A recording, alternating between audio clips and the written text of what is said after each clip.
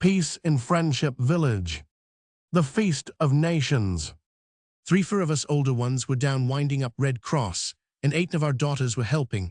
Not my daughter I ain't connect, but Friendship Village daughters in general. Or I do not know, but it was us older ones that were helping them. Anyway, Red Cross was being wound up from being active, and the rooms were going to be rented to a sewing machine man. And that night, we were to have our final entertainment in the Friendship Village Opera House, and we were all going to be in it. There was a sound from the stairs, like something walking with 6 feet, and little Achilles Pulaki came in. He always stumbled even when there was nothing in sight, but the floor was that age. He was the Psychos's grocery delivery boy that Ms. Sykes thinks is her social secretary as well, and he would been errand boy for us all day. Page 2.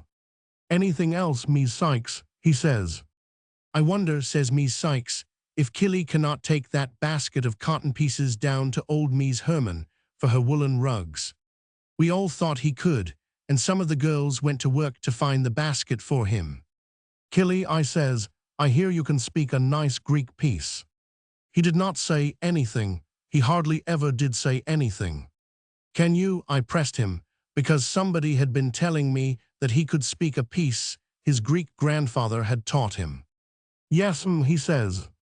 Will you? I took it further. Nam, he says, in exactly the same tone. You ought to speak it for me, I said. I am going to be Greece in the show tonight. But they brought the basket then, and he went off with it. He was a little thin-legged chap, such awful thin legs he had, and a pale neck, and cropped hair, and high eyebrows and big, chapped hands. Do not you drop it now, says Ms. Sykes, that always uses a club when a sliver would do it. Achilles straightened up his thin little shoulders and threw out his thin little chest, and says he, my grandfather was in the government. Go on, says Ms. Sykes, in Greece. Sure, he says, which was not Greek talk, PG-3, though I bet Greek boys have got something like it. Then Achilles was scared to think he would spoke, and he run off, still stumbling. His father had been killed in a strike in the Friendship Mills, and his mother was sick and tried to sew some, and she had nothing left that was not married, only Achilles. The work went on among us as before, only I always waste a lot of time watching the girls work. I love to see girls working toe.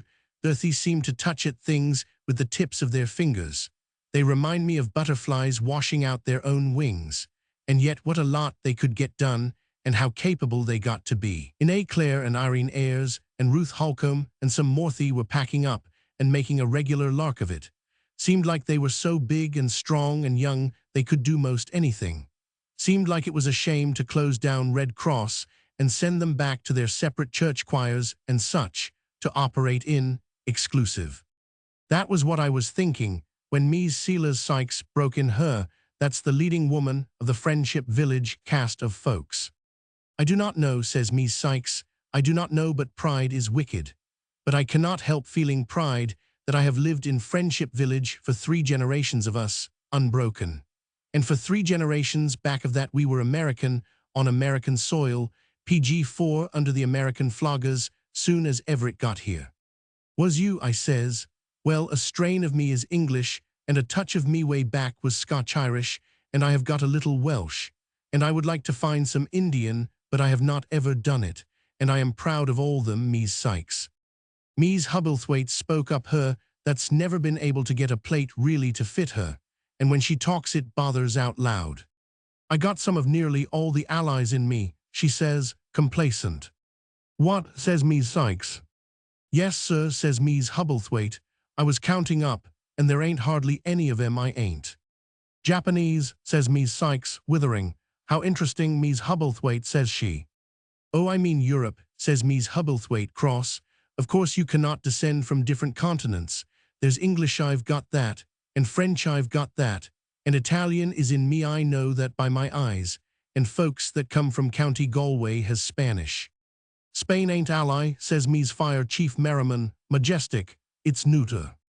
Well, there's that much more credito be allies and neuter, says Ms. Hubblethwaite triumphant. PG-5. Well, sir, says Ms. Holcomb, that was main bliss.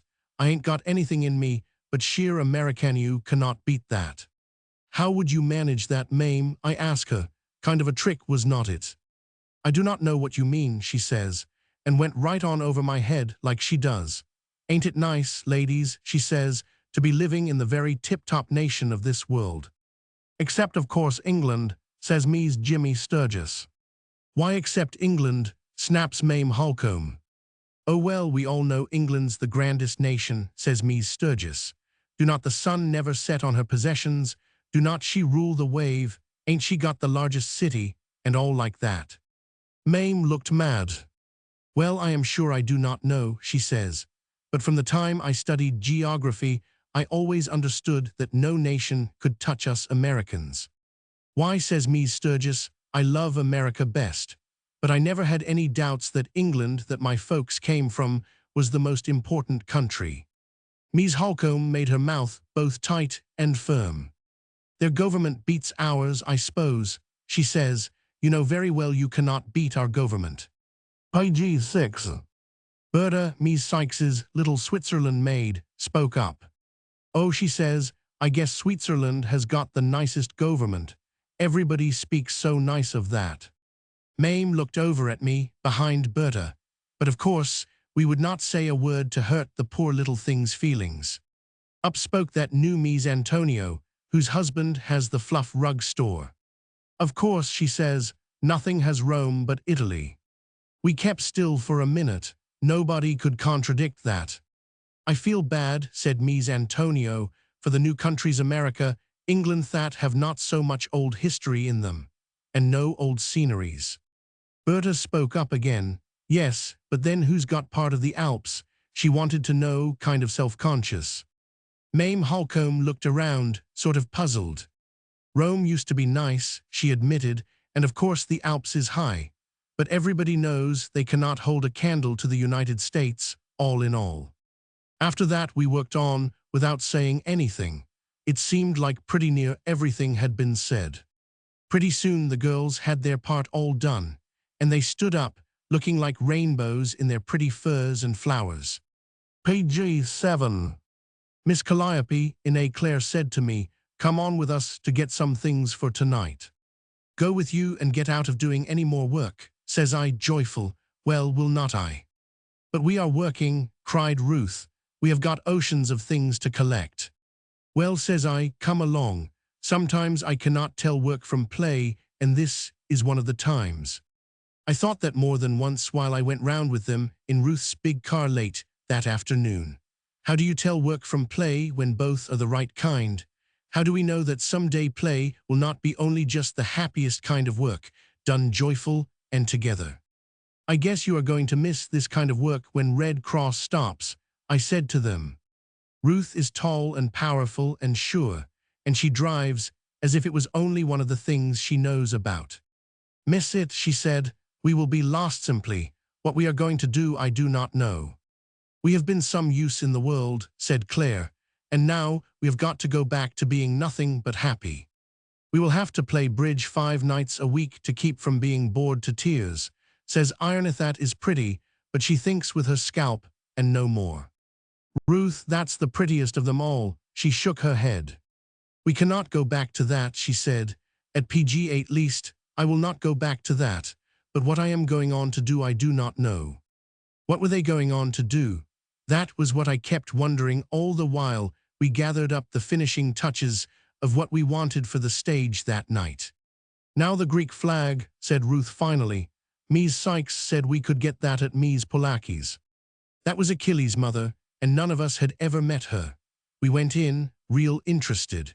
And there in the middle of the floor sat Mies Pulaki looking over the basket of cotton rags that the Red Cross had sent down by Achilles to old Mies Herman. Oh, says little Mies Pulaki, you sent me such grand clothes for my rags. Thank you, thank you. She had tears in her eyes, and there was not one of us would tell her Achilles had just plain stole them for her. It is everything, she said to us in her broken talk. Achilles, he had each week $2 from Mr. Sykes, but it is not enough. I have hard time, hard. Over the lamp shelf I saw, just then, the picture of a big, handsome man, and out of being kind of embarrassed, I asked who he was. Oh, says Mies Pulaki, He's Achilles' grandfather, the father of my boy's father. He was PG-9 officer of the Greek government, she added, proud. He taught my boy a piece to speak something all the Greek boys learn. I told her I would heard about that piece, and then we asked for the Greek flag, and Ms. Pulaki got it for us, but she said, "Would you leave Achilles carry it for you? He liked that." We said yes, and got out as soon as possible. It seemed so sad. Love of a country and stealing, all mixed up promiscuous in one little boy. Out by the car, there was a whole band of little folks hanging round, examining it. They were all going to be in the drill at the entertainment that night, and they all came running to Ruth that had trained them. "Listen," she said to us, and then she held up her hand to them. "All say God bless you in your own language." They shouted Eta Bedlam, a Babylon. It seems there were about 14 different nations of them, more or less, living around down there. It was not a neighborhood we would known much about. They were cute little bits, all of them, and I felt better about taking part in the performance at my age, for the children were so cute nobody would need to look at us. Just as we got in the car, Achilles Pulaki came running home to his supperon of the kind of PG-10 suppers. I suppose that would be all right, what there was of it, and enough of it such as it was. When he see us, his eyes got wide and dark and scared. It was terrible to see that look in that little boy's face that had stole to help his mother. We told him about the Greek flag, and his face lit, and he said he would bring it. But he stood there staring at us when we drove away. His look was haunting me still when I went into the Friendship Village Opera House that night for the Red Cross final entertainment. The Feast of Nations it was going to be, and us ladies had worked at it hard and long, and using recipes we were not accustomed to using. There's many different kinds of excitement in this vale of tears, but for the sheer, top-notch variety, give me the last few minutes before the curtain goes up on a home talent entertainment in a little town. All the different kinds of anxiety, apprehension, and amateur agony are there together and gasping for utterance. For instance, Ms. Fire Chief Merriman was booked to represent a Jugo-Slav. None of us ladies knew how it ought to be done, so we had fixed up kind of a neutral costume of red, white, and blue that could not be so very far out of the way. But the last minute Ms. Merriman got nervous for fear there would be a Jugo-Slav in the audience, and she balked out on going on, and it took all we could do to persuade PG-11 her. And then the Balkans got nervous. We were not any of us real clear about the Balkans, and we did not know whether the Dolomites was states or mountains, so we left them out altogether. But we would been bound the little nations were going to be represented, whether anybody else was or not, and there we were, nations of Europe, Asia, Africa, Australia, the Americas, and the provinces, and somebody for every one of them. And for a curtain, we would sewed all the flags of every nation together, because we were so sick and tired of the advertisements and the pink lady on the old opera house curtain.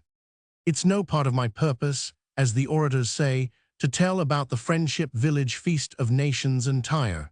It would take sheets. To mention the mere mistakes and misadventures of that evening would be Arabian Nights long. Us ladies were the nations, and the young girls were the spirits: liberty, democracy, tomorrow, humanity, raw materials, trade routes, the high seas, disputed territory, commerce, peace, and like that. There ought to have been one more, and she did come all dressed up and ready, in white with gold and silver on her, and then she sat flat down on a scaffold, and she says, "I cannot do it, I cannot pronounce me, I shall get," she says wild, nothing said out loud but a whisper, and what is the use? We gathered round her, and we understood. PG-12, none of us could pronounce her easy, especially when scared. She was reciprocity. "Make a sign," says somebody, "make a sign with her name on it, and hold it over her head." But that was no better, because nobody could spell her either, including her herself. So we give it up, and she went down in the audience and looked on. "It's all right," says Ms. Sykes. "Nobody knows what it means anyway." "No," says I, "but think of the work her mother's put on her dress." And we all knew what that meant anyway, and we all felt bad and thought maybe the word would be more in use by the next show we give, if any. About in the middle of the program, just after commerce and raw materials and disputed territory tried to raise a row, and had got held in place by humanity, Ms. Sykes came to me behind the scenes. She was Columbia, of course, and she was dressed in the United States flag, and she carried an armful of all the other flags. We had had all we could do to keep her from wearing a crown. She'd been bound and determined to wear a crown, though we explained to her that crowns was going out of fashion and getting to be very little worn. But they are so regal, she kept saying, grieving. Crowns are all right, we had agreed with her. It's the regal part that we object to. Not on Columbia, you do not put no crown. Page 13. And we made her wear a wreath of stars, but the wreath was near over one eye when she came to me there, between the acts. Kili Pulaki, she says, he stole that whole basket of stuff we sent down to old Mies Herman by him. Mies Herman found it out. For his ma, though, I says pitiful. Ma or no ma, stole is stole, says Mies Sykes. We are going to make an example of him. And I thought, first we starve Achilles on $2 a week, and then when he steals for his ma, we make an example of him. Ain't there anything else for him? There was not time to figure it out, because the flag curtain was parting for the children that came capering up to do their drill, all proud and pleased and important. They did not represent anything, only themselves, children of all the world. And Ruth Holcomb stood up to drill them, and she was the spirit of tomorrow. The curtains had parted on the empty stage, and tomorrow had stepped out alone and given a short, sharp word. And all over the house, where they were sitting with their families, they hopped up, boys and girls, and flashed into the aisles. And the orchestra started them, and they began to sing and march to the stage, and went through what Ruth had taught them. Nothing military, nothing with swords or page 14, anything of that, but instead, a little singing dance as they came up to meet tomorrow. And she gave them a star, a bird, a little pretend animal, a flower, a lyre, a green branch, a seed, and she told them to go out and make the world more beautiful and glad. They were willing. That was something they knew about already. They lined up at the footlights and held out their gifts to the audience. And it made it by far the more wonderful that we knew the children had really come from so many different nations, every one with its good gift to give to the world. You know how they look at how all children look when you give them something like that to do, dear and small in themselves, so that you swallow your whole throat while you watch, because they are tomorrow, and they want life to be nice, and they think it's going to, but we have not got it fixed up quite right for them yet. We are late. As they stood there, young and fine and ready, Ruth, that was tomorrow, said, "No." They began speaking together, clear and strong and sweet. My heart did more things to my throat while I looked at them. I pledge allegiance to my flag and to the republic for which it stands, one nation, indivisible, with liberty and justice for all. Somebody punched at me, violent. Page 15. Ain't it magnificent to hear 'em say it, says Mies Sykes. Ain't it truly magnificent? But I was looking at Achilles and thinking of her being willing to make an example of him instead of helping him, and thinking, too, of his $2 a week. It is if it is, says I, cryptic. Tomorrow was speaking again. Those of you whose fathers come from Europe, hold up your hands.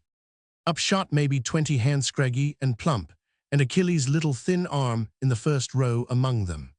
And at the same minute, out came us ladies, marching from the wingsall, those of us that represented the different countries of the world, and we formed back of the children, and the stage was full of the nations of Europe, Asia, Africa, Australia, the Americas, the islands, and all. And tomorrow asked, "What is it that your fathers have sworn to, so that you now all belong to one nation?" Then we all said it, with the children waveringly at first, swelling, mounting to full chorus, the little bodies of the children waving from side to side as we all recited it. I absolutely and entirely renounce and adjure all allegiance and fidelity to any foreign prince, potentate, state, or sovereignty, and particularly to Page 16. Here was a blur of sound, as all the children named the ruler of the state from which their fathers had come, of whom I have heretofore been subject, that I will support and defend the Constitution of the United States against all enemies, foreign or domestic, and bear true faith and allegiance to the same, so help me God. Before they had finished, I began to notice something. I stood on the end, and Achilles was just near me. He had looked up and smiled at me and at his Greek flag that I was carrying. But now, while the children recited together, Achilles stood there with them saying not one word. And then, when the names of the rulers all blurred together, Achilles scared me, for he put up the back of his hand as if to rub tears from his eyes. And when they all stopped speaking, only his sobbing broke the stillness of the hall. I do not know how it came to me, save that things do come in shafts of light and splendor that no one can name. But in that second, I knew what ailed him. Maybe I knew because I remembered the picture of his grandfather on the wall over the lamp shelf. Anyway, the big pang came to me to speak out, like it does sometimes, when you have to say what's in you or die. Tomorrow, I cried out to Ruth, and I was glad she had her back to the audience so they couldn't PG-17 see how scared she looked at me speaking what was not in my part. Tomorrow, I am Greece. I ask that this little Greek boy here say the words that his Greek grandfather taught him. Ruth looked at Achilles and nodded, and I saw his face brighten all of a sudden through his tears, and I knew he was going to speak it right out of his heart. Achilles began to speak, indistinct at first, then getting clearer, and at last his voice went over the hall loud and strong and like he meant it.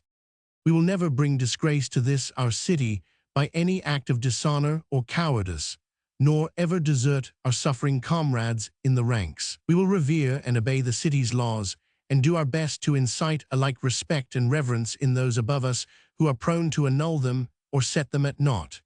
We will strive unceasingly to quicken the public sense of civic duty. Thus, in all these ways, we will transmit this city not less, but greater, better, and more beautiful than it was transmitted to us. It was the Athenian boy's creed of citizenship that Achilles' father had learned in Greece, and that Achilles' grandfather, that officer in the Greek government, had taught to them both. The whole hall cheered him. How could they help that? And right out of the fullness of the lump in my throat, I spoke out again, and I says, PG-18. Tomorrow, you are going to give us a world, please God, where we can be true to our own nation and true to all others, for we shall all belong to the League of the World. Oh, and they cheered that. They knew, just like every hamlet and crossroads in this country and in this world is getting to know that a great new idea is waiting for us to catch the throb of its new life.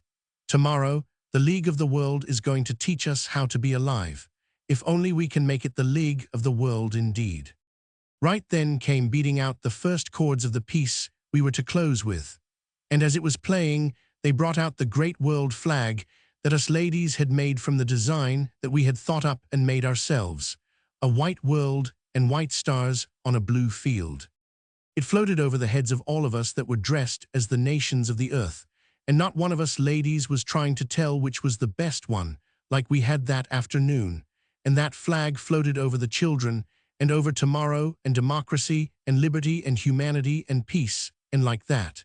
And then we sang, and the whole sang with us. The crest and crowning of all good. Life's common goal is brotherhood. And when the curtains swept towards the curtains made of everybody's flags, I tell you, it left PG-19 us all feeling like we ain't felt in I do not know when. Within about a minute afterward, Ruth and Ine and Irene were around me. Miss Calliope, they said, the Red Cross is not going to stop. No, I said. We are going to start in with these foreign-born boys and girls, Ine said. We are going to teach them all the things tomorrow was pretending to teach them, Ruth said. And we are going to learn a thing or two they can teach us, I says, beginning with Achilles. They knew what I meant, and they nodded. And the flag of the white world and white stars on a blue field was all ready-made to lead USA kind of picture of God's universe. Footnote: PG-20. Peace in Friendship Village.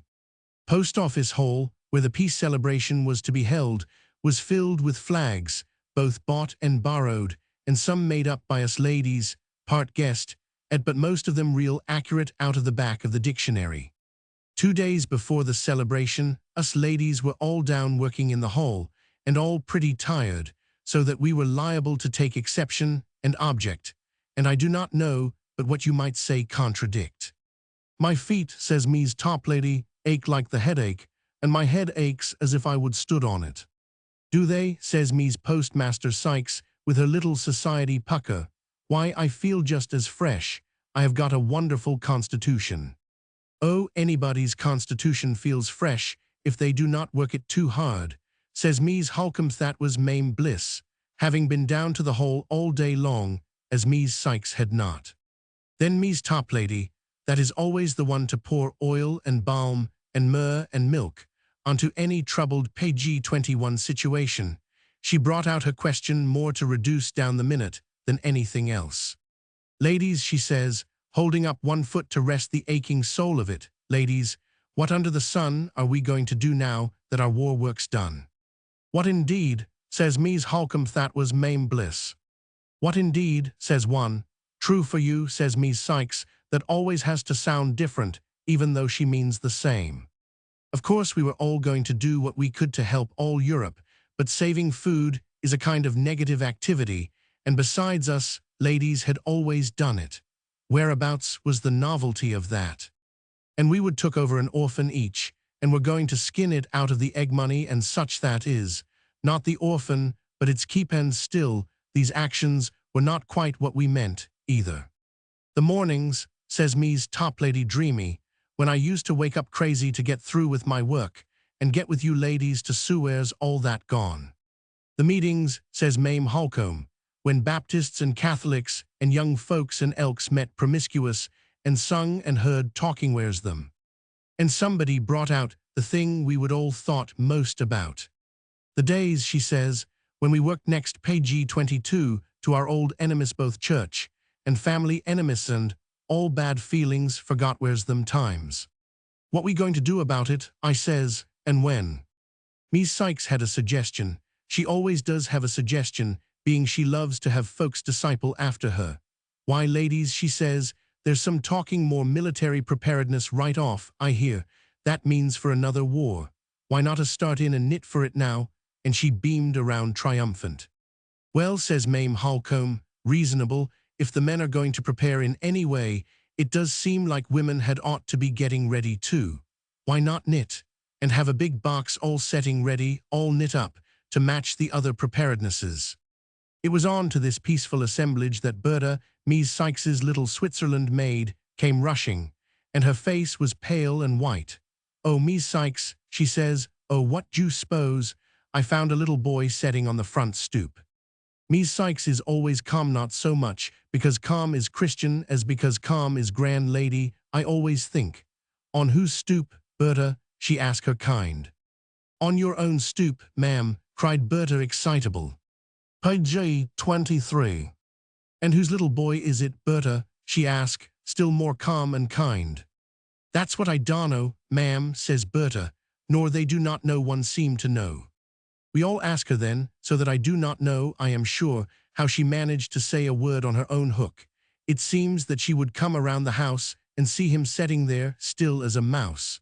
When he see her, he looked up and smiled, and got up like he would been waiting for somebody. Berta had taken him in the kitchen. And he's wearing all different clothes than I ever see before in my life, said Berta, and he do not know who he is, nor nothing, nor he do not talk right. Miss Sykes got up in her grand, deliberate way. Undoubtedly, it's wandered away from its ma, says she, and goes out with the girl that was still talking excitable without getting a great deal said. The rest of us finished setting the hall in shape. It looked real nice, with the Friendship Village booth on one side and the foreign booth on the other. Of course, the Friendship Village booth was considerably the biggest, being that was the one we knew the most about. Then us ladies started home, and we were rounding the corner by Miss Sykes's when we met her a-running out.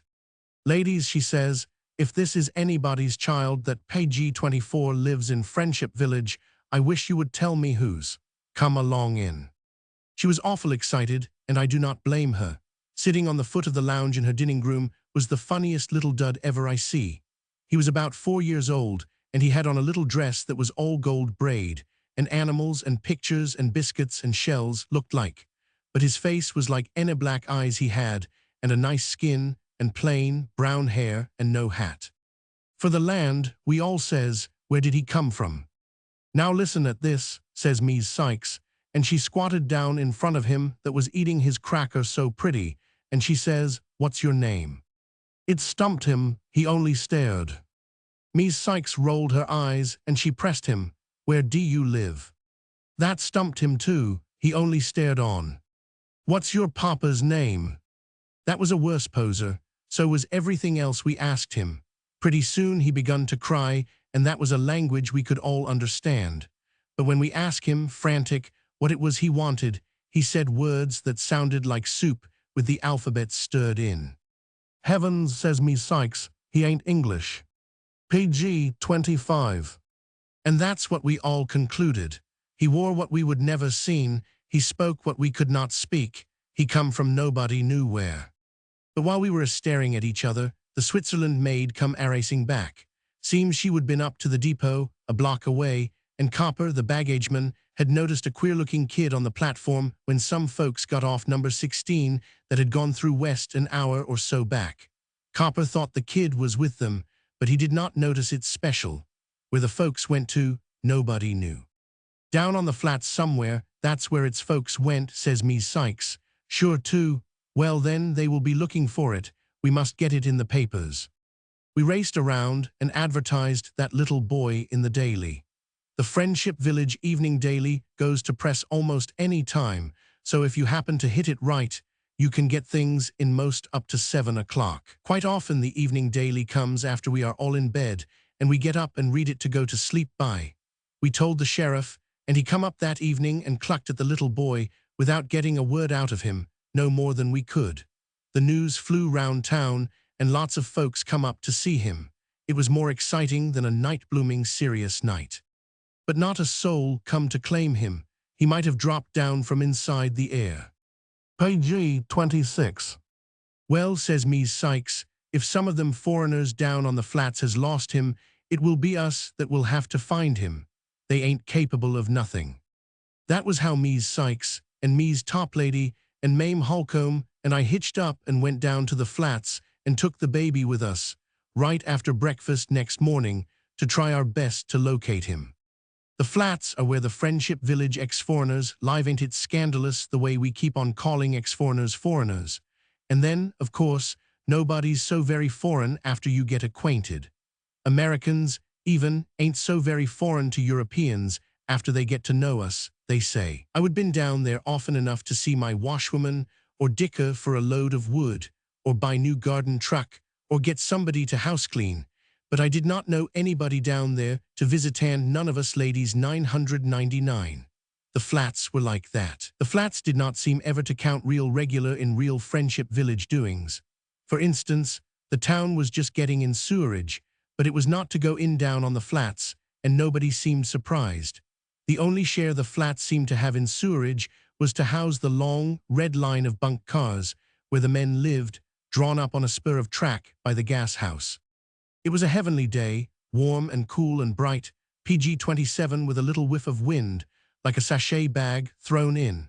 We had the Sycases Surrey and Old White Horse, and Mies Toplady and Mame and me Squoze on the back seat so's to let Mies Sykes, that was driving, have sitting beside her in plain sight that little boy in his blazing red dress. We went first to see some folks named Amateur husband was up in the pineries, she said, and so she run their little homemade rug business. She was a wonderful, motherly soul, and she poured the little boy with her big, thick hand and listened, with her face up and her hair low in her neck, like some kind of a picture with big, sad eyes. But she had not heard of anybody lost. One trouble with these folks, Mies Sykes says as we drove away, they never know anything but their own affairs. Then we went to some folks named Cardell. They tended the bridge and let the gypsies camp in their pasture whenever they wanted. She was cutting the grass with a blunt pair of shears, and she had lots of flowers and vines and the nicest way of talking off the tip of her tongue. She give the little boy a cup of warm milk, but she had not heard anything about anybody being lost anywheres. Real superior for a foreigner, says Mies Sykes. So quick after she would cluck to her horse, I was afraid Mies Cardell heard her. Then we saw an old lady named Marchant, that PG 28 her ancestors had settled up Friendship Village, but she was so poor now that everybody had kind of forgot about that, and some folks named Swenson that lived in the tollgate house and had a regular hennery of homeless cats. And though they give the little boy a flower or two and left him stroke a kitty or more, they had not any of them either seen or heard of anybody that was out trying to locate a son. It was just a little while after we started that Ms. Sykes had her great idea. I remember we were just coming out at Ms. Swenson's when she thought of it, and all the homeless cats were following along behind us with all their tails sticking up straight.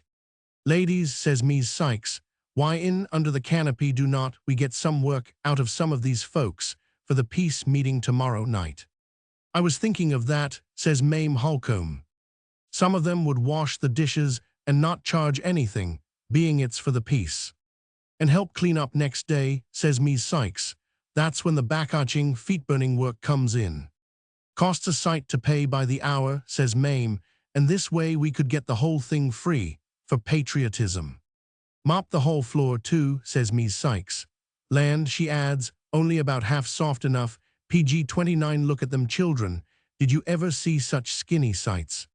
Awful pindling-looking children, the Swensons were, and there were most as many of them as there were cats." When she got to the gate, Ms. Sykes turned round in her grand lady way, and she says, "Ms. Swenson, why do not you and your husband come up to the peace meeting tomorrow night and help us?" Ms. Swenson was a peaked little thing, with too much throat in length and not enough in thickness. "I never heard of it," she says. Ms. Sykes explained in her commanding way. "Peace, you know," she says, "is to be celebrated between the different countries. And of course, this is your country too," Ms. Sykes assured her, "and we would like to have you come up and help with the dishes or like that." "Is it dress up?" says Ms. Swenson, not very loud. "My no," we told her, and decided to stick to the usual hooks in our closets. "I would like to," says Ms. Swenson, "if I can get Pete to change his clothes." "So do," says Ms. Sykes, gracious, and clucked her horse along. "My goodness," she says, "what awful stuff these folks must feed their children, and how they must bungle 'em when they are sick. And they will not hardly any of 'em come tomorrow PG-30 night," she says. "You cannot," she says, "get these folks to take part in nothing." We went to 20 or 30 houses, and every one of them Ms. Sykes invited to come and help. But not one of the 20 or 30 houses had heard of any foreigner, whatever, having just arrived in Friendship Village, nor had ever seen or heard of that little boy before. He was awful good, the little soul, waving his hands so nice that I begun to be afraid everybody we met would claim foreign and ask for him. By noon we begun to get pretty excited, and the sheriff, he was excited too, and he was hunting just as wild as any of us, being arrests was light. He was hanging on the canal bridge when we crossed it, going home along toward noon. "They never had a case of lost child in Friendship Village in 20 years, he said. I looked it up. "Lost child nothing," I told him. "The child ain't lost. Here he is. It's the parents," I said, "that's lost on us." The noon whistle blew just then, and the men that were working on the sewer threw down their shovels. "Look at their faces," says Ms. Sykes. "Did you ever see anything so terrible foreign?" "Foreign ain't poison," says Ms. Toplady on the back seat. PG-31. "I am going to have sealers put a button on the cellar window," says Ms. Sykes. "Shucks, they ain't shaved, that's all," says Ms. Toplady. Ms. Sykes leaned over to the sheriff. "You better be up around the peace celebration tomorrow night," she says. "We have been giving out invitations pretty miscellaneous, and we might need you." "I will drop up," says the sheriff, "but I like to watch them bunk cars pretty close where the men live." "Is there much lawlessness?" Ms. Sykes asks, fearful. Ms. Toplady sings out, laughing, that there would be if she did not get home to get Timothy's dinner, and Ms. Sykes come to herself and groaned. "But oh my land," she says, "we ain't found no ma nor pa for this child. What in time are we going to do? I am too stiff," she says, "to adopt one personally." But the little boy, he just smelled of the flowers the folks on the flats had give him, and waved his hand to the sheriff, cute. Late the next afternoon, us ladies that were not tending to the supper were trying to get the foreign booth to look like something. The foreign booth looked kind of slimpsy. We had not got enough in it. We just had a few dishes that come from the old country, and a Swiss dress of Berta's mother's PG-32 and a Japanese dress, and like that. But we could not seem to connect up much of Europe with Friendship Village. At 5 o'clock the door opened, and in walked Ms. Amachi and Ms. Swenson from the flats, with nice black dresses on and big aprons pinned up in newspapers. Pretty soon in come old Ms. Marchant, that had rode up on a grocery delivery wagon. She said, "Close behind these come some more of them," we had asked. And Ms. Sykes, acting like the personal hostess to everything, took them around and showed them things, the Friendship Village booth that was loaded with stuff, and the foreign booth that was not. And Ms. Polaki, one of the Greek women, she looked for a while, and then she says, "We got 2 nice musics from old country." She made her hands go like playing strings, and we made out that she meant 2 musical instruments. "Good land," says Ms. Sykes, "post right straight home and get them. Got anything else?" "A little boy's suit from Norway," says Ms. Swenson, "and my marriage dress." "Get it up here," cries Ms. Sykes. "Ladies, why do you suppose we never thought of this before?" There was not hardly one of them that could not think of something, a dish, or a candlestick, or PG-33 wooden shoes, or an old box, or a kerchief. Old Ms. Marchant had come wearing a shoulder shawl that come from Lombardy years back, and we jerked it off her and hung it up, whole and all. It made quite some fun for all of us. And all the time our little strange boy was running around the floor, playing with papers, and when we were not talking of anything else, we were talking about him. "Say," says Ms. Sykes, "that never means to say, but gets it said unbeknownst when excited. I guess he's the foreignest thing we have got." But by 6 o'clock she was ready to take that back, about him being the foreignest. The women from the flats had all come back, bringing all they had, and by the time we put it up, the foreign booth looked like Europe personified. And that was not all. Full 3/4 of the folks that we would asked from down there had showed up, and most of them says they would got their husbands to come too. So we held off the supper, a little bit for thema. 15-cent supper it was, coffee and sandwiches and baked beans and donuts, and it was funny, when you think of it, for us to be waiting for them, for most of us had never spoken to any of these folks before. The women were not planning to eat, they said. They would help, but their men would buy the 15-cent supper, they added, proud. Is not it kind of sad and dear and motherly, the way, whenever there is not food PG-34 enough, it's always the woman who manages to go without and not let on, just exactly like her husband was her little boy. By and by in they all come, dressed up clean, but awful heavy-handed and big-footed, and kind of wishing they had not come. But I liked to see them with our little lost red boy. They all picked him up and played with him like here was something they knew how to do. The supper was to come first, and the peace part afterward, in some set speeches by the town orators, and we were just ready to pour out the coffee, I recollect, when the fire bell rang. Us ladies did not think much of that. Compared with getting supper onto the table, what was a fire? But the men all jumped up excitable, being fires are more in their line. Then there was a scramble and rush and push outside, and the door of the hall was shoved open, and there stood a man I would never seen before, white and shaking and shouting. "The bunk cars," he cried, "they are burning, come." The bunk cars, 10 or 12 cars drawn up on a spur track below the gas house. All of us ran out of the hall. It did not occur to us till afterward that of course the man at the door was calling the men from the flats, some of whom worked on the sewer too.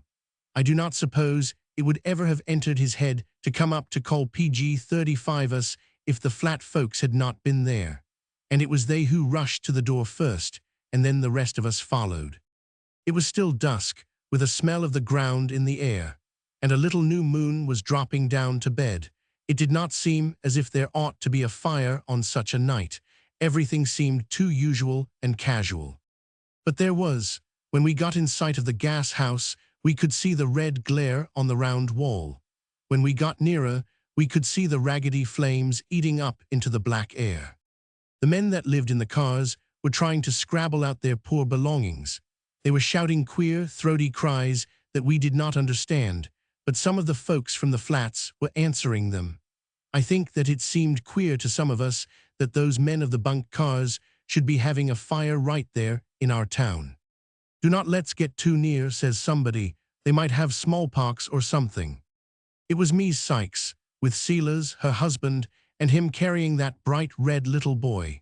And the baby, kind of scared at all the noise and the difference, was beginning to straighten out and cry words in that heathen tongue of his.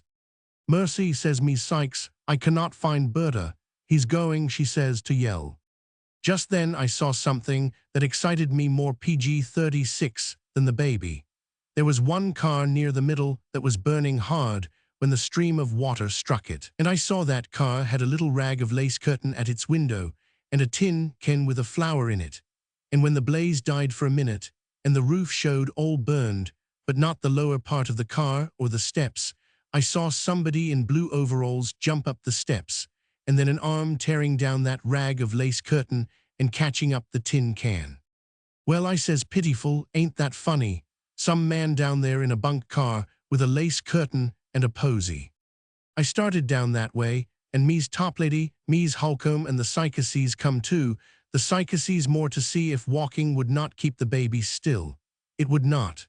That baby yelled louder than I would ever heard one, which is saying lots, but not too much. When we all got down nearer, we came on Ms. Swenson and Ms. Amachi, counting up. "We can take in 2, says Ms. Swenson, "by 4 of the children sleeping on the floor that will never wake up to know it." "One can sleep on our lounge," says Ms. Amachi.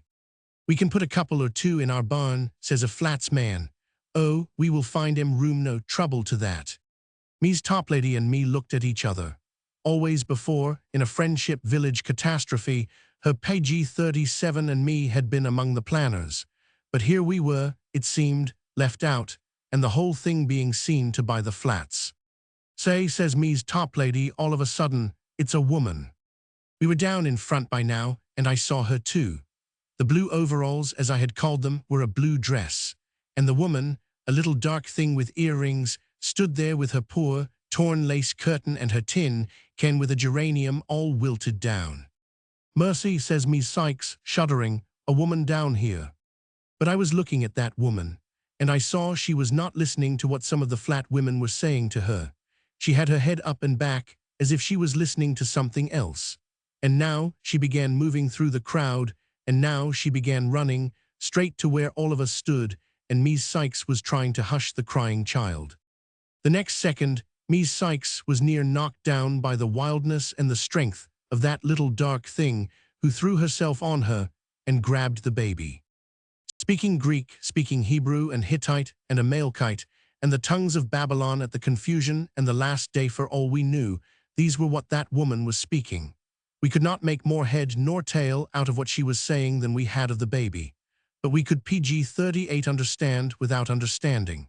It was in her throat, it was in her tears, it was in her heart. She cried, she sunk down to the ground, kissing that baby. He put out his hands and went right to her, laughing in the midst of the kringo. I have heard a baby laugh in its tears when it saw its mother, but this one was the best. And he snuggled up close, while she poured all over him them barbarous accents. But he knew what she said, and he said them back. Like before our eyes, the alphabet of vermicelli had begun spelling words. Then a man come running. I can see now that open collar, that face covered with stubble, those great eyes under their mass of tangled hair, the huge, rough hands that he laid about the baby's shoulders. And they both began talking to us, first one and then both, asking, looking, waiting for us to reply. Nobody replied. We all looked to Ms. Sykes to see what she could think of, as we always do in a village emergency. But it was not Ms. Sykes that could help us now. It was the flat folks. It was them that could understand. Half a dozen of them began telling us what it was they said. It seemed so wonderful to see the folks that we had never paid attention to or thought they knew anything take those tangled sounds and unravel them for us, easy, into regular, right-down words. It seems the family had got to Friendship Village PG-39 night before last, him to work on the sewer and his wife to cook for the men in the bunk cars. There were 5 other little folks with them, sure enough. There they were now, all flocking about her, and the oldest girl had somehow lost the baby. Poor souls, they had tried to ask, but he knew that he must dig and she must cook, and there was not much time for asking, and 8 weeks in this country was all that they had, and hardly 3 words of English. As for asking the law, they knew the law only as something that arrests you. We were all there in a bunch by that time, everybody making signs to everybody, whether anybody could understand or not. There was something about those two, with our little chap in the midst of them, that sort of loosened us all up. We all of us understood so thorough that we pretty near forgot the fire. By then it had most died down anyhow, and somebody started to move back uptown. The hole, says Me's top lady to us. Have 'em all go up to the post office hole, spread it, spread it. We did spread it, to go up there and see what we could do for the burned-out folks, and incidentally finish the peace celebration. Up there in post office hall, the lights were all on, just as we would left them, and there was kind of a cozy feel of supper in the air. Page 40. Look here, says Me's top lady. There's quarts of coffee hot on the back of the stove, and a whole mountain of sandwiches. Let's, I says, and we all begun to do so. We all begun to do so, and I begun to do something more. I would learned quite a little from seeing them there in the hall and kitchen that afternoon, the Swensons and Polakis and Amatches and the rest. And now here were these others, from the bunk cars, big, beautiful eyes they had, and patient looks, and little bobbing curtsies and white teeth when they smiled. I saw them now, trying to eat and behave the best they knew how, and back of them the foreign booth under the foreign flag. And what I begun to have to do was to get in over behind that foreign booth and wipe up my eyes a little. Once I peeked out, and I happened to see the sheriff going by. He was needed, like Mies Sykes told him he might be, but not the same, either. He was passing the sugar and cream. What brought me out finally was what I heard Mies Sykes saying. Ladies, says she, let's us set her up there in the middle of the foreign booth, with her little boy in her lap. That will be just the finishing foreign touch, says she, to our booth. So we covered a chair with foreign flags, PG-41 promiscuous, and set her there. Awful pretty and serious she looked. If only we could talk to her, says Mies Sykes, grieving. Ladies, any of you know any foreign sentences? All any of us could get together was terra cotton and delirium tremens. So we left it go, and just stood and looked at her, and smiled at her, and clucked at the little boy, and at all her little folks that come around her in the booth, under the different flags. We will call her democracy, says Marn Holcomb, that often blazes up before the match is lit. Why not call her the spirit of democracy in the newspaper write-up? With that, Mies Sykes kind of stopped winking and breathing, in a way she has. My land, she says, but s'pose he's an enemy baby, and she's his enemy, ma. There had not one of us thought of that. For all we had made out, they might be anything. We got hold of Mies Polaki and Mies Amachi, hot foot. Asked her what she is, we told them. Asked her what country it is she comes from. Oh, says Mies Polaki, that we know already. They are Lithuanians, that is what they are. Lithuanians, where was it? Us ladies drew PG-42 together still more close. Was Lithuanians Central Power, or was it ally? Us ladies ain't so very geographical, and not one of us knew or could make out. Say, says Mies top lady finally, shut up, all of us. If it gets around for folks to wonder at why, my land, she says, their bunk cars burned up anyhow, ain't it? Let's us shut up. And so we done, and everybody was up around the foreign booth, and the Friendship Village booth was most forgot. All of a sudden, somebody started up America. I do not know where they would learned it. There are not so very many chances for such as these to learn it very good. Some of them could not say a word of it, but they could all keep in tune. I saw the side faces of the flats folks and the bunk car folks, while they hummed away, broken, at that tune that they knew about. Oh, if you want to know what to do next with your life, go somewhere and look at a foreigner in this country singing America when he does not know you are looking. I do not see how we rest till we get our land a little more like what he thinks it is. And while I was listening, it seemed as if Europe was there in the room. It was while they were singing that the magic began to work in us all. I remember how it started.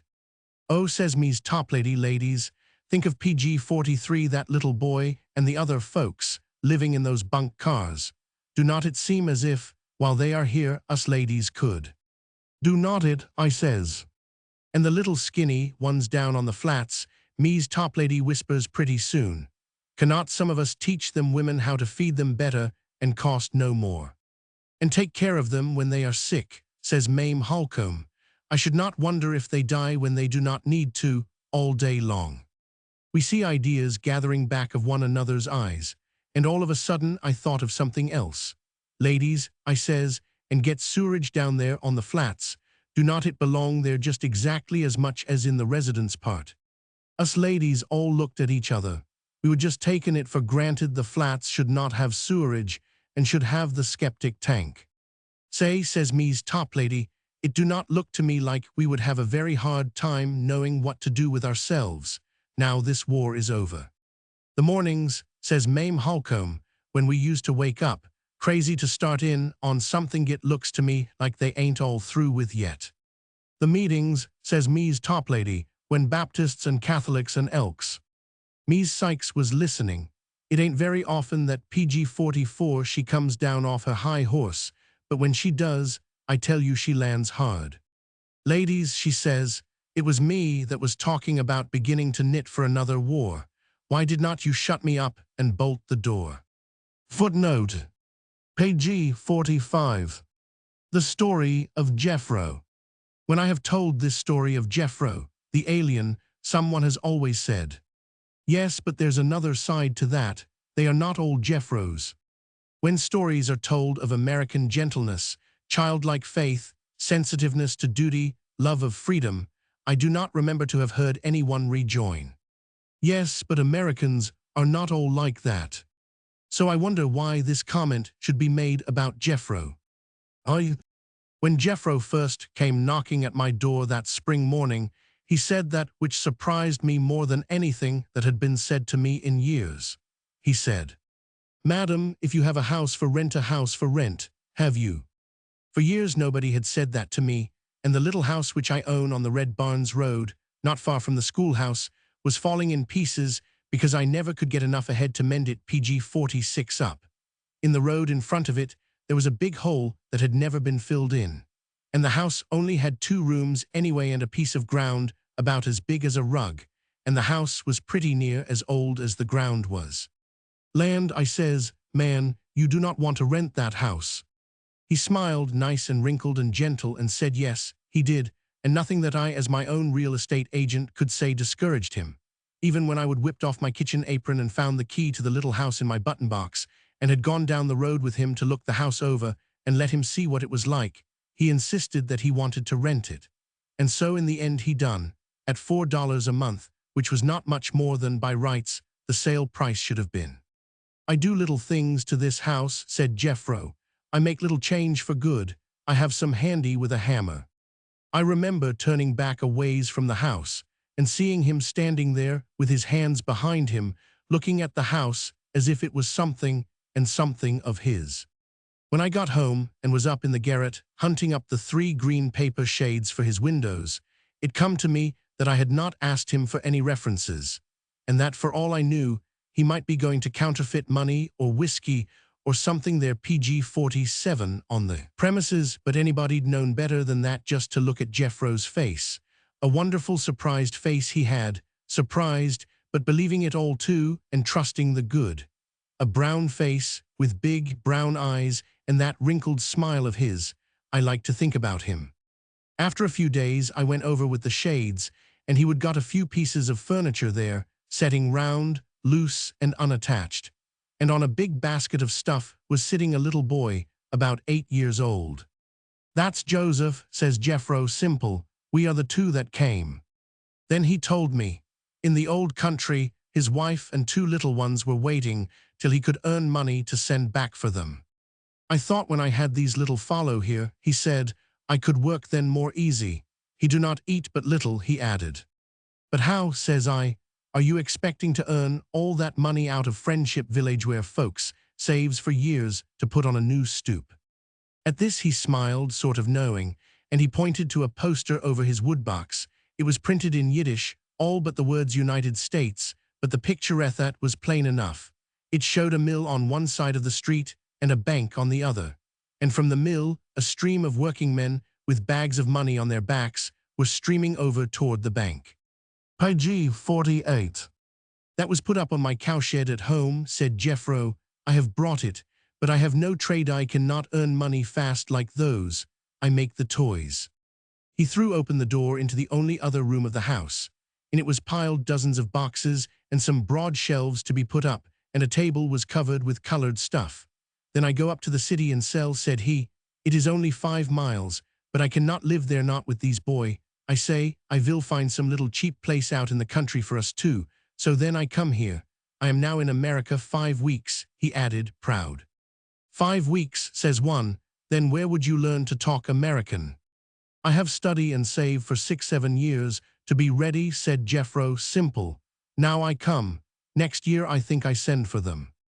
All day long those words of his kept coming and ringing in my ears.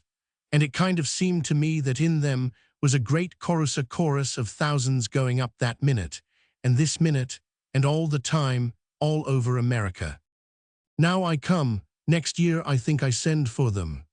And I says to myself, what's America going to do for him? What's America going to do to him? What are we going to do to him?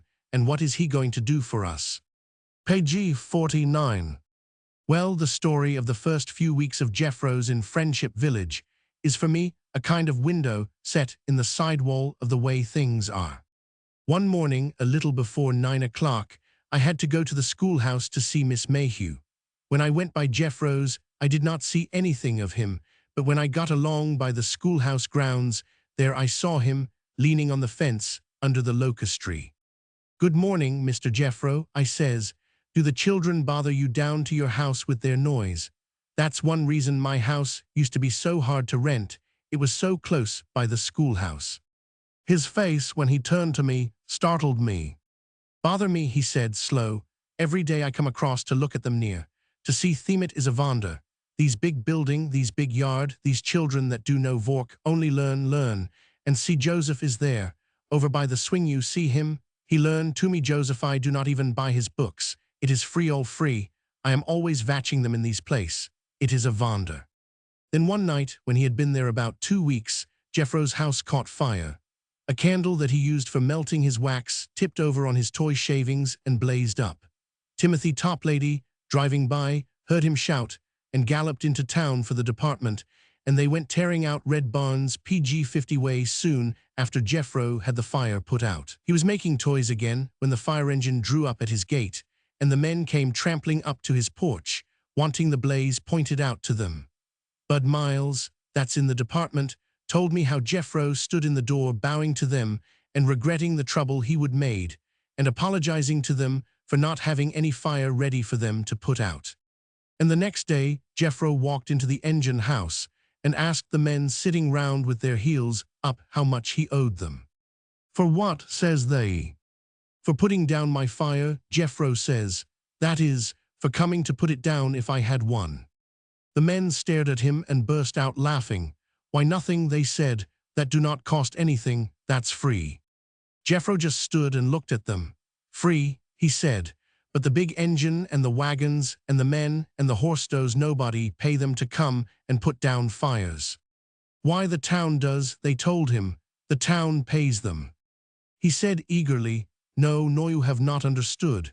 I pay no taxes, I do not help that way with taxes, then I must pay instead. No. They could hardly make him understand. All these big things put at his service, even the town fire bell rung, and nothing to pay for it. His experience PG-51 with cities was slight in any case. He went off, looking all dazed, and left the men shouting. It seemed such a joke to the men that it should not be all free. It seemed so wonderful to Jeffro that it should. He had not gone half a block from the engine house when he turned round and went back. The gentlemen have not understood, he said. I am not yet a citizen. I have applied for my first papers, but I am not yet a citizen. Whoever is not citizen must pay for this fire attention. Is it not so? Then they shouted again. Think of stopping to find out whether a man was a citizen before they put his fire out. Everybody in Friendship Village was telling that to each other for weeks and splitting their sides over it. Less than a couple of weeks afterward, Jeffro got a letter from home, from his wife. Postmaster Silas Sykes handed it out to him when Jeffro come in the post office store for some groceries, and when he started to pay for the groceries, Jeffro says, "How much on the letter?" "Why, there's nothing due on that," says Silas, squinting at it over the sugar barrel. But these is only old country stamp on here, said Jeffro. It is not enough for all this way in America too. Sealers waved his hand at him like the PG-52 representative of the government he was. Your Uncle Sam pays for all that, says he. Jeffro looks at him a minute, then he says, Uncle Sammy's that then, a person, I see the pictures. Sure, sure, says Sealers, winking to Timothy Toplady that stood by. Uncle Sam takes grand care of us, you bet. I am not yet a citizen, Jeffro insisted. I have applied for my first papers. Go long, says Sealers, magnificent. Do you suppose Uncle Sam bothers himself about that? You belong to his family as soon as you strike shore. Timothy Toplady told me about it, and says he, do you know that man went out of the store looking perfectly queer and kind of solemn. All these things begun to open my eyes. Here, all my life, I would been taking things for granted. My school days, the fire engine, postage stamps, and all the rest, I would took for granted, just like this generation is taking for granted aeroplanes. And all of a sudden now I see how they were, not gifts to me, but powers of the big land. I would always thought of a village as a person, but a big land that had powers too, and was developing more as fast as its folks would let it. And it was wonderful consoling. It helped me over more than I can tell. When Sealers Sykes give light measure on my sugar and oatmeal, thinks I. PG-53. Well, you are just a little piece of the big land's power of business and it ain't grown yet. It's only just growing.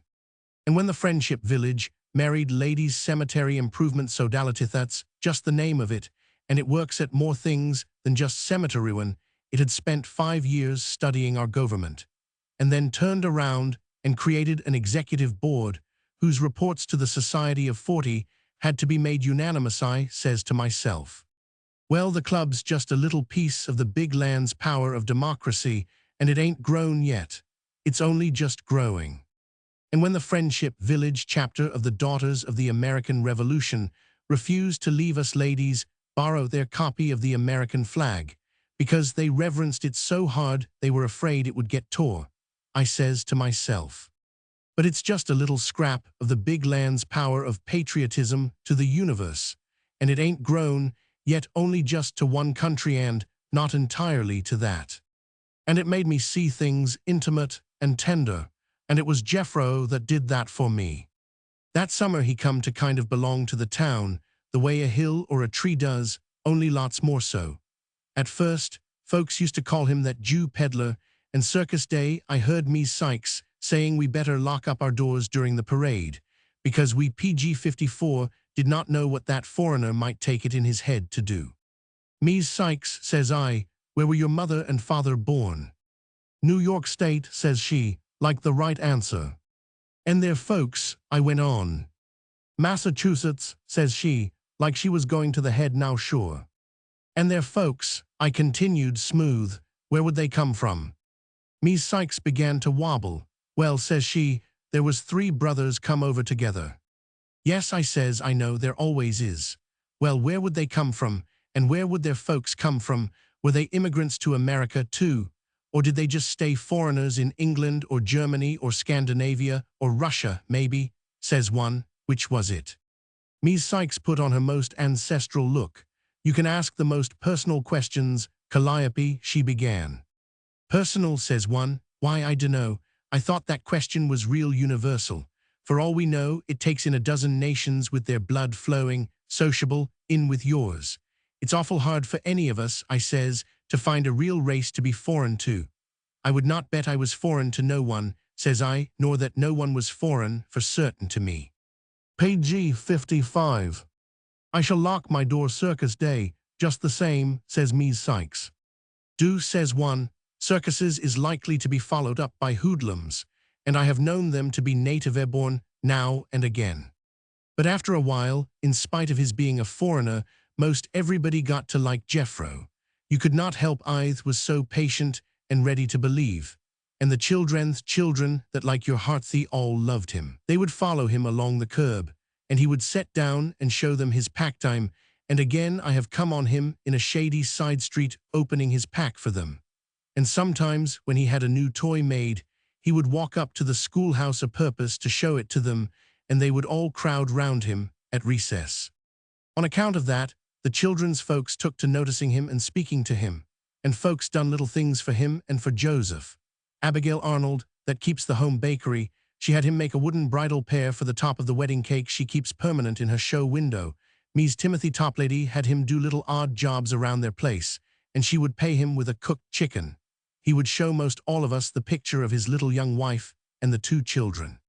I declare, says Me's Toplady, kind of wondering, since I have seen the picture of his wife and PG 56 babies, he do not seem to me much more foreign than anybody else. I happened over to Jeffro's one morning with a loaf of my brown bread and a half a Johnny cake. He seemed to know how to cook pretty well, but still, I felt more or less sorry for him and the little boy, and I used to take them in a thing or two less than half occasionally. When I stepped up to the door that night, I heard him singing, used to sing low, funny songs while he worked. And when he opened the door for me, all of a sudden he blushed to the top of his face, and he bowed his funny, stiff way and says, "Well, I see I blush like boys. It is because I was singing a little vattiaucol, lullaby. When I make the toys, I am always thinking how little children will go to sleep holding vat I make, and sometimes I put in lullabies, in case there is no mother to sing them." That was like Jeffro. I mention it because Jeffro was just like that. I would set down the bread and the Johnny cake, and he would thank me. Jeffro always thanked folks like he would just been give a piece of new life with every kindness, and I dunno, but he had I dunno, but we all have.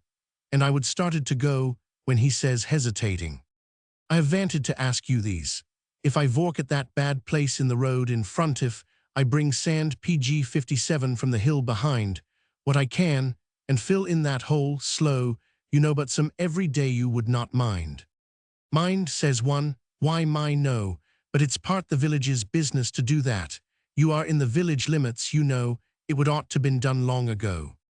"The village," said he, "but it is your place. Why should the village fix that hole?" "It's the village's business," I told him, "to keep the streets good. Most of them do it pretty lackadaisical, but it's their business to do it." His face lit up like turning up the wick. "Nu," he cried, "so I will do. I thought it would be you I am doing it for, and I vas glad. But if it is the village, then I am many times more glad of that." It was not much of a compliment to a lady, but I thought I see what he meant. "Why are you glad, Mr. Jeffro?" I says, "to make sure that it's the village." "It does all the things for me," he says, "simple. The fire engine, the post office, even the telephone is free to me in the village. So it is America doing this for me. For these village, it belongs to America. There is no army that I go in or pay to keep out off the, or no soldiers that are jostling me in the streets. They do not even make me buy and put up any flag. And my little Joseph, all day PG 58 long he is learning. And the people here they call me Mr. All is free. For all these I pay nothing. And now you tell me here is a hole that it is the village business to fill up. It is the business of America to fill up that hole. Well, I can make that my business, for a little what y'all say payback." It was awful hard to know what to say. I wonder what you would have said. I just stood still and kept still, because if I would known what to say, it would have been pretty hard, just then, to say it anyway. "It is a luck for the folks," he said, "that their own work lets them make some paying back. My toys, they do not pay back, not very much. I must find another way." He followed me out on the stoop. "There is one thing they will let me do after a while, though," he said with a smile. "In America, I hear everybody make one long, strong groaning about their taxes. Those taxes, when will they come, and are they so very big then? They must be very big to pay for all the free things." "Why, Mr. Jeffro," I said, "but you will not have any taxes." "But I am to be a citizen," he cried. "Every citizen pays his taxes." "No," I told him. "No, they do not. And unless you own property or something," says I, PG 59 stumbling as delicate as I could, "you do not pay any taxes at all, Mr. Jeffro." When I made him know that sure, he lifted his arms and let them drop, and he come on down the path with me, and he stood there by the syringa bush at the gate, looking off down the little swelling hill to where the village nestled at the foot. School was just out, and the children were flooding down the road, and the whole time was peaceful and spacious and close up to, like a friend. We stood still for a minute, while I was thinking that, and when I turned to Jeffro, he stood with the tears running down his cheeks. To think there is such a place, he said reverently, and me in it, and them going to be here. Then he looked at me like he was seeing more than his words were saying. I keep thinking, he said, how hard God is working all over the earth and how good he's succeeded here. Up to the gate run little Joseph, his schoolbooks in his arms. Jethro put both hands on the boy. Little citizen, his father said, and it was like one way of being baptized. Roman 2. When I was a little girl, a cardinal bird came one summer and nested in our yard. They almost never come so far north, and I loved him like a friend. When autumn came, the other birds all went, but he PG-60 did not go. And one day, in the first snow and high wind, he was storm-beaten into our little porch, and we caught him. We dare not let him go in the cold. So we kept him until he died. I shall never forget the change that the days made. I cannot bear to tell or to think about the change in him that the days made. That is why I will never have about me a caged thing, bird or beast or spirit. The cardinal helped me to understand. I wonder if the death of any beauty or any life is as much nature's will as we still think it is. This is why I shrink from telling what next happened to Jephrahat. I knew must happen to him if he came here and lived the life of his kind off my kind. Lived it, I mean, with his eyes open. There are plenty who live it and never know anything about it after all, but Jethro would know. He had seeing eyes, and his heart was the heart of a child, and his face was always surprised, but believing it all too and trusting the good. He trusted the good just as you and I did in the beginning, just as you and I do in the end. But in between the two trusts there comes a black time, and if it has not come to you, then you do not know the big land, and you do not see what's going on in it, and you have not questioned where it's all going to lead. As after a while, Jethro questioned it. All summer he worked at his toys, and all the autumn. But when winter began to come, the little PG-61 house was hard to heat. The roof was decayed, the windows were shrunken, the floor was in a draft from all four directions, and I did not have the money to make the house over, which was just about what it needed. I offered to rent him and the little boy a room in my house and to let him do his work there, but it was far for the little fellow to go to school, and just then came the offer. A man from a mining town in the next state gave Jethro a chance to go there with him, and he would give him work in the mines all winter. Jethro listened and heard about the good pay and the plain, hearty food and the chance to get ahead, and Miss Mayhew said she would keep the little boy, and Jethro thought about the cold little house and feeding himself all winter and about standing on street corners with his pack, and there was Miss Mayhew's nice, warm house and woman care for the little boy, and in the end Jethro went. I told him to leave his things in the little house and I would not charge him rent, which it was not worth it. The night before he started, he come round to my house to say goodbye. He thanked me, so nice, for what I would done, off and on, and then he pulled something out of his pocket. Look, he said, it is from the National Bank.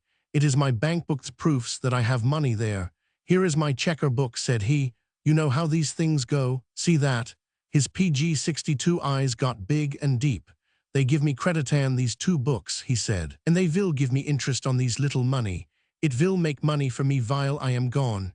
It is a wonder. I asked them what there is to pay for this chance, and the man laughed. And see all the while I am gone, Joseph will be learning free. I pay no more than his little board. It is a wonder. He showed me the entry, $37, his summer's savings. He had to keep back the amount of his fare. The ticket is much, he said, but these way I can save enough by spring so they can come. They can live in your little house, so it is a plenty room. We shall have a little garden as big as Joseph's plate. She will keep a little coop of chickens. So he ran on with his happy planning. I remember how he looked when he left my house that night, his two books tightly clasped, his shoulders back, his head full of dreams, his face sort of held up to the stars. I never saw him that way again. It was a long winter.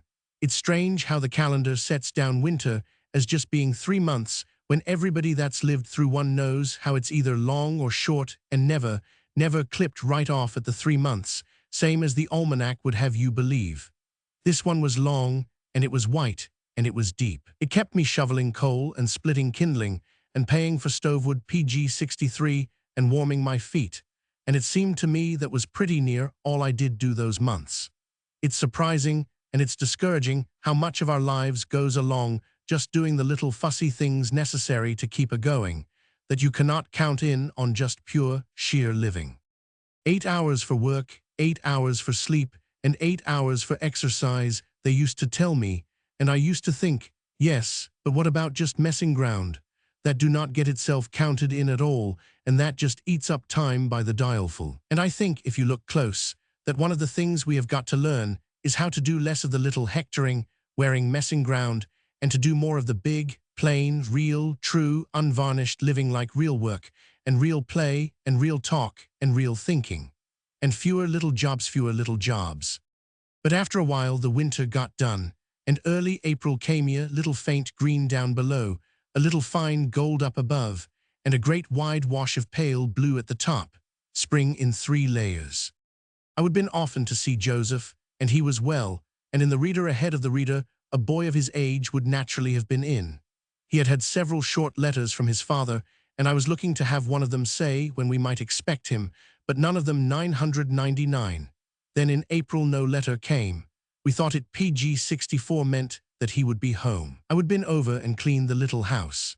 And then when April was almost to a close, and he had not come yet, I saw it would be too late for his garden, so I planted thought a few vegetables, and a few flowers, and a morning glory or two over the stoop. And I laid in a few canned things in his cupboard, so's he would have something to start in on. May came, and we wondered. Then one day there was a letter in a strange writing. Jeffro was in the hospital, it said, and he wanted to send word that he was all right and would send a letter himself in a little while. That was all that it told us. Everybody in Friendship Village remembers that spring, because it was the year the bank closed down. Nobody knew the reason. Someday, when the world gets really to going, one of the things they will read about in musty books and marvel over will be the things we call panics. They will know then that, put simple, it's just another name for somebody's greed dressed up becoming as conditions. We are beginning now to look at the quality of the clothes conditions dress in, and we are finding them pretty poor quality sometimes, and cut awful old-fashioned, and the dye rubs off. But in those days, all we knew was that the bank had suspended payment. But what's that mean, suspended payment? I says to Silas Sykes that told me, you cannot suspend your debts, can you? I never could. PG 65.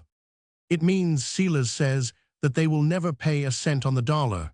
That's what it means. But I says, I do not understand. If I owe you $10, I cannot put down my curtain and suspend that payment, can I? Well, you ain't Banks, says Silas, and Banks is. I was walking away and thinking it over when I stopped stock-still in the street. The National Bank, it was the National Bank that Jeffro had his $37 in. I felt as if I had to do something for him then and there. And that afternoon I took my trowel and went up to his little place and thought I would dig round some in the garden that was coming up, gay as a button. When I stepped inside the gate, I looked up at the house and I saw the front door was open. Land, I thought, I hope they have not stole what little he had in there too, and I stepped up to the door. In the wooden chair in the middle of the floor sat Jeffro. His hat was pulled down over his eyes, his legs were thrust out in front of him, one of his arms was hanging down, and the other one was in a white sling. Mr. Jeffro, I says, oh, what's the matter? He looked up, and his face never changed at sight PG 66 of me, nor he never got up or moved. And his look, well, it was not the look of Jeffro any more than feathers have the look of a bird. But one thing I knew about that look was hungry. I could tell that look anywhere, because I have been hungry myself, with no food coming from anywheres. I flew to the cupboard where I would put in the few things, and in a jiffy I had some soup heating and a box of crackers opened. I brought the bowl to the table, all steaming and good-smelling, and he drew up there without a word and ate with his hat on, ate like I never saw a man eat before. When he got through, tell me about it, Mr. Jeffro, I says, and he told me. It was not anything very new. Jeffro had been in the mines since the 1st of November, and the 1st of January, the strike had begun the strike against a situation that Jeffro drew for me that afternoon, telling it without any particular heat, but just plain and quiet. He told me how he had gone with some of the men to the house of one of the owners to talk of settlement. I spoke out to him once, said Jeffro. I said, Will you tell me how this is? They cannot make me understand. America gives me free all the things that I did not expect. The fire engine, it takes no pay. My little boy's school costs me not anything. When I come to this state, I have no passport to get, and they did not search me at the frontier. All this PG-67 is very free, but when we want more bread, and we are willing to work for it all day long with our hands, you will not let us have more, even then. Even when we pay with work. Will you tell me how this is? Of all that the man had said to him, kindly enough, Jeffro understood nothing, and he could speak the language, while many of the men in the mines could not say one word of English. But they could strike in Russian and Polish and Lithuanian, Jeffro said, and they 999. Then came the soldiers. Jeffro told me about that. We were standing there outside the Angel mine, he said, to see that nobody went to work and spoiled our hopes. Then somebody cried out, the soldiers. Many of the men ran. I did not know why. Here was some of the United States Army. I had never seen any of the army before. I hurried toward them, my cap in my hand. I saw their fine uniforms, their fine horses, this army that was kept to protect me, a citizen, and which I did not have to pay. I stood bowing. My heart felt good. They had come to help us then free. And then somebody cried, he's one of the damned, disorderly picketers. Arrest him, and they did, and nothing I could say would make them understand. I was in jail 4 days, but all those days I thought it was a mistake. I smiled to think how sorry they would be. PG-68. Then they found out they had arrested Von. They were paid to protect free. He told me how there went on the days, the weeks of the strike, hunger, cold, the militia everywhere. The little that Jeffro had earned was spent, dime by dime.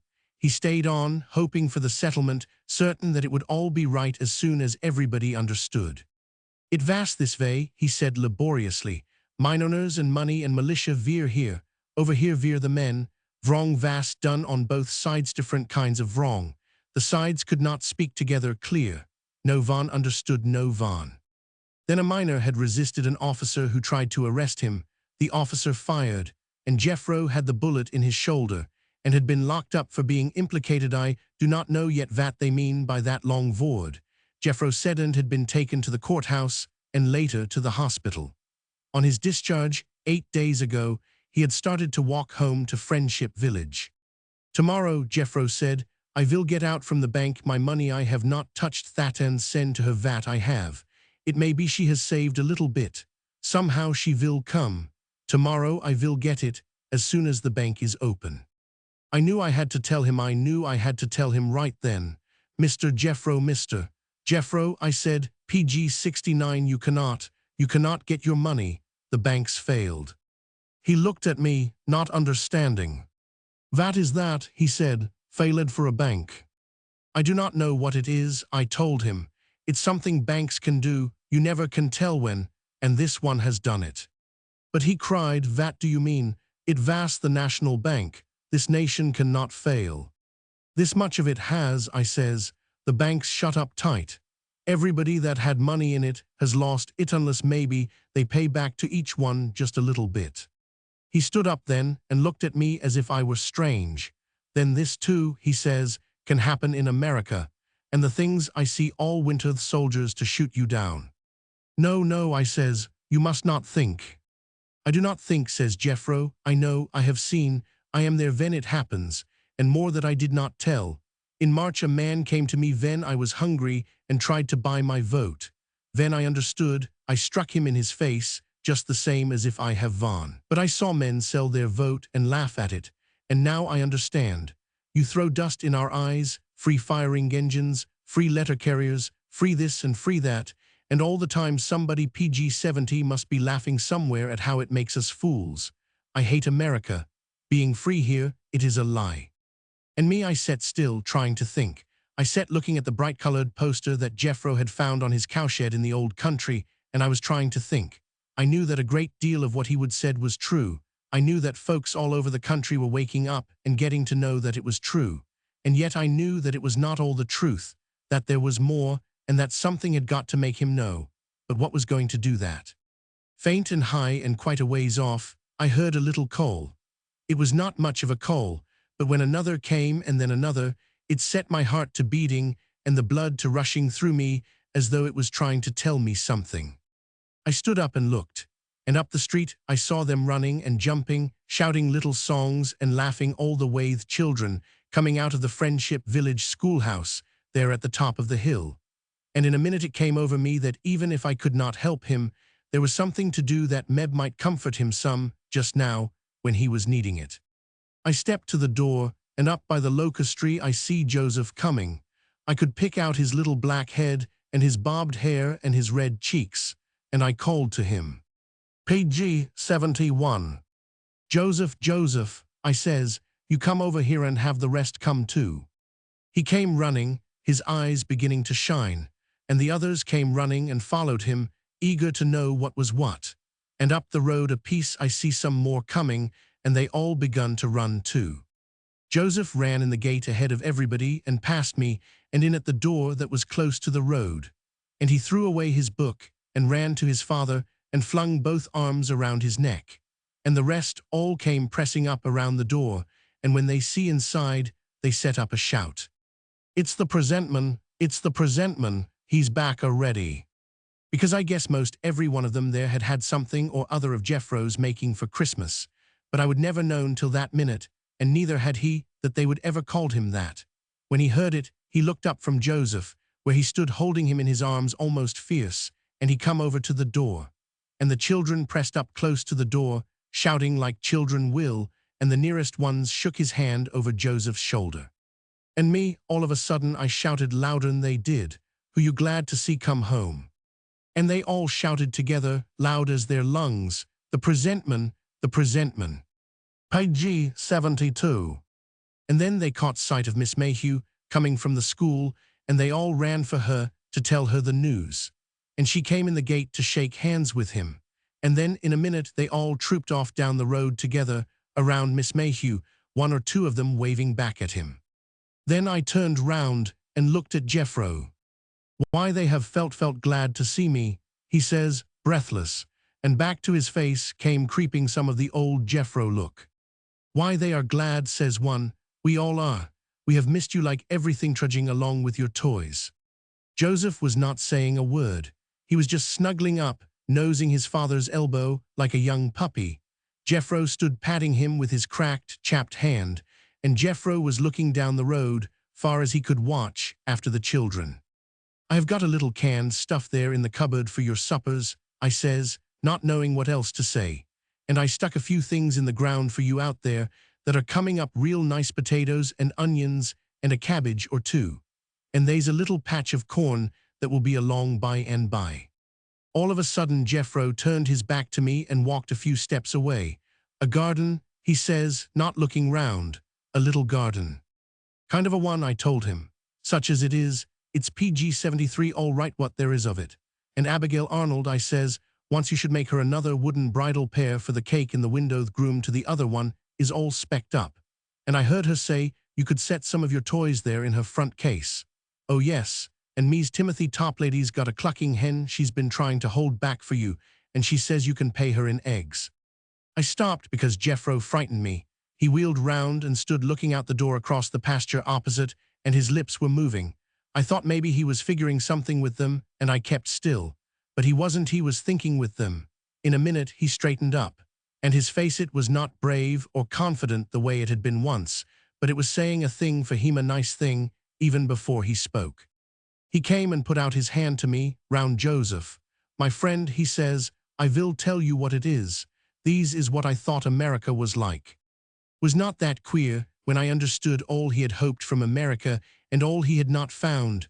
A lump come in my throat, not a sad one though, but a glad one. And oh, the difference in them lumps.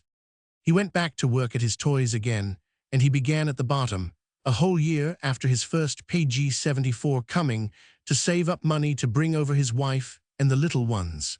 And it was not 2 weeks later that I went there one night and saw him out working on the hole in the road again. "I work for you this time though," he said, when he see I noticed. "These I do not for Americano, I do it for you and for these village, no one else." And I thought, while I watched him pounding away at the dirt, anybody might think Friendship Village knows things, America, has not found out yet, but of course, that cannot be so. Footnote. PG 75. When Nick Nordman came back home. I was awful nervous about going up to meet Nick Nordman. It had been near 30 years since I would seen him, and he would got so rich that one house and one automobile were not anything.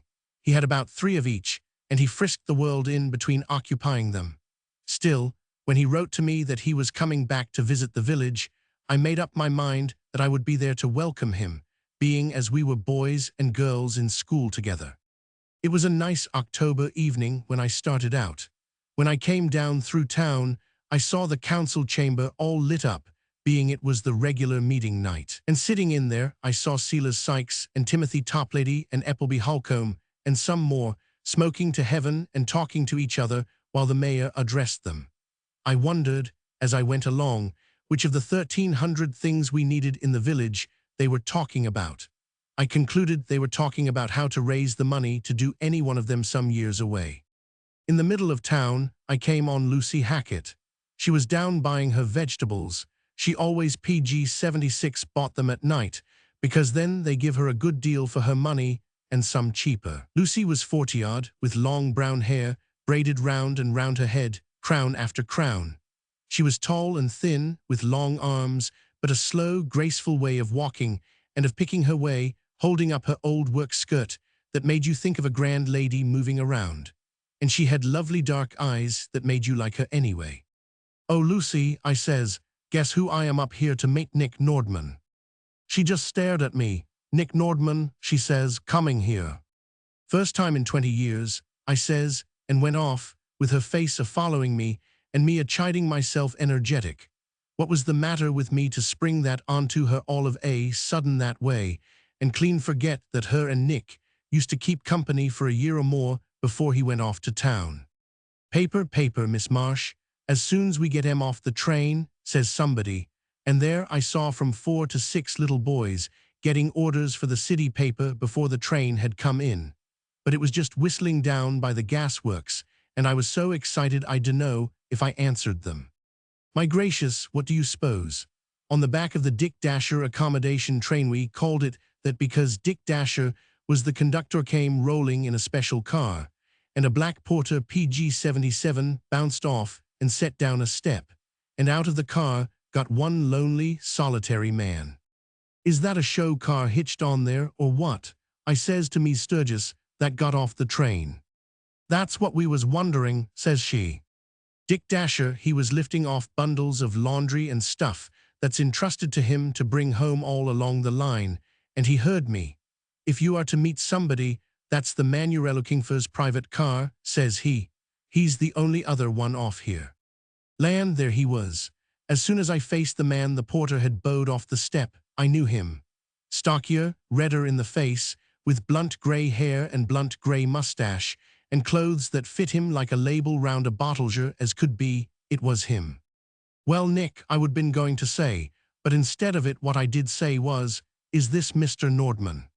He lifted his hat in the hand with his glove on. "It's Calliope Marsh, is not it?" says he. "I am glad to see you. Mighty good of you to meet me, you know." I do not know how it was, but the way he was, and the way he spoke shut me up tighter than a clamshell. It had never entered my head to feel embarrassed or stiff with him until I saw him and heard him being so formal. My land, he looked rich and acted rich. The other women stood there, so I managed to introduce them. "You meet me's Arnott. You meet PG 78 me's Sturgis. You meet me's Hubblethwaite," I says.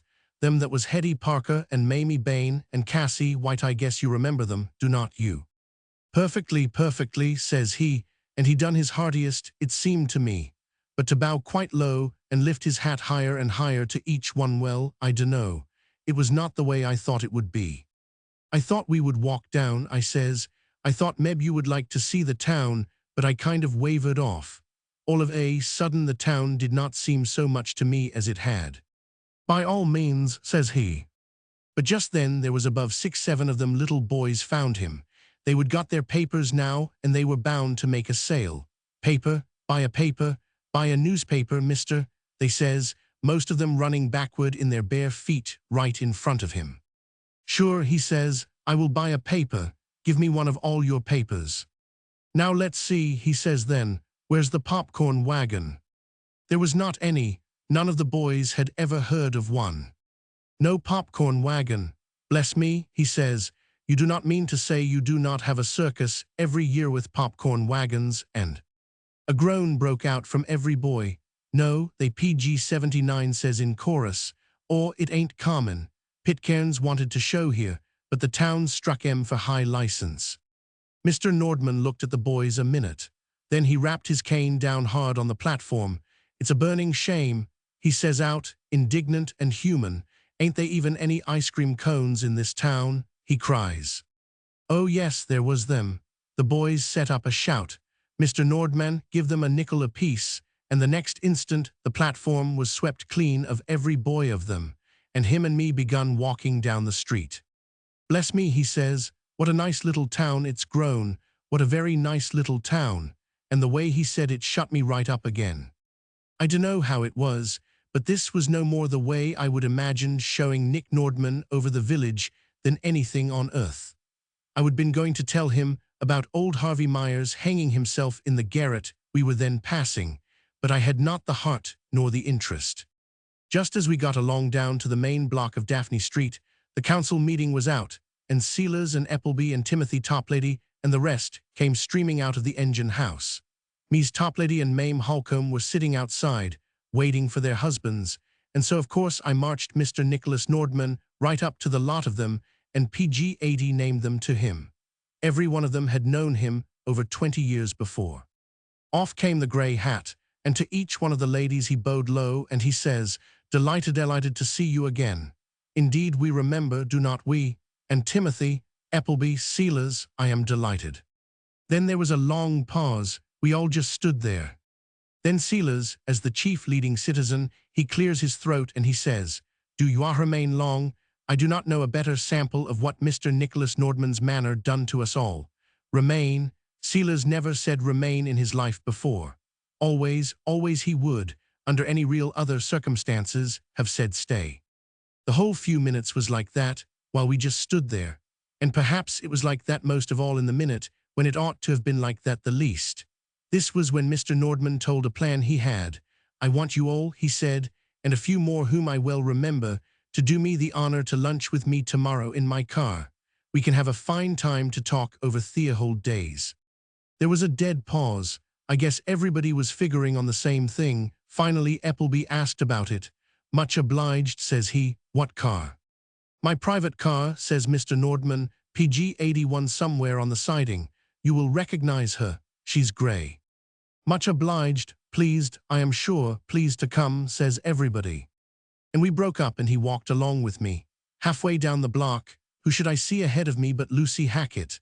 I never said anything till we overtook her.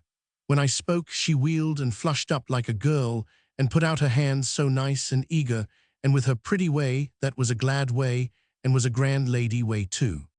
I says, Mr. Nordman, you meet Miss Lucy Hackett, that I guess you can remember each other.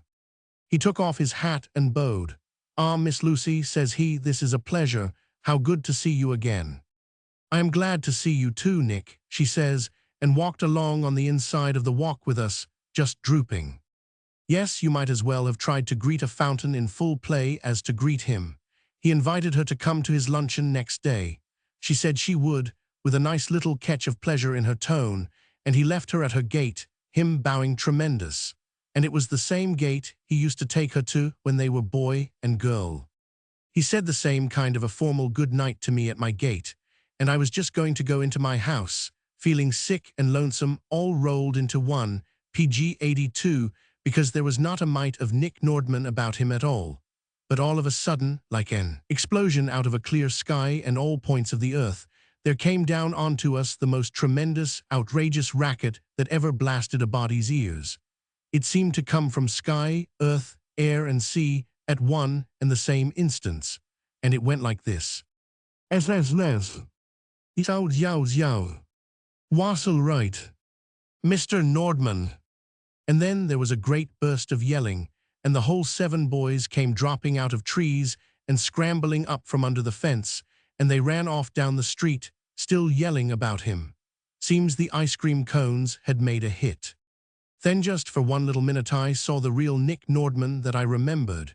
His face broke into a broad, pleased grin, and he shoved his hat onto the back of his head, and he slapped his leg so that you could hear it.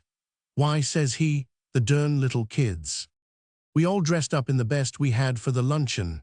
Lucy Hackett come for me. She had on a clean, pretty print dress, and she looked awful nice. "Oh, Lucy," I says to her right off, "ain't it too pg 83 bad about Nick? He ain't no more like he used to be than a motor is like a mule." Lucy, she flushed up instant. "I thought," says she, "he was real improved."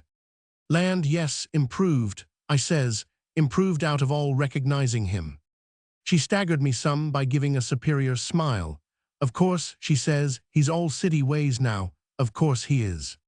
Yes, of course he was. I thought of her words over and over again during that lunch. His private car had a little table fitted in most every seat and laid, all white, with pretty dishes and silver and flowers. Electric fans were going here and there. The lights were lighted, though it was broad day and broader. The porter in a white coat was frisking round with ice and glasses, but most magnificent of all was Mr. Nicholas Nordman, standing in the middle of the aisle in pure white serge. "So pleased," says he, "so very pleased. Now this is good of you all to come." I suppose what we'd done was to chat.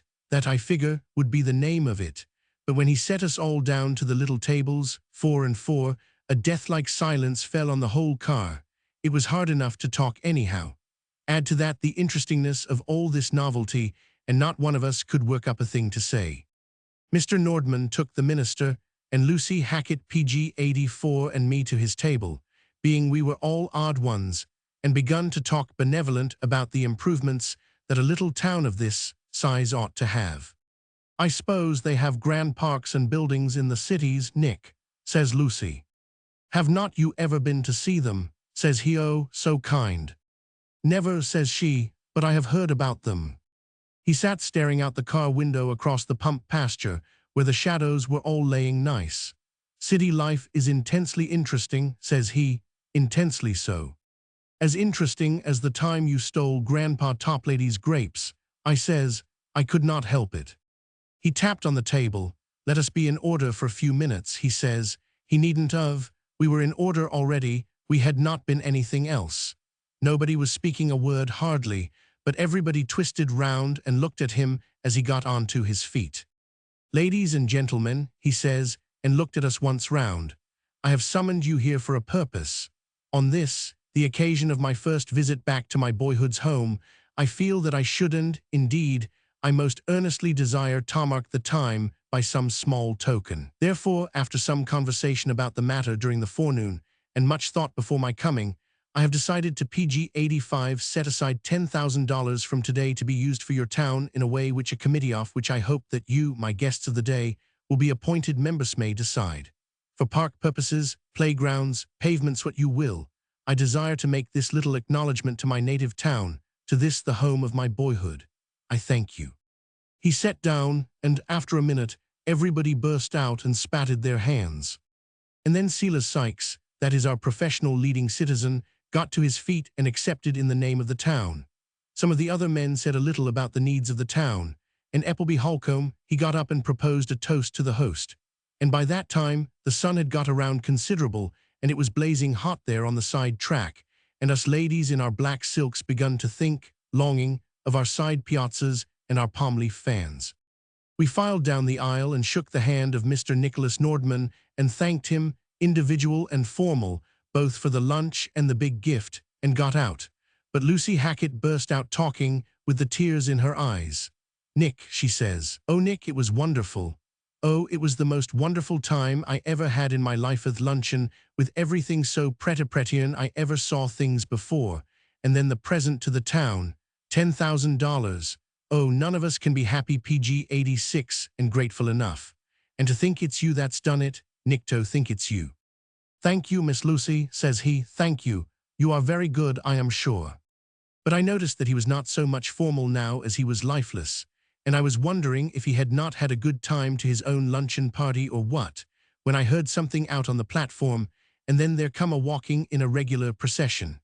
It was all 7 of the small boys again, and from 7 to 14 more besides, done up clean, with shoes on and here and there a collar. Is it time, they says. Nick Nordman stood with his hands in his pockets and grinned down on them. And it came to me to be kind of jealous of the boys, because he was with them just the way he ought to have been with yous and was not. But he was going off that night, with his car to be hitched onto the through, and there was not any time for anybody to say any more or be any different. So Lucy and I said goodbye to him and left him there with the boys, dragging out together an ice cream freezer into the middle of the gray private car. I would just got the door locked up that night about 9 o'clock and was seeing to the window catches before I went upstairs when there come a rap to my front door. "Who's there?" says I, with my hand on the bolt. "Page 87. "It's Nick Nordman, Calliope." "Land," says I, letting him in. "I thought you had gone off hitched to the through." "I was," he says, "but I ain't. I am going to wait till 5 in the morning, and I am going to talk over something with you." Sheer through being flabbergasted, I let him past the parlor and out into the dining room and lit the lamp there. I would been sewing there, and things were spread on every chair. Think of receiving a millionaire in a place like that, but he never seemed to notice. He dropped right down on the machine cover that was standing up on end, and he put his elbow on the machine and his head on his hand. "Calliope," he says, "it ain't the way I thought it would be. I wanted to come back here," he says. "I've been thinking about it and planning on it for years, but it ain't like what I thought." "Well," I says, soothing, "of course, that's always the way when anybody comes back. They's changes, things ain't the same, folks has gone away." He cut me short off. "Oh," he says, "it ain't that, I expected that. There were enough folks here, it's something else. When I went away from here 20 years ago, I had just $36 to go on. Now I have come back, and I do not mind telling you that I have got not far from 600,000 invested. Well, from the time I went PG 88 off, I used to plan how I would come back someday, just about like I have come back, and see folks, and give something to the town, and give a lunch like I did today. I have laid awake nights planning it, and I like to think about it." "Well," I says, "and you have done it." He did not pay attention. "You remember," he says, "how I used to live over on the slough with my uncle in the house that was not painted. He would got together a cow somehow, and I used to carry the milk. I never owned a pair of shoes till I was 15 and earned them, and I never went to school after I was 12. And when I went to the city, I begun at the bottom and lived on nothing and went to night school and got through the whole works up to partner for them I used to sweep out for. When I got my first 10,000, I thought, that's what I am going to give that little old town when I get enough more. Well, I have done it, and I ain't got no more satisfaction out of it than if I would thrown it in the gutter." And Thaith looked at me solemn. "Was," says he, "the derndest, stiffest luncheon I ever ate at." "Well," I says, "of course. When I think," he says, "of the way I planned it with the men all coming around me and slapping me on the back and being glad to see me." "Oh, Nick," I says, "Nick Nordman, was that what you wanted?" "Page 89. He looked at me in perfect astonishment. "Why," says he, "ain't that what anybody wants?" I rose right up on my feet, and I went over and put out my hand to him. "Why, Nick," I says, "do not you see? We was afraid of you. I was afraid of you. I froze right up and give up telling you about folks hanging themselves and all sorts of interesting things because I thought you would not care. Why, they do not know you care." "Do not know I care," says he, "but ain't I showed 'em $10,000 worth?" "Oh," I says, "that way. Yes, they know that way, in dollars they know, but they do not know in feelings. It's them," I says, "that counts." I sat down by him, right on a pile of my new sewing. "Look here," I says, "Nick Nordman, if that's the way you feel about coming back and about the village, let's you and me fix up some way to make folks know you feel that way." His face lit up. "How?" says he, doubting. I thought a minute. I do not know why it was, but all at once there flashed into my head the way he had been with the boys, and the way the boys had been to him. That was what he was wanting, and that was what had been lacking, and that was what he did not know how to make come, and he was lonesome for it. "It ought to be," says I, feeling my way in my own head, "some way that will make folks so, PG 90 Nick," I says, jumping up, "I know the very thing. Pitcairn's circus, that wintered not 20 miles from us, and that had got so big and successful that it had not been to Friendship Village before in 20 years. And this year, when they would wanted to come, the council had put the license so high that they refused it. And yet one morning, we woke up to find the town plastered up and down with the big flaming bill posters of Pitcairn's circus itself. The town had all it could do to believe in its own good luck, but there was no room to doubt. There they were. Ballet of 1200. Tremendous pageant and spectacle of Esther, the beautiful queen. Magnificent costumes, regal women. Gorgeous jewels, diverting dancers. Solos and ensembles. 100 trained riders. 100 acrobats, 100. Animals from the heart of the wild hills. Animals, trained animals, savage. Animals, wonderful. Gigantic street parade. Free, free, free. The whole town planned to turn out. There was to be no evening performance, and I schemed to have us all take our lunch, a whole crowd of yous and PG-91 go over to the pump pasture right from the parade and spread it under the big maple and see the sights while we ate. I broached it to Mies Toplady and Timothy and Appleby and Marn Holcomb and Postmaster and Mies Sykes and some more Mies Arnott and Mies Sturgis and Mies Hubblethwaite, and they, all of them, and Lucy and me, fell to planning on who would take what, and running over to each other's houses about sweet pickles and things we had not thought of, and we had a real nice old-fashioned time. I will never forget the day. It was one of the regular circus days, bright and blue and hot. Lucy Hackett and I went down to see the parade together, and we watched it, as a matter of course, from the window where I would watch circus parades when I was a little girl. The horses, the elephants, the cages closed and the cages opened, the riders, the bands, the clowns, the calliope that I was named for, because a circus with one come to town the day I was born had all passed when, to crown and close the whole, we saw coming a wagon of the size and like we had not often beheld before. It was red, it had flags, pennons, streamers, festoons, balloons. Continually up from it went daylight firecrackers. From the sides of it fell colored confetti, and it was filled, not with circus folks, dressed gorgeous, but with boys. And we knew them, laughing, jigging, frantic with joy. PG-92 saw upward of 100 Friendship Village boys. As the wagon passed us, and we stared after it, suddenly the clamor of shouting inside it took a kind of form. We begun, Lucy and I, to recognize something, and what was borne back to us perfectly clamorous was, "Es, yow. Wassel right. Mr. Nordman. What in time are they yelling?" says a woman at the next window. "Some stuff," says somebody else. Lucy and I just looked at each other. Lucy was looking wild. "Calliope," says she, "how would they come to yell that they said?" "Oh, I dunno," I says serene. "I could yell that too on general principles. Could not you?" I says to her. And Lucy blushed burning, rosy, fire red on general principles, I suppose. We were all to meet at the courthouse with our lunches and go right out to the pump pasture. The tents were up already, flags were flying every which way, and folks were running all over, busy. "Like somebody was giving a party," I says. Lucy never said a word. She would gone along, kind of breathless, all the way down. All us that know each other best were there. And we were dying to PG-93 get into each other's lunches and see what each other had brought. So Jimmy Sturgis went to building fire for the coffee, and Appleby went off for water, and Silas Sykes, that do not like to do much work, he says, "Timothy, supposing we go along down and buy all our tickets and avoid the rush." We let them go and occupied ourselves spreading down the cloth and cutting up cake and veal loaf and opening up pickles and jell. The maple shade came down nice on the cloth, and appetizing little picnic smells of potato salad and other things begun getting out around, and the whole time was cozy and close up too. We were just disposing the deviled eggs in a mound in the middle, when Silas Sykes and Timothy come fair running up the slope. "My dum," says Silas, "they will not leave us by no tickets. They say the show is free." "Free," says most everybody but me in chorus. "They say they ain't no ticket wagon, and they ain't going to be," says Silas.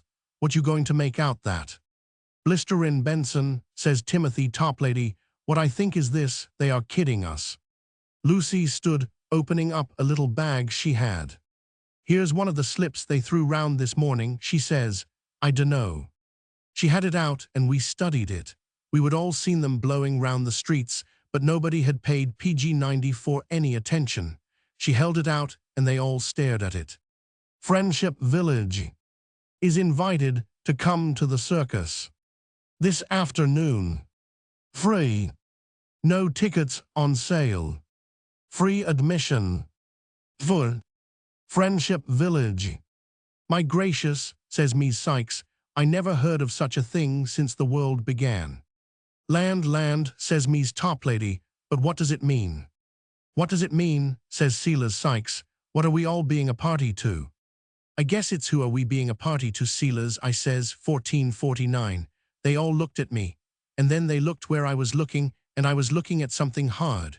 Coming out of the main tent was a mass of struggling, wriggling, dancing little humanity, in short, the boys that had rode in the big wagon, and walking in the midst of them was a man. At first not even I recognized him. He had his coat off, and his collar was turned in, his hat was on the back of his head, and he was smiling throughout his whole face, which was red. PG-95. Look at, says one, I guess that's who we are, the party toll of us. What do you mean? Silas says again. I mean, says I, that Nick Nordman's had this whole circus come here to the village and give it to us free. And I say, let's us rush down there and drag him up here to eat with us. It came to them so sudden that they all moved off like one man, and as we started together, not caring who stole the whole lunch that we left laying idle under the tree, I turned and took a look at Lucy. Land, she looked as I have not seen her look in 20 years. Her head was back, her eyes were bright, her face was bright, and she did not know one of us was there. She just went down the slope, running. We came on him as he was distributing nickels destined for the peanut man that had just got his wagon going, savory. Nick did not see us till we were right there, and then the nicest shamefaced look come over him, and he threw the rest of the nickels among the boys and left them scrambling and met us. Nick Nordman, is this your doings? Silas plumped at him, accusing. Gosh no, says Nick, grinning like a schoolboy, it's the kid's doings. And when a millionaire can say gosh like he said it, you cannot feel remote from him. Nobody PG-96 could. Oh, how we talked at him, all round, a good many at a time. And I think everything there was to say, we said it. Anyway, I cannot think of any exclamation to speak of that we left unexclaimed. We all streamed up the slope, Silas near walking backward most of the way to take in the full magnitude of it. We sat down round the potato salad and the deviled eggs and the veal loaf, beaming, and it made a real nice minute. Oh, and it was no time till we got to living over the old days, and it was no time till Timothy and Appleby were rolling over, recalling this and bringing back that. It was no time at all till every one of us was back 25 to 30 years and telling about it. And Lucy, that I would maneuvered should sit by Nick, I caught her looking across at me kind of superior, and as if she could have told me, all the while, that something or other was so. Let's us drink him a toast, says Timothy Toplady when we got through. Look at here, to Nicholas Nordman, the big man of Friendship Village. Yes, sir, says Silas Sykes, and to Nicholas Nordman, that's give us $10,000 and a circus. No, sir, says Appleby Holcomb, sudden, none of them things. Let's us drink just to Nick Nordman, that's come back home. He up with his hand, and it came down on Nick Nordman's PG-97 shoulder with a sound you could have heard all across the grounds. And as he did that, just for a fraction of nothing, Nick Nordman met my eyes, and we both knew what we both knew. Just then the band struck up, and the people were already pouring in the pasture, so we scrabbled things up and all started for the tent.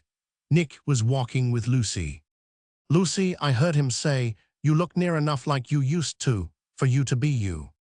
She looked like a girl as she answered him. You are you, Nick, she says, simple and neat and direct. And me, I walked along, feeling grand. I kind of felt what all of us was feeling, and what everybody was going to feel down there in the big tent, when they knew. But far, far more, I sensed the thing that Nick Nordman, walking there with us, with about 150 boys all waiting to sit down side of him at his circus thing that Nick Nordman had found out. "God bless you, Calliope," says he, when he got a chance. "Oh," I says, he has. He's made folks so awful nice when they just let it show through." Page 98. Being good to Letty. "The poor little thing," says one. "Well, must not we be good to her?" "Must not we?" says Mies Fire Chief Merriman, wiping her eyes. "Must we not?" says Mies Seela's psychist. "That would correct your grammar if the house was on fire." My niece's daughter Letty had lost her father and her mother within a year, and she was coming to spend the summer with me. "She's going to pick out the style monument she wants here in town," I says, "and maybe buy it." "Poor thing, that will give her something to put her mind on," says Mies Sykes. George Fred come in just then to fill my woodbox. His father was bound he should be named George, and his mother hung out for Fred, so he got both onto him permanent. He was going to business college and choring it for near the whole town. He used to swallow his supper and rush like mad from woodbox to cow all over the village. Nights when I heard a noise, I never thought it was a burglar anymore. I turned over again and thought, PG 99, that's George Fred cutting somebody's grass. I never see a man more bent on getting himself educated. "George Fred," I says, "my grandniece Letty is coming to live with me. She's lost her folks. I thought we would kind of try to be good to her." "Trust me," says George Fred, "my cousin Jed, he lost his folks too. I can tell her about him." The next day Letty came. I had not seen her for years. My land, when she got off the train I never saw plainer. She was a nice little thing, but plain eyes, plain nose, plain mouth, and her hair that was less than plain. But she was so smiling and so gentle that the plain part never bothered me a minute. "Letty," says I, "welcome home." Mies Merriman and Mies Sykes had gone to the depot with me. "Welcome home, child," says Mies Merriman and wiped her eyes. Mies Merriman is human, but tactless. "Welcome home, you poor thing," says Mies Sykes, and she sniffed. Everything Mies Sykes does she ought to have picked out to do the way she did not. But Letty, she took it serene enough. While we were getting her trunk, Mies Sykes whispered to me, "Are you sure she's the right niece? She ain't got on a stitch of mourning."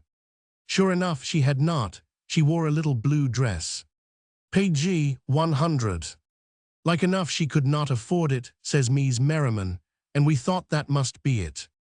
They were both to stay for supper, and they would each brought a little present for my niece. When she opened them, one was a black-edged handkerchief, and the other was a package of mixed flower seeds to plant next spring in her cemetery lot. Mies Sykes and Mies Merriman were both ready to cry all the while she untied them. But Letty smiled, serene, and thanked them, serene too, and put a pink aster from the table in her dress, and said, "Could not we go out and look at my flowers?" And we went, Mies Sykes and Mies Merriman folding up their handkerchiefs and exchanging surprised eyebrows. At the back door we came, plain in the face, on George Fred, whittling up my shavings. "2 baskets of shavings, Miss Marsh, or 1? "I guess," says I, "you will earn your education better if you bring me in 2. George Fred never smiled. "I ain't earning my education any more, Miss Marsh," he says. "I have give it up. I cannot make it gone out and chore it."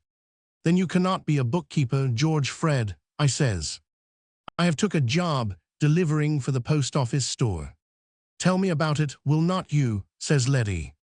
George Fred told her a little about it, whittling my shavings. Page 101. "There ain't enough cows and grass and woodboxes in the village to make it go. Seems though," he ends up.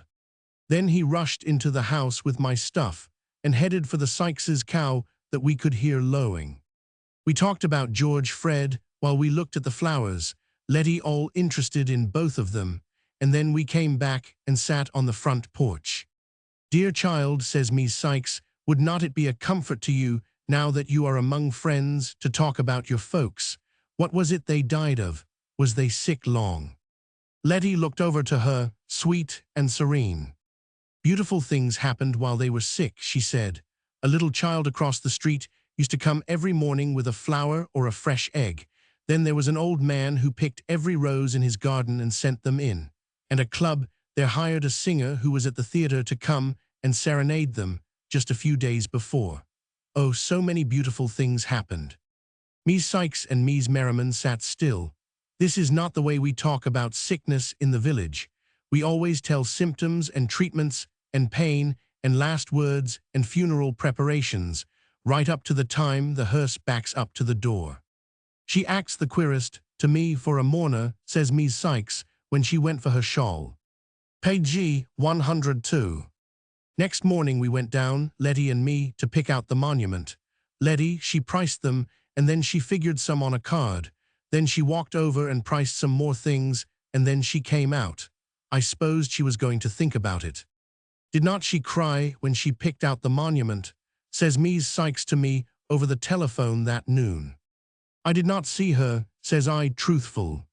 That night after he got the last cow milked, I see George Fred, in his best clothes, coming in our front gate.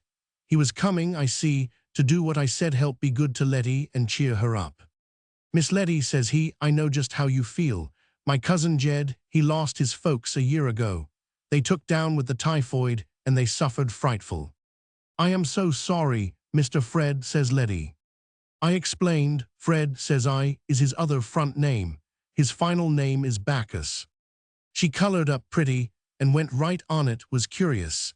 She had not been with me 24 hours hardly, and yet she did not look a bit plain to me now. Mr. Bacchus, Letty says, I have been thinking. Miss Marsh and I have got a little money we are not using. Do not you want to borrow it, and keep on at business college, and pay us back when you can? Gosh, says George Fred. Page 103.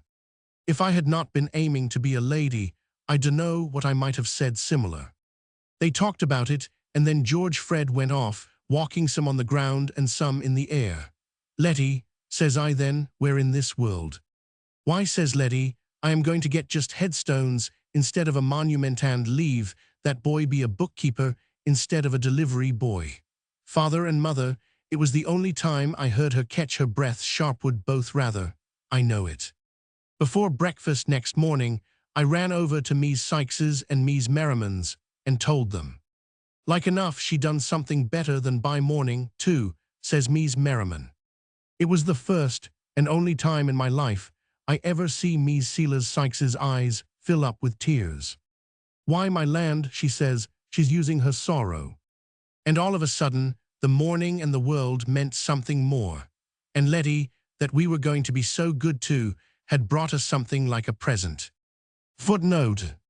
Page 104. Something plus.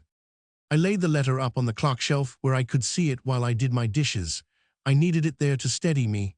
I did not have to write my answer till after dinner, because it would not go out until the 4 o'clock mail anyway.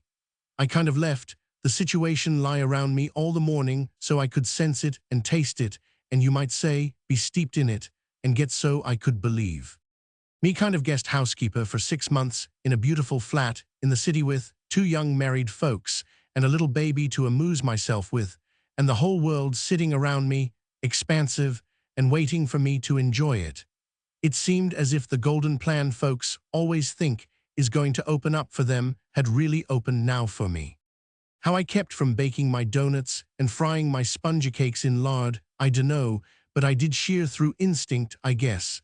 And then I wrote my letter and took it down to the post office. Go, would not I go, my letter just said. Ellen dear, you ridiculous child, did you think I could wobble for a single second? I would made up my mind before PG 105 I got down the first page. I will be there Monday night. Do you care if I wear your table spread for dress-up when I get there?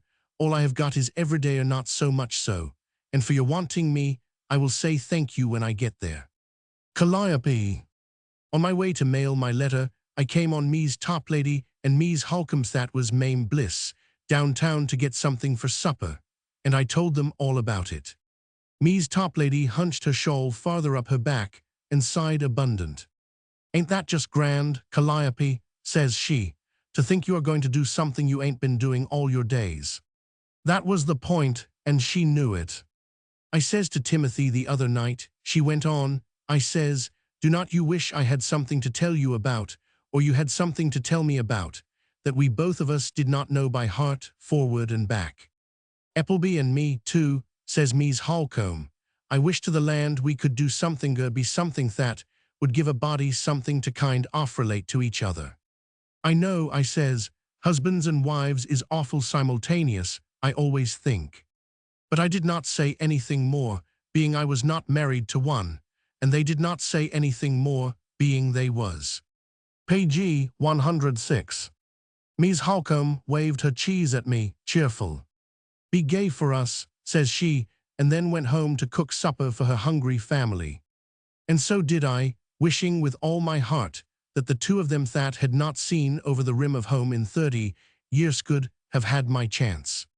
When I got to the city that night it was raining rather.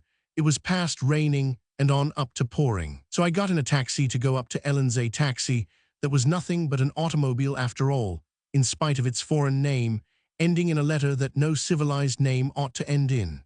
And never, never, not if I live till after my dying day, will I forget my first look at that living room of Thayerson, the apartment building, as big as a ship, and as lighted up as our church at Christmas time, which was where Ellen and Russell lived. A pretty maid let me in. I remember I went in by her with my eyes on her white embroidery cap, perked up on her head and all ironed up, saucy as a blue jay's crest. Excuse me, I says to her over my shoulder, I have read about them, but yours is the first one I ever saw. My dear, you look like a queen in a new starched crown. She was an awful stiff little thing, most as stiff as her headpiece. She never smiled. What name, she says, though, and I see she was friendlier than I would thought.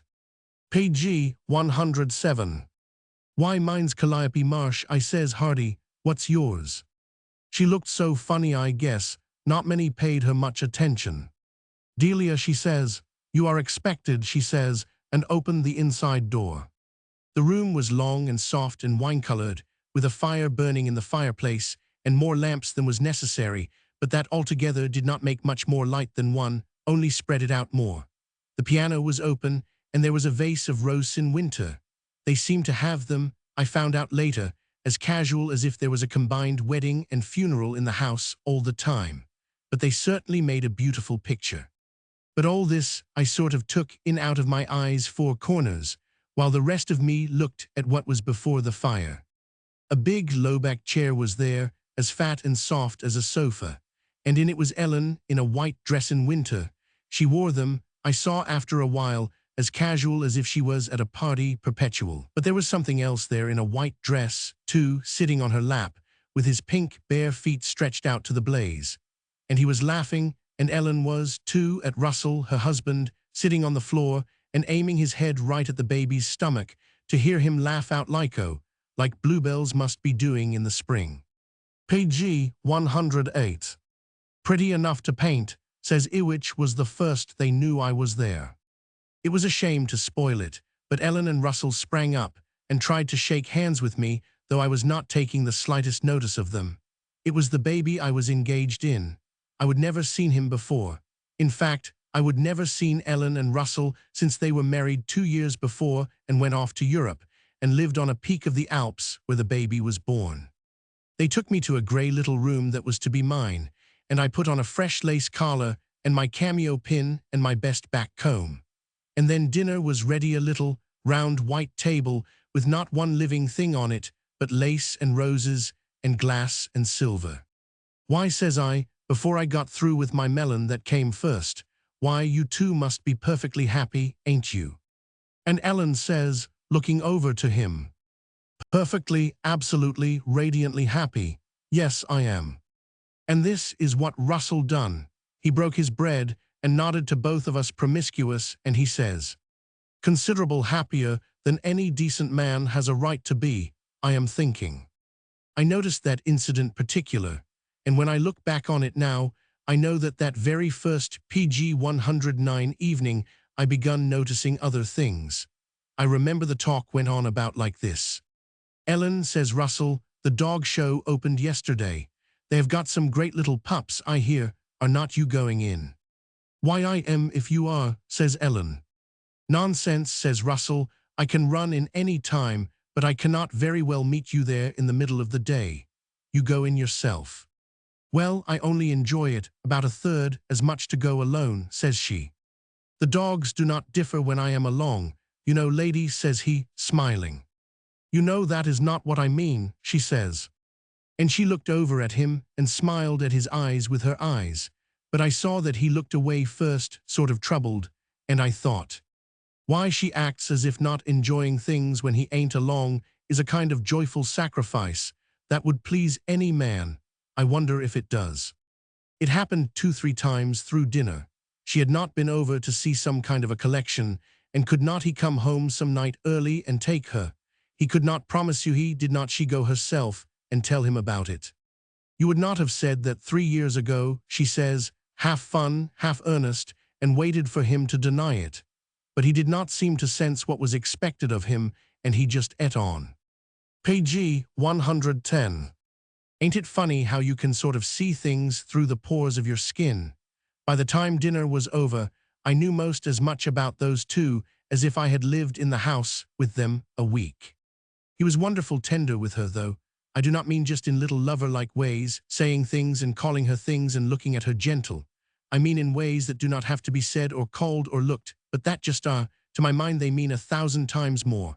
But I thought that in her heart she sort of hankered for the said and called and looked kind. And of course they are nice. Nice, but not vital like the other sort. If you had to get along without one, you know which one would be the one. When we went into the other room, Ellen took me to look at the baby, in bed, asleep same as a kitten and a rosebud and a little yellow chicken, and all the things that you love even the names of. And when we went back, Ellen went to the piano and begun to play rambly things, but low so's you could hardly hear them across the room, on account of the baby. I sank down and was listening, contented, and thinking of the most thinkable things I knew, when she looked over her shoulder. Russell, she says, if you will come and turn the music, I will do that new serenade. Russell was on a couch, stretched out with a newspaper and his pipe, and I dunno if I ever seen a man PG 111 look more luxurious. But he got up, sort of a one-gin-at-a-time fashion, and came slumping over, with his hair sticking out at the back.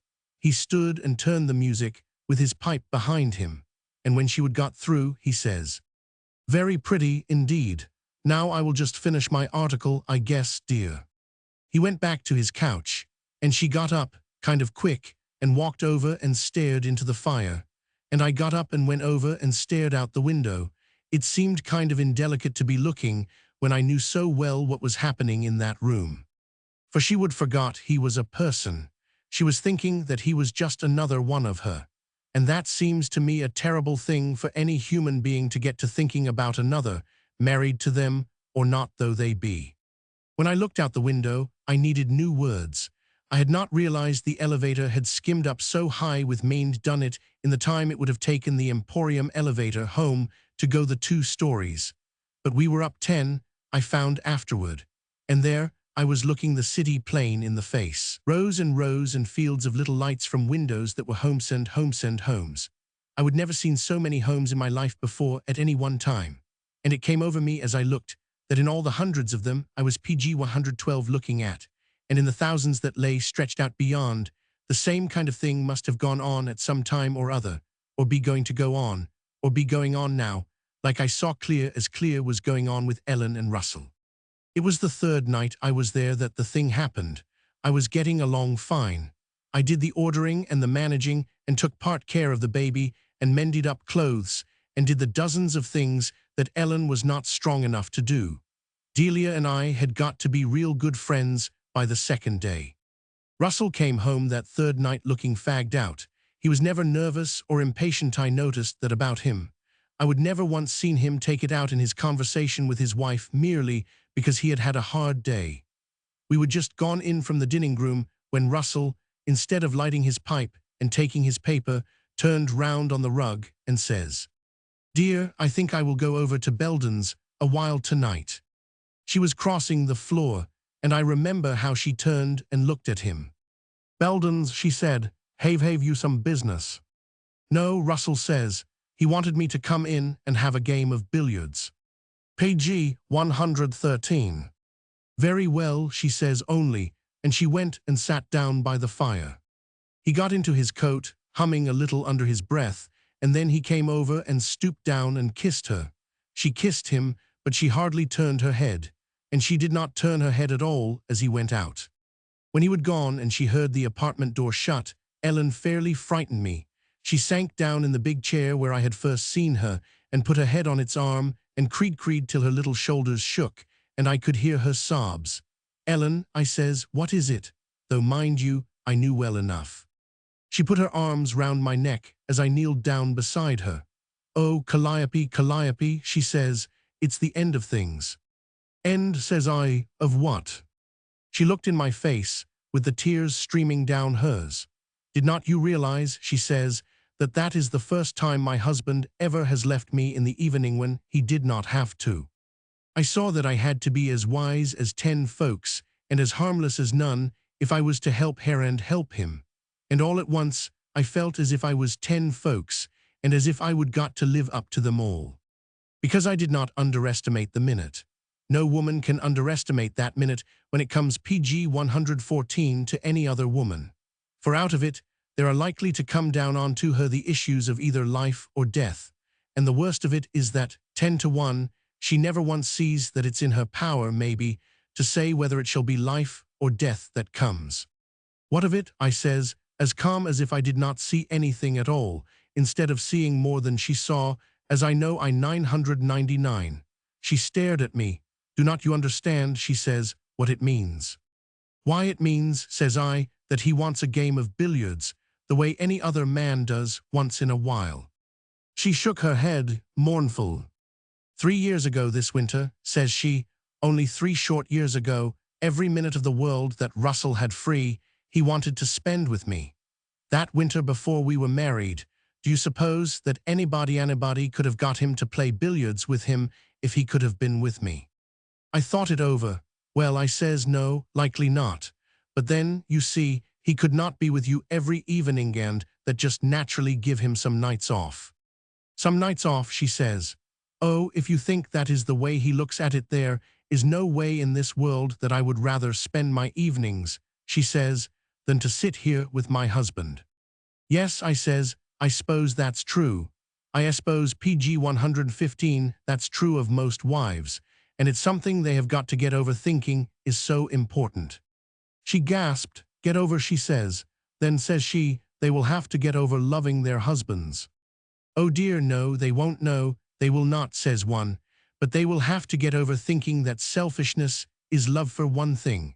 Most folks get them awful mixed, I've noticed that." But she broke down again and was sobbing on the arm of the chair. "To think," she says over, "that now it will never, never be the same again. From now on, we are going to be just like other married folks." That seemed to me a real amazing thing to say, but I saw there was not any use talking to her, so I just let her cry till it was time to go and feed the baby. And then she sat nursing him and breathing long, sobbing breaths, and once I heard her say, "Poor, poor little mother's boy," with all the accent on the relationship. I walked back into the middle of the long, soft, wine-colored room, trying to think if I supposed I would got so old that I could not help in a thing like this. For I have a notion that there is nothing whatever that gets the matter that you cannot help some way if you are in the neighborhood of it. Delia was just shutting the outside door of the apartment, and she came trotting in with her little formal front door air. "Page 116. 2 ladies to see you, Miss Marsh," she says. "Me's Toplady and me's Holcomb." No sooner said than heard, and I flew to the door, all of a tremble. "For the land and forevermore," says one. "Where from and what for?" There they stood in the doorway, dressed, I see at first glance, in the very best they would got. Me's Holcomb, that is the most backward feeling of any of our women, was a step behind me's Toplady and had hold of her arm. And me's Toplady was kind of tiptoeing and looking round cautious to see if something not named yet was all right. "There ain't any company, is there?" she says in a part whisper. "No," says I, "not a soul. Come on in." "Well," says she, relaxing up on her bones, "I asked the girl, and she says she would see. What's the use of being a hired girl if you do not know who you have let in?" "Sit down," says I, "and tell me what you are doing here and why you have come. Is anything the matter? I see there ain't, though with you in your best clothes. Throw off your things." "Calliope," says Mies Holcomb, "you would never guess." She leaned forward in her chair.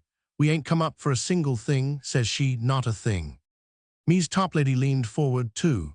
And the PG 117 fare $1.96 each way, says she, and us a staying at a hotel. Go on, says one, how long you going to be here? Oh mercy, only tonight, Ms. Holcomb says.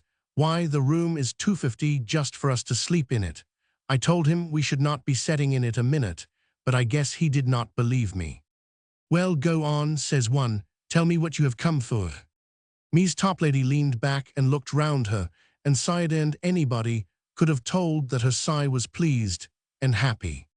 Calliope, says she, we have run away to stay overnight and one day on our chicken money, because we got so dead tired of home.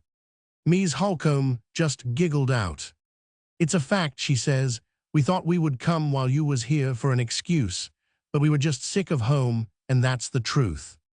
I looked at them, stupefied or part that. Ms. Toplady and Mame, that's been examples of married contentment for 30 years on end, hand-running. It begun to dawn on me, slow, what this meant, as Ms. Toplady begun to tell me about it. You know, Calliope, she says, the very best home in the world gets. Then I jumped up. Hold on, I says, you wait a minute, I will be straight back again. PG 118. I run down the hall to the bedroom where Ellen was. She was just laying the baby down, and in my hurry, I stopped to think what a heavenly and eternal picture that makes a mother laying a baby down. There's something in the stooping of her shoulders and the sweep of her skirt and the tender drooping of her face, with the lamplight on her hair, that makes a picture out of every time a baby is laid in his bed. The very fact that Ellen looked so lovely that way made me all the more anxious to save her. Ellen, I says, come out here, please. I pulled her along, with her hair all loose and lovely about her face. Ellen was a perfect picture of somebody's wife and a little baby's mother. You never in the world would have thought of her as a human being besides. So then I introduced them, and I sat down there with them two I knew so well, and the one I would got to know so well so sudden. And two of them were nearly 60, and one was not much past 20, but the three of them had so much in common that they were almost like one person sitting there with me before the fire. Now, says I, Ms. Toplady, go ahead. You needn't mind Ellen, she will understand. After a little bit, Ms. Toplady did go ahead. Well, sir, Ms. Toplady said, I dunno what you will think of us, but this is the way it was. I was PG 119 sitting home by the dining room table with Timothy night before last. We had a real good wood fire in the stove and a tin of apples baking in the top that smelled good. And the lamp had been filled that day, so the light was extra bright.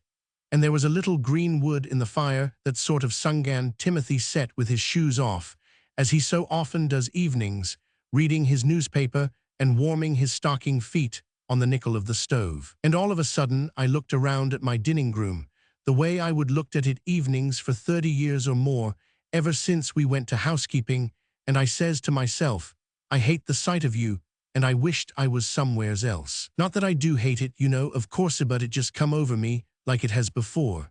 And as soon as my tin of apples was done and I took them into the kitchen, I grabbed my shawl down off the hook and run over to Ms. Holcomb's. And when I shut her gate, I near jumped back, because there, poking round her garden in the snow in the dark, was Mame. So Ms. Toplady continued, we hung over the gate and talked about it. And we came to the solemn conclusion that we would just up and light out for 24 hours.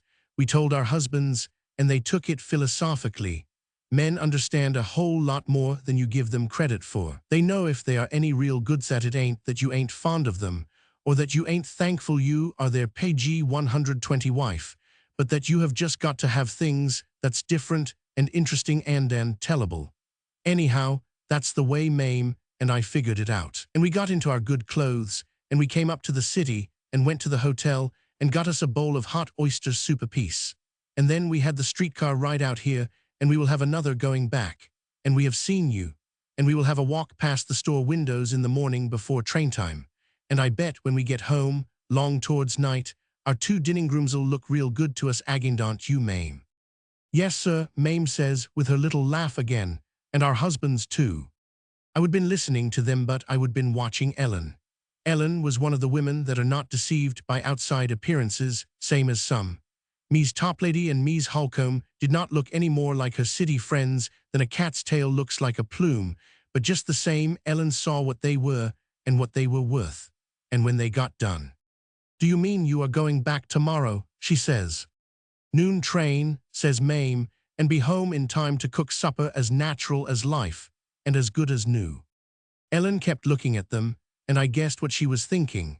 100 miles they would come for a change, and all they would got was 2 streetcar rides PG 121 and a bowl of oyster soup apiece, and this coal, and they were going home satisfied. All of a sudden Ellen sat up straight in her chair. "See," she says, "it's only 8 o'clock. Why cannot the 4 of us go to the theater?" The 2 women sort of gasped in 2 hitches. "Us," they says. Ellen jumped up. "Quick, Calliope," she says, "get your things on. Delia can stay with the baby. I will telephone for a taxi. We can decide what to see on the way down. You will go, will not you?" she asks Em. "Go," says they in one breath. "Aye, sir." In no time, or thereabouts, we found ourselves downstairs packing into the taxicab. I was just as much excited as anybody. I had not been to a play in years. Ellen told us what there was as we went down, but they might have been the names of French cooking for all they meant to us, and we left it to her to pick out where we were to go. When we followed her down the aisle of the one she picked out, just after the curtain went up, where do you think she took us? Into a box. It was so dark that Mies Toplady and Mame never noticed until the curtain went down and the lights came up and we looked round. As for me, I could hardly listen to the play.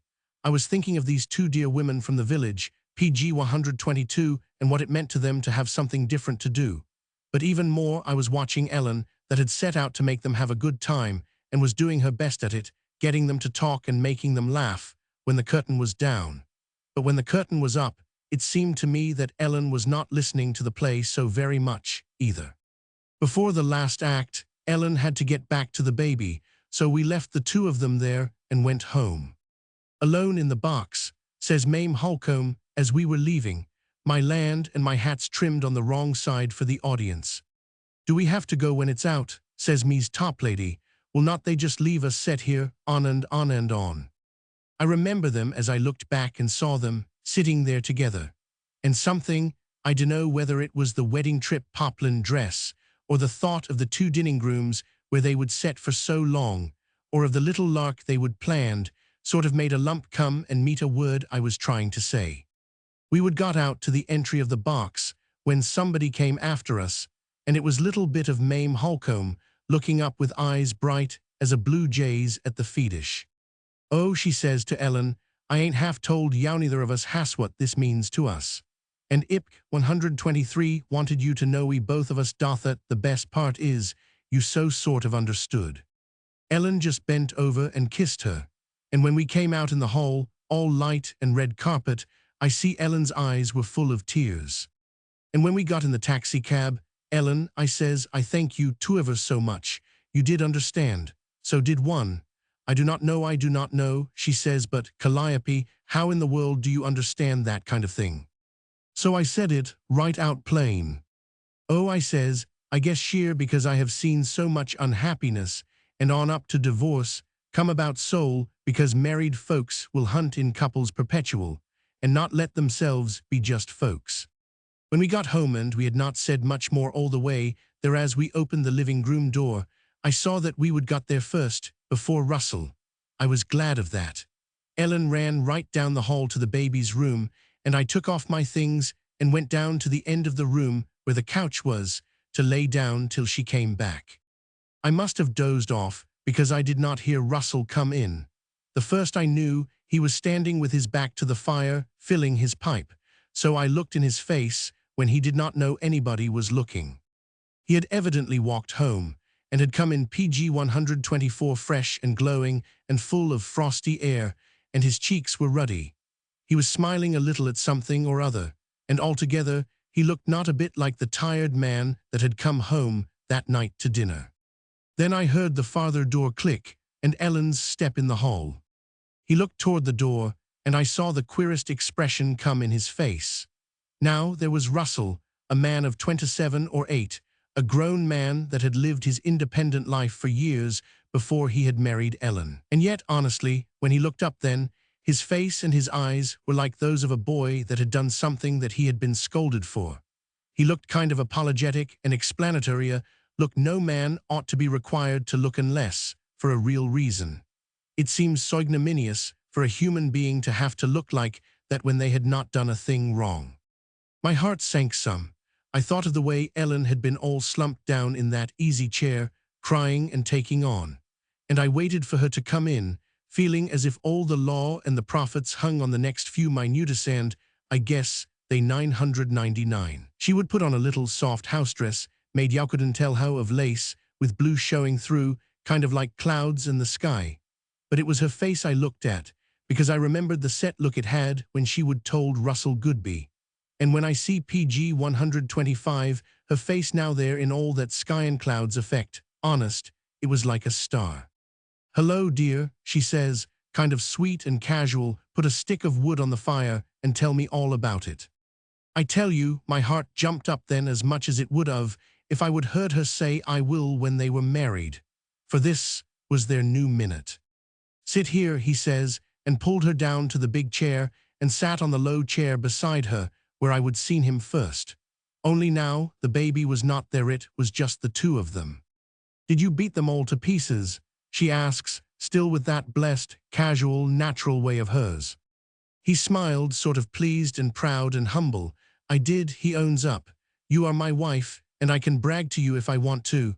I walloped em." He told her about the game, saying a lot of things that did not mean a thing to me, but that must have meant to her what they meant to him, because she laughed out, pleased. "Good," she says, "you play a corking game, if I do say it. Do you know, you look a lot better than you did when you came home to dinner. I hate to see you look tired like that." "I feel fit as a fish now," says he. "There's something about an evening like that with half a dozen of 'em. It is not the game. It's the I do not know, but it kind of." PG 126.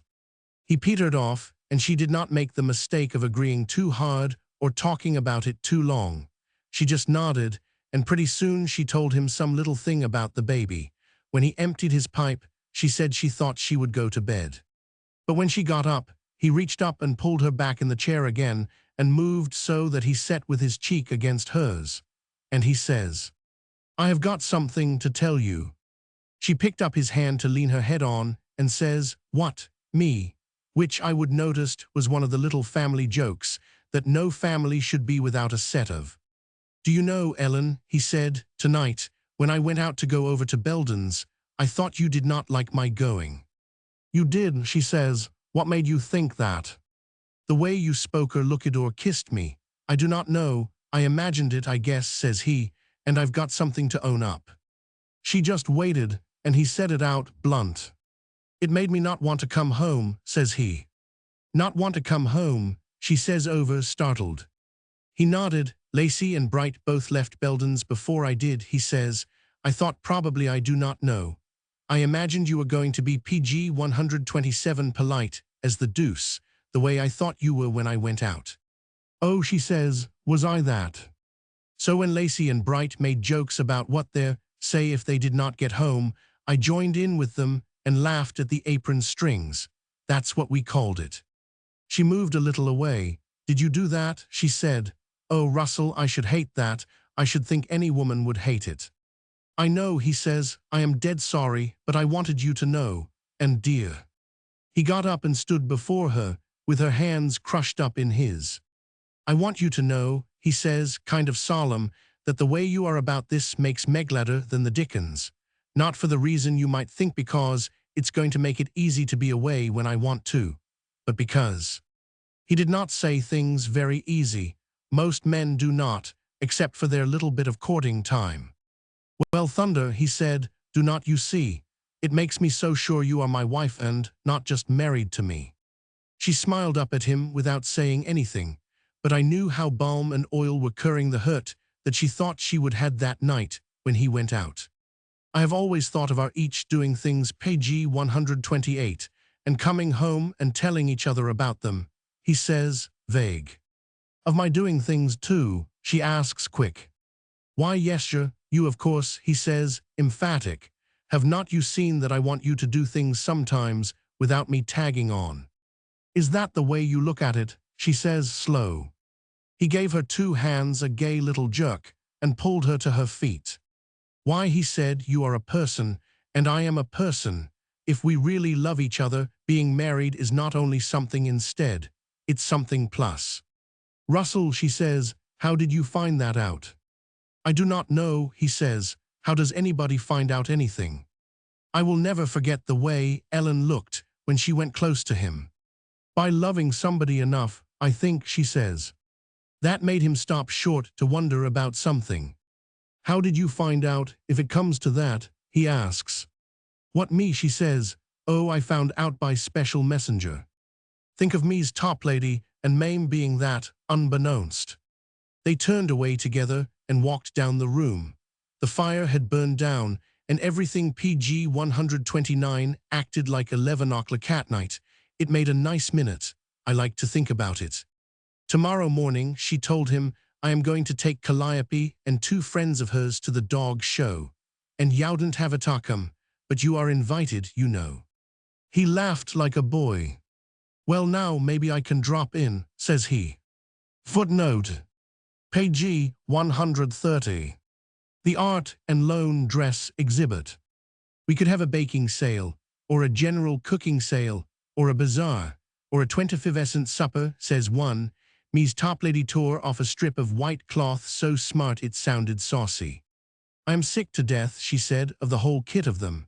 I hate a baking sale like I hate wash day. We have had them till we can taste them. I know just what every human one of us would bring. Bazaars is death on your feet. And if I sit down to another 25th superbeef loaf, baked beans, pickles, cabbage salad, piece o' cacate, seems as though I should scream. Me too, agrees Ms. Holcomb. Me too, I says myself. Still, I says, we want a park and we want to name it Hewitt Park for them that's done so much for the town already. And if we ever have a park, we have got to raise some money. That's flat, ain't it? We all allowed that this was flat, and across the certainty we faced one another, rocking and sewing in my nice cool sitting room.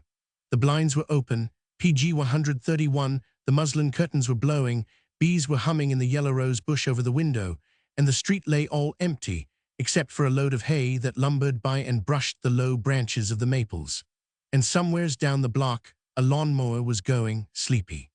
Who's that rackin' around so upstairs? Asked me's top lady pretty soon. Just when she spoke, the little light footstep that had been padding overhead came out in the hall and down my stair.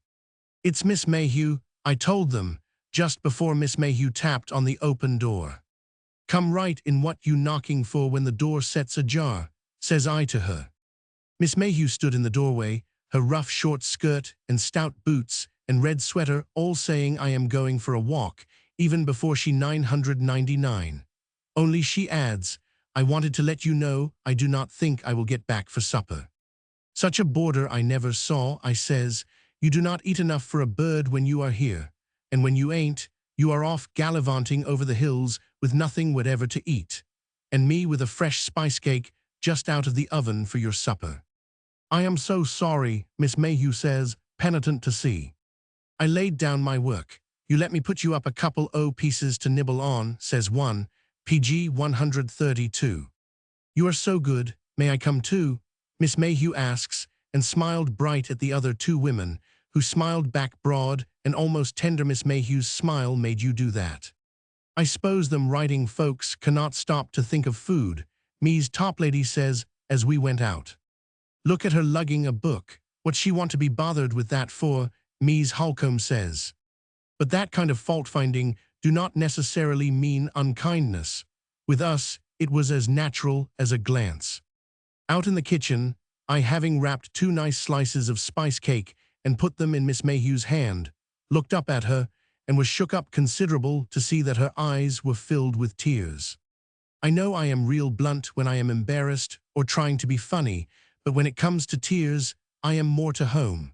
So I just put my hand on the girl's shoulder and waited for her to speak. It's nothing, Miss Mayhew says back to the question I did not ask. I, she sobbed out quite open. I am all right, she ends, and put up her head like a banner. To the two women in my sitting room, I did not say a word of that moment when I went back to them, but what I did say acted kind of electric. Now, says I, day before yesterday was my sweeping day for the chambers, but I hated to disturb her. She sat there scribbling so hard when I stuck PG 133 my head in. She ain't been out of the house since. If you will excuse me, I will whisk right up there and sweep out now. The women begun folding their work. Why do not hurry yourselves, I says. Sit and visit till I get through, why do not you? Go, says me's top lady, we ain't a-going, we are going to help. I been dying to get upstairs in that room ever since I see her fix it up. Miss Holcomb lets out, candid. Miss Mayhew's room she'd been renting my front chamber for a month know as little and bare, but her daintiness was there, like her saying something. And the two women began looking things over the books, the picturesque prints. Miss Mayhew called them china teacups, the silver-topped bottles, and the silver and ivory toilet stuff. My, what a homely picture, Ms. Holcomb says, looking at a scene of a Japanese lady and a mountain. What in the world is these forceps for, says Ms. Top Lady, balancing an ivory Glover stretcher with Miss Mayhew's initials on. I knew that it was, because I would asked her. What she wants of a dust cap I dunno, Ms. Holcomb contributes, pointing to the little lace and ribbon cap hanging beside the toiletable. Page 134. And I would wondered that myself.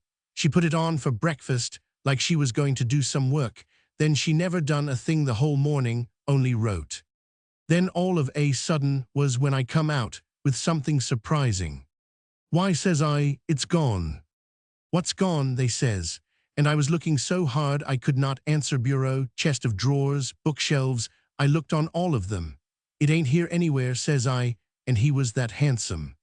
I told them about the photograph as well as I could. It was always standing on the bureau, right close up by the glasser man's picture that always made me want to say, well, you look just exactly the way you ought to look. And I believe you are it. He looked like what you mean when you say man, when you are young, big and dark and frank and boyish and manly, with eyes that give their truth to you and count on having yours back again. That kind. Land, I says, I would leave a picture like that up in my room, no matter what occurred between me and the one the picture was the picture of. I could not take it down. But now it was down, though I remembered seeing it stand there every time I would dust it ever since Miss Mayhew had come, up till this day. And when PG 135, I would told the women all about it, they could not recover from looking. They looked so energetic that finally Ms. Top Lady pulled out the wardrobe a little mite and peeked behind it. I thought meb it would got itself stuck in here, she explains, bringing her head back with a great streak of dust on her cheek end. I did not take it as any reflection whatever on my housekeeping. I have always believed that there's some furniture that the dust just rises out of in the night, like cremand of those, the backs of wardrobes are chief. Then she shoved the wardrobe in place, and the door that I would fixed at the top with a little wab of newspaper so it would stay shut, all of a sudden swung open, and the other one followed suit. We three stood staring at what was inside. For my wardrobe, that had never had anything in it better than my best black silk, was hung full of pink and blue and rose and white and lavender clothes. Dresses they were, some with little scraps of shining trimming on, and all of them not like anything any of us had ever seen, outside of fashion books if any. My land, says I, sitting down on the edge of the fresh-made bada thing I never do in my right senses. Party clothes, says Ms. Holcomb, kind of all like. Ball guns, she says it over, to make them sound as grand as they looked. Page 136. Why mercy me, Ms. Top Lady says, standing close up and staring. She's an actress, that's what she is. Them stage clothes. Actress nothing, I says, nor they ain't ball dresses not all anyway. They are just light colors, for afternoon wear, the most of them but like we do not wear here in this town, long of being so durable-minded. Have you ever seen her wear any of them? Demands Ms. Top Lady. I cannot say I ever have, I says, but she likely ain't done so because she do not want to do different from us. That, says I, is the lady of it. Ms. Holcomb leaned close and looked at the things through her glasses. I think she would ought to wear them here, she says. I would dearly love to look at things like that. Nobody ever wore things here like that since the Hewitts went away. We would all love to see them. We do not see things like that any too often. I suppose, ladies, says she, hesitating, I suppose it would not do for us to look at them any closer up to, would it? We knew it wouldn't not, that is, to the point of touching. But we all came and stood by the wardrobe door and looked as close up to as we durst. My says me's Toplady, how me's Sykes would admire to see these, and me's Hubblethwaite, and me's Sturgis, and me's Merriman. PG 137. And then she went on, real low.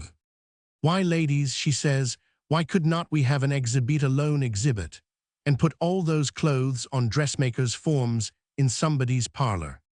And charge admission, says one, instead of a bazaar or a supper or a baking sale. And get each lady that's got them to put up her best dress too, says Mies Holcomb. Mies Sykes has never had a chance to wear her navy blue velvet in this town once, and she's had it 3 years. I presume she would be glad to get a chance to show it off that way. And Mies Sturgis her black silk that she had dressmaker made in the city, says I, when she went to her relation's funeral. She's never had it on her back, but the ensuite had too much jet on it for anything but formalin that once was to the funeral, and then it was so cold in the church she had to keep her coat on over it. She's often told me about it, and she's real bitter about it for her. Mies Toplady flushed up. I have got, she said, that lavender silk dressing gown my nephew sent me from Japan. It's never been out of its box since it come, 9 years ago, except when I have took somebody up chamber to show it to them. Do you think? Of course we will have it, I said, and Mies PG 138 Toplady, your wedding dress that you have saved, with the white raspberry buttons. And there's Mies Merriman's silk-embroidered longchalot, ladies, I says, will not it be nice to see some elegant clothes wore for once here in the village, even if it's only on dressmakers' forms? So be Miss Mayhewell, only let us take hers, says Mies Holcomb, longing. We planned the whole thing out, sitting up there till plump 6 o'clock when the whistle blew, and not a scratch of sweeping done in the chamber yet.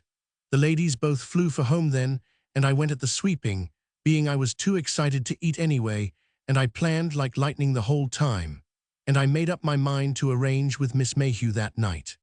I would had my supper and was rocking on the front porch when she came home.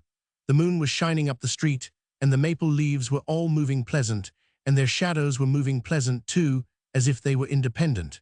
Everybody's windows were open, and somewhere down the block, some young folks were singing an old-fashioned love song. I saw Miss Mayhew stand at the gate and listen after she had come inside. Then she came up the walk slow. Good evening, and glad you are back, said one. Ain't this a night? She stood on the bottom step, looking the moon in PG 139 the face. The air was sweet with my yellow rosette, was almost as if the moonlight and they were the same color and both sweet-smelling, and her a picture in that yellow frame. Oh, it is, she says, and she sighs. This, I says, is not a night to sigh on. No, she says, it isn't, is it? I will not do it again. Sit down, I says, I want to ask you something. So then I told her how her wardrobe door had happened to swing open, and what we wanted to do. We do not see any too many pretty things here in the village, I said, and I would kind of like to do it, even if we did not make a cent of money out of it for the park. She did not say anything, just sat with her head turned away from me, looking down the street. Us ladies, I said, we do not dress very much. We cannot. We have all had a hard time to get together just what we have had to have, but we all like pretty things. I suppose most all of us used to think we were going to have them, and these things of yours kind of make me think of the way I used to think. When I was a girl, I would have things someday. Of course now I know it do not make a mite of difference whether anybody ever had them or not. There's other things and more of them. But still, PG 140 now, and then you kind of hanker. You kind of hanker, I told her. Still she did not say anything. I thought Meb I would offended her. We would not touch them, you know, I said. We would only just come and look, but if you would mind it any. Then she looked up at me, and I saw that her eyes were brimming over with tears. Mind, she said, why no, if you can really use those things of mine, but they are not nice things, you know. Well, I says, I dunno as us ladies would know that. But you do love light things when you have had to go around dressed dark, either count of economy or count of being afraid of getting talked about, or both. She got up and leaned and kissed me light. Was not that a funny thing to do, but I loved her for it. Anything I own, she says, is yours to use just the way you want to use it. You are just as sweet as you are pretty, I told her, and more I dunno who could say about no one. I lay awake most all night planning it, like you will. I spent most of the next day tracking round seeing folks about it. And everybody pitched in to work, both on account of needing the money for PG 141 the little Parkus ladies had set our hearts on, and on account of being glad to have some place, at last, to show what clothes we would got to someone, even if it was nobody but each other. Oh, says Mies Holcomb, I was thinking only the other day if only somebody'd get married. You know we ain't had an evening party in this town in years not since the Hewitts went away. But I could not think of a soul likely to have a big evening wedding for their daughter but the Mortons, and little Abby Morton, she's only leavin'. It would take another good 6 years before we could get asked to that. And I did want to get a real chance to wear my dress before I made it over. The Prices might have a wedding for Mamie, says Mies Toplady, reflective, like enough with a cat ear and all that. But I dunno's Mamie's ever had a beau in her life. We were to have the exhibit, the art and loan dress exhibit. We called it at my house, and I tell you it was fun getting ready for it. But it was hard work too, as most fun is. The morning of the day that was the day, everybody came bringing their stuff over in their arms. We had dress forms from all the dressmakers and all the stores in town, and they were all set up around the rim of my parlor. Mies Sturgis had just got her black silk put up, and was trying to make out whether side view to show the 3/4 PG 142 train or front view to show the jet ornament was most becoming to the dress, when Miss Mayhew brought in her things and began helping us. How the dead speaks in clothes, Mies Sturgis says. This jet ornament was on my mother's bonnet for 12 years when I was a little girl. The Irish crochet medallion in the front of my basque, says Mies Merriman, was on a scarf of my mother's that come from the old country. It got old, and I took the best of it and appliqued it on a crazy quilt and slept under it for years.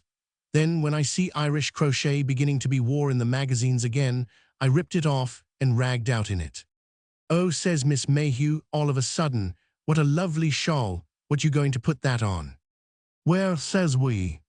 Why this, she says, but still we did not see, for she did not have anything but the shawl Mies Hubblethwaite had worn in over her head. This Paisley shawl, Miss Mayhew says.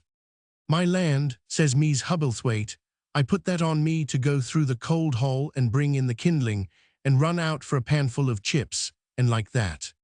Miss Mayhew smiled. You must put that on a figure, she says. Why, it's beautiful, look at those colors. All faded out, says Mies Hubblethwaite, and PG 143 thought Miss Mayhew was making fun of her, but she was not, and she insisted on draping it and putting it near the front.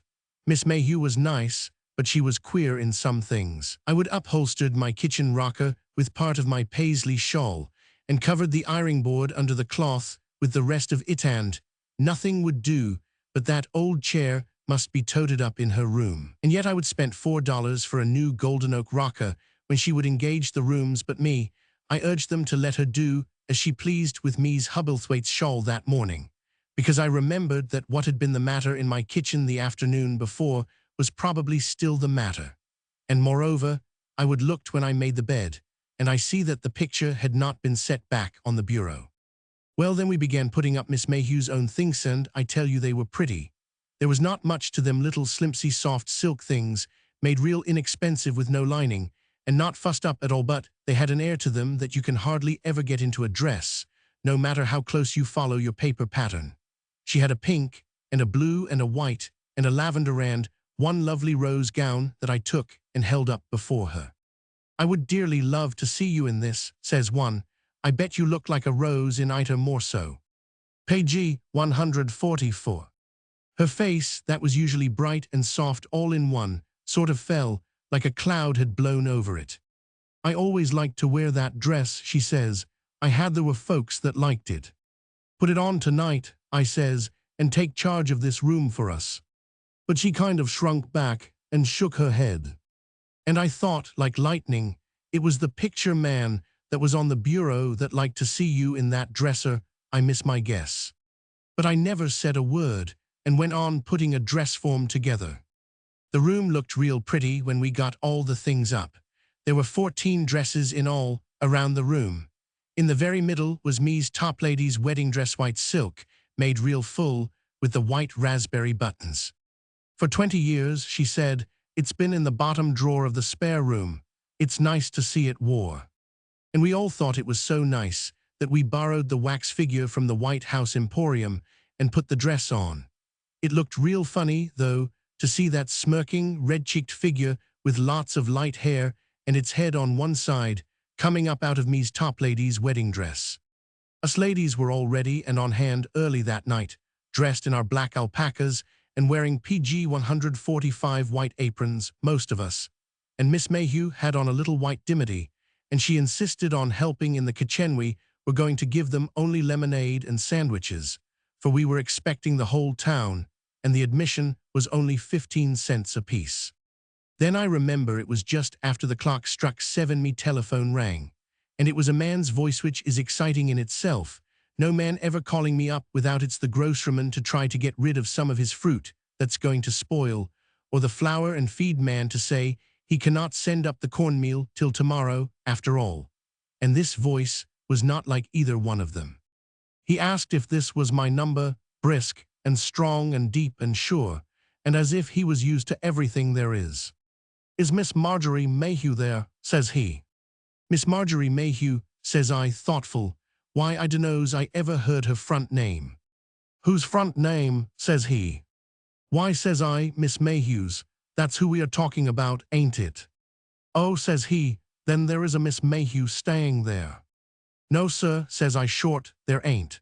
She's the Miss Mayhew one I mean, and anybody that's ever seen her would tell you the same thing. Page 146. He was still at that, just for a second, and when he spoke again, his voice had somehow got a little different. I could not tell how. I see, says he, that you and I understand each other perfectly.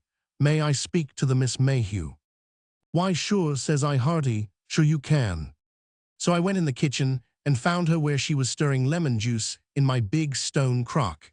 And when I told her, first she turned red rose red, and then she turned white rose white. Me, she says, who can want me, who knows I am here? You go on and answer the phone, child, I says to her. Him and me, we understand each other perfectly. So she went. I could not help hearing what she said. Yes, yes, you are. It does not matter in the least. If you wish. 2 automobiles. Very well, any time. Oh, not at all, I assure you. All in a cool, don't-care little voice that I never in this wide world would have recognized as Miss Mayhew's voice. Then she hung up, and IP 147 stepped out of the cloak closet. I took hold of her 2 shoulders and looked in her eyes, and I saw she was palpitating and trembling and breathless and pink. Marjorie Mayhew, I says, I never knew that was your name till just now when that nice voice asked for you. But stranger though you are to me, or more so, I want to say something to you. If you ever love, I do not say that nice voice, but any nice voice, do not you never, never speak cold to it like you just done, no matter what. She looked at me, kind of sweet and kind of still and long and deep, and I saw that we both knew what we both knew. I know, she says, folks are so foolish, oh so foolish, I know it now, and yet you young folks hurt love for pride all the time, I says, and love is gold and pride is clay, and some of you never find it out till too late. I know, she says in a whisper, I know. Then she looked up. 12 folks are coming here in 2 automobiles in about half an hour. The telephone was from Prescott, that's about 10 miles, is not it? It's the Hewitts, from the city, and some guests of theirs. The Hewitts, I says, over, from the city. She nodded. Page 148.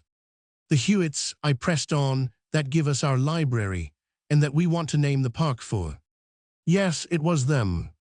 Why, my land, I says, my land, let me tell the ladies.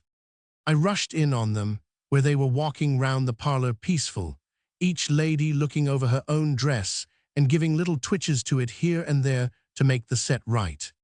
The Hewitts, I says, that we have all wanted to meet for years on end. And now look at us dressed up in everyday, or not so much so, when we would like to do them honor. Me's top lady, standing by her wedding dress on the wax form, waved both her arms. Ladies, she says, osing we ain't any of us dressed up. Cannot we dress up, I would like to know. Here's all our best bib and tucker present with us. What's to prevent us putting it on? But the exhibit, says Mies Holcomb most into a wail, the exhibit that they was to pay 15 cents a piece for. Well, says Mies top lady majestic, they will have it, will not they? We will tell them which is which only, we will all be wearing our own. Like lightning we decided. Each lady ripped her own dress off its wire form and scuttled for upstairs. I took mine too and headed with them, and at the PG 149 turn I met Marjorie Mayhew running down the stairs. Oh, she says, kind of excited and kind of ashamed. Do you think it would spoil your exhibit if I wore that rose dress? No, child, I says, go right down and get it. That will not spoil the exhibit. The exhibit, I says, is going to be exhibited on. We were into our clothes in no time, hooking each other up, laughing like girls. The first of us was just beginning to appear when the two big cars came breathing up to the gate. In came the Hewitts, and land in one glance I saw there was nothing about them that was like what we would always imagined, nothing grand or sweeping or rustling or cold. I guess that kind of city folks has gone out of fashion, never to come back. The Hewitts did not seem like city folks at all, they seemed just like folks. It made a real nice surprise, and we all got to be folks, short off. For when I ushered them into my parlor, there were all the wire dress forms setting around with nothing whatever on. My land, I says, we might as well own right up to what we done, I says. And I told them frank, and I dunno which enjoyed it the most, them or us. The minute I saw him, I knew him. I mean the PG 150 nice voice.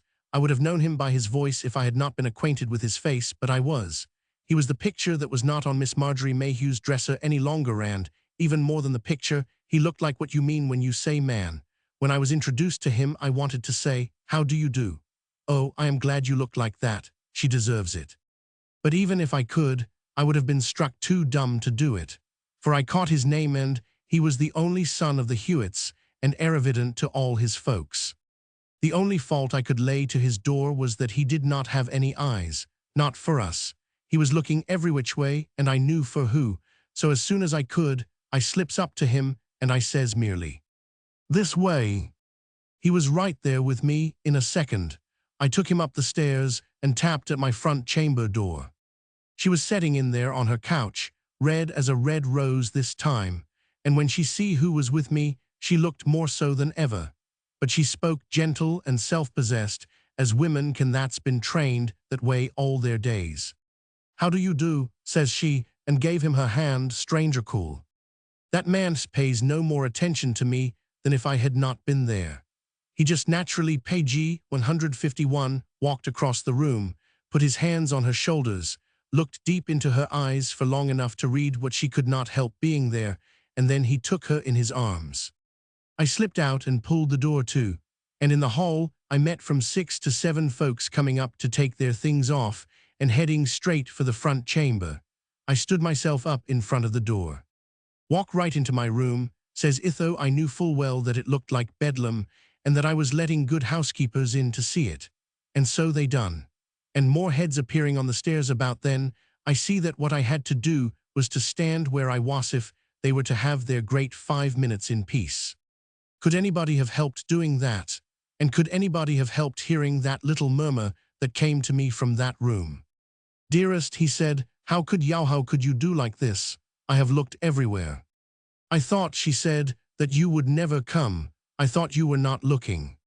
You owe me, he told her solemnly, 6 solid weeks of my life. I have done nothing since you left. When a month went by, she owned up, and you had not come, I took your picture off my bureau. Page 152. Where would you put it? He asked stern. She laughed out, kind of light and joyous. In my handbag, says she. Then they were still a minute. Walk right to the left, and left your things right on my bed, I heard myself saying over, crazy, to some folks. But then, of course, you always do expect your hostess to be more or less crazy-headed, and nobody thought anything of it, I guess. They came out in just a minute, and we went down the stairs together. And on the way down, he says to her, "Remember, you are going back with us tonight, and I am never going to let you out of my sight again ever." And she said, "But I know why, because it would be hard work to make me go." At the foot of the stairs, Mies Holcomb met me, her silk dresses collar under one ear. "Have you heard?" she says. "We did not have much exhibit, but the Hewitts have give us enough for the park outright. I would wanted that park like I would wanted nothing else for the town, but I hardly sensed what she said. I was looking across to where those two stood, and pretty soon I walked over to them. 'Is this the Miss Mayhew you were referring to?' I asked him, demure. Page 153. 'This,' says he, his nice eyes twinkling, 'is the only Miss Mayhew there is.' 'You may say that now,' says I then, bold, 'but I see you will not call her that long.' He looked at me, and she looked at me, and they both put out their hands to me. 'I see,' says he, 'that we three understand one another perfectly.'" Page 154. Rose Pink. The Art and Loan Dress exhibit recalls a story of my early association with Calliope Marsh in Friendship Village, when yet she was not well known to me her humanity, her habit of self-giving, her joy in life other than her own. Afterward I knew that I had never seen a woman more keenly and constantly a participant in the lives of others. She was hardly individuated at all. She suffered and joyed with others, literally, more than she did in her own affairs. I now feel certain that before we can reach the individualism which we crave and have tried to claim too soon, we must first know such participation as hers in all conscious life, in all life, conscious or unconscious. This is that early story, as I then wrote it down. Calliope Marsh had been having a small company. Though nominally she was hostess to 20 of us, invited there for 6 o'clock supper, yet we did not see Calliope until supper was done. Mies Postmaster Sykes had opened the door for us, had told us to walk upstairs to the right and lay aside your things, and had marshaled us to the dining room, and so to chairs outlining the room. And PG 155, there the daughters of most of the guests had served us, while Calliope stayed in the kitchen, with Hannah Hager to help her, seasoning and stirring and getting it onto the plates. Afterward, flushed, and I thought lovably nervous, Calliope came in to receive our congratulations and presently to hear good nights. But I, who should have hurried home to Madame Josephine, the modiste from town who that week called my soul her own, waited for a little to talk it over, partly, I confess, because a fine, driving rain had begun to fall. We sat in the kitchen while Calliope ate her own belated supper on a corner of the kitchen table, and on another corner, thin, tired little Hannah Hager ate hers.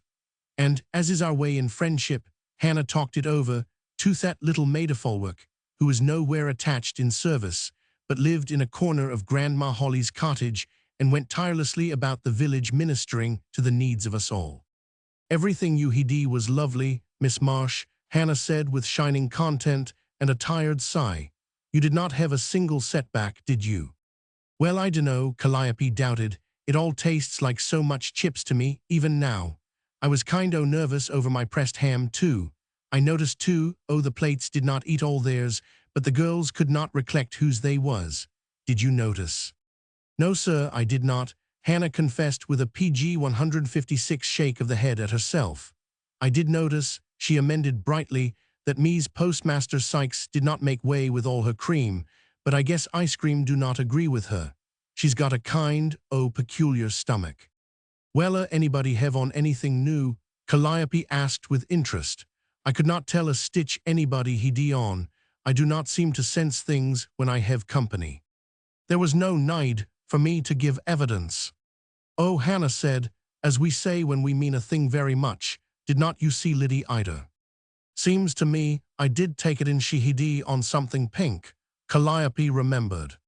Little Hannah stood up in her excitement. "Pink, Miss Marsh," she said. "I should say it was pink with cloth white. The white, Hannah illustrated it, went here and so, in points.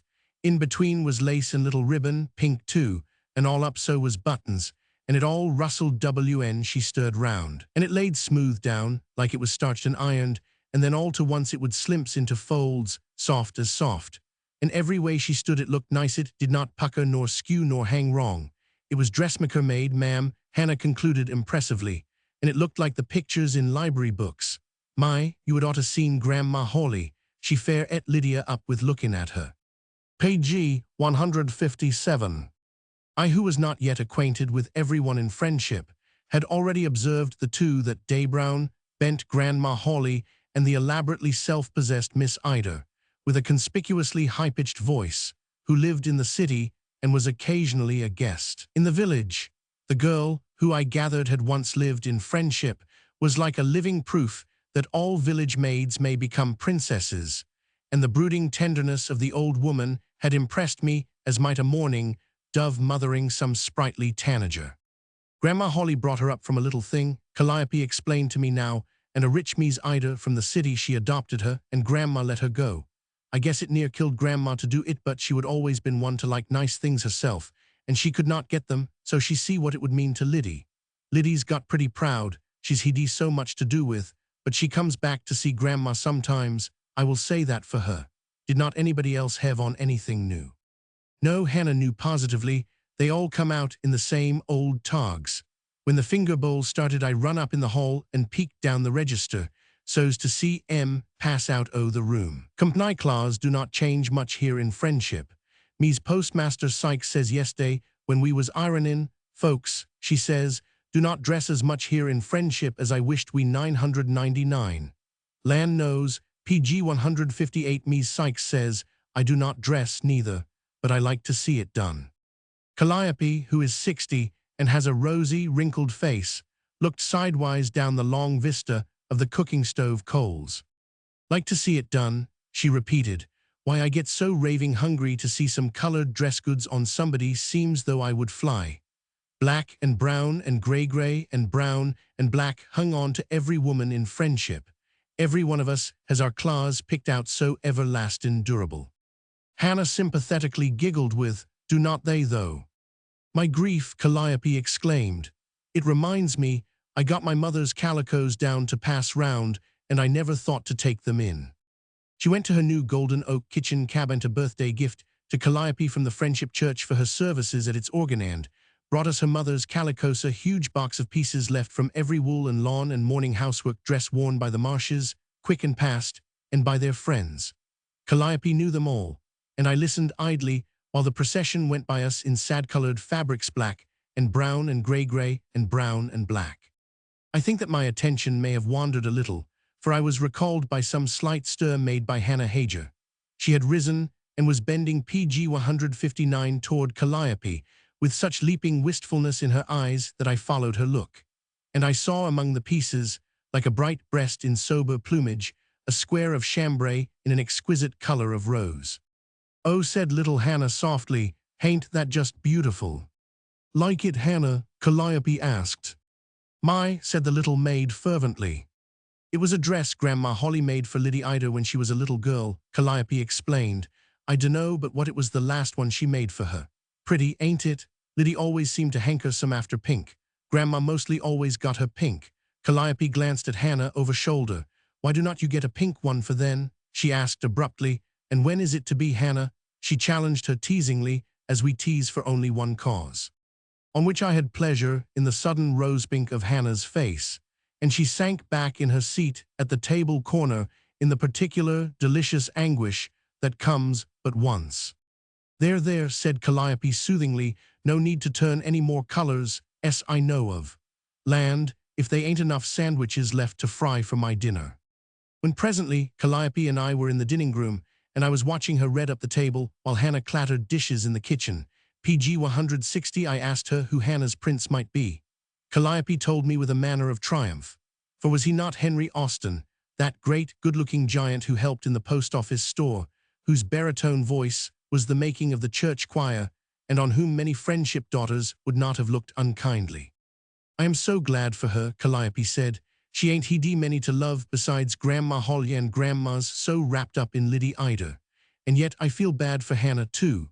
All their lives folks here'll likely say, how would he come to marry her? It's hard to be that kind of woman. I wished Hannah could have a wedding that would show she is somebody. I wished she could have a wedding dress that would show them how pretty she is, a dress all nice, slim lines and folds laid in the right places, and little unexpected trimmings like you would not think of having if you were not real up in dress, Calliope explained. A dress like Lady Ida always has on. Calliope, I said then, laughing, I believe you would be a regular fashion plate if you could afford it. I would, she gravely admitted. I am afraid I would. I love nice clothes and I just worship colors. She hesitated, looking at me with a manner of shyness. Sit still a minute, will you? She said. I would like to show you something. Page 161.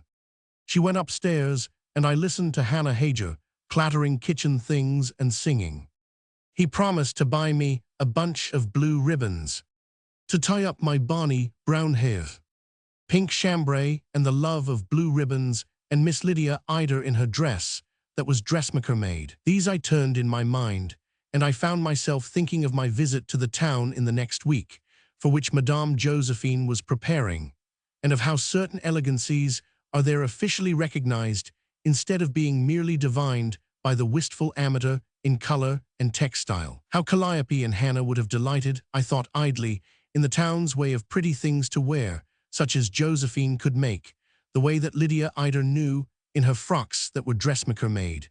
Indeed, Calliope and Hannah and Lydia Ida had been physically cast in the same mold of prettiness and of proportion, but only Lydia had come into her own. And then Calliope came down, and she was bringing a long, white box. She sat before me with the box on her knee, and I saw that she was flushing like a girl. I expect, she said, you will think I am real worldly-minded. I dunno, meb I am. But when I get out in company and see everybody wearing the dark shades like they do here in Friendship, page 162, so's their dresses will not show dirt, I declare I want to stand up and tell him, colors, colors. What would the Lord put colors in the world for? Burn up your black and brown and gray and get into something happy-colored, and see the difference it will make in the way you feel inside. I get so, Calliope said solemnly, that when I put on my best black taffeta with the white turnovers, I declare I could slit it up the back seam. And I have felt that way a long time, and that's what made me.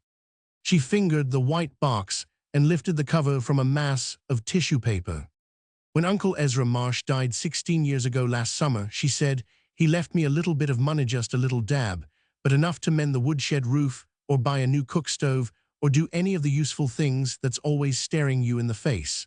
And I turned my back flat on every one of them. And I put the money in my pocket and went into the city. And there, said Calliope breathlessly, I bought this. She unwrapped it from its tissues, and it was yards and yards of lustrous, exquisite soft silk, colored rose pink, and responding in folds almost tenderly to the hand that touched it. It's mine, Calliope said, mine, my dress, and I have not ever had the sheer, moral courage to get it made up. And that I could well understand. For though page 163, Calliope's delicacy of figure and feature would have been well enough become by the soft pink, Friendship would have lifted its hands to see her so, and she would instantly have been talked about. Seems to me, Calliope said, smoothing the silk, that if I could have on a dress like this, I would feel another kind of being, sort o' free and liberty-like. Of course, she added hurriedly, I know well enough a pink dress ain't what y'all might say important. But land, how I would like one on me in company. Ain't it funny, she added, in the city nobody'd think anything of my wearing it. In the city they sort of seem to know colors ain't wicked, so's they look nice. I used to think, Calliope added, laughing a little, I would have it made up and go to town and wear it on the street, all alone. Even if it was a black street, I guess you will think I am terrible foolish. But with that, the idea which had come to me vaguely and as an impossibility took shape, and I poured it out to Calliope as a thing possible, desirable, inevitable. Calliope, I said, bring the silk to my house. Let Madame Josephine make it up, and next week come with me to the Citifer the Opera. We will have a box, and afterwards supper, and you shall wear the pink gown and a long, black silk coat of mine. Page 164. You are fooling, Calliope cried, trembling. But I made her know how in earnest I was, for indeed, on the instant my mind was made up that the thing must be, that the lonely pink dress must see the light, and with it Calliope's shy hopes, long cherished. And so, before I left her, it was arranged. She had agreed to come next morning to my house, if Madame Josephine were willing, bringing the rose-pink silk. Me, she said at last. Why me? Why, it's enough to make all the me's I have been turned over in their graves, and I guess they have turned and come trooping out, young again. Then as she stood up, letting the soft stuff unwind and fall in shining abandon, we heard a little noise tapping, insistent. It was very near to us, quite in the little passage, and as Calliope turned with the silk still in her arms, the door swung back, and there stood Grandma Hawley. She was leaning on her thick stick, and her grey lace cap was all awry, and a mist of the fine, driving rain was on her grey hair. I got feet wet, she said querulously. Feet are wet. Liddy's gone to Mies Sykes's. I come back to stay a spell till it dries off some. Grandma, Calliope cried, hurrying to her, I did not hear you come in. I never heard you. PG 165 come out by the kitchen fire and set your feet in the oven. Calliope had tossed the silk on the table and had run to the old woman with outstretched hand, but the outstretched hand Grandma Hawley did not see. She stood still, looking by Calliope with a manner rather than an expression of questioning. What is't? She asked, nodding direction. Calliope understood, and she slightly lifted her brows and her thin shoulders and seemed to glance at me. It's some pink for a dress, Grandma, she said. Grandma Hawley came a little nearer and stood, a neat, bent figure in rusty black, looking down at the sumptuous, shining lengths. Then she laid her brown, veined hand upon the silk, and I remember now her fingers, being pricked and roughened by her constant needle, caught and rubbed on the soft stuff. My soul, she said, it's pink silk. She lifted her face to Calliope, the perpetual trembling of her head making her voice come tremulously. That's what Abe Hawley was always talkin' when I married him, she said. A pink silk dress for ye, Minnie. A fine pink silk to set ye off, S.E. over and over. I thought I was agon to have it. I had the style all picked out in my head. PG 166, I know I used to lay awake nights and cut it out. But time the cookin' things was paid for, the first baby come in, then the other three to do for. And Abe, he did not say pink silk after the fourth. But I used to cut it out in the night, for all that. I dunno, but I cut it out yet, when I cannot get to sleep and my head feels bad. My head ain't right. It bothers me some, hummin' and ringin', las night head.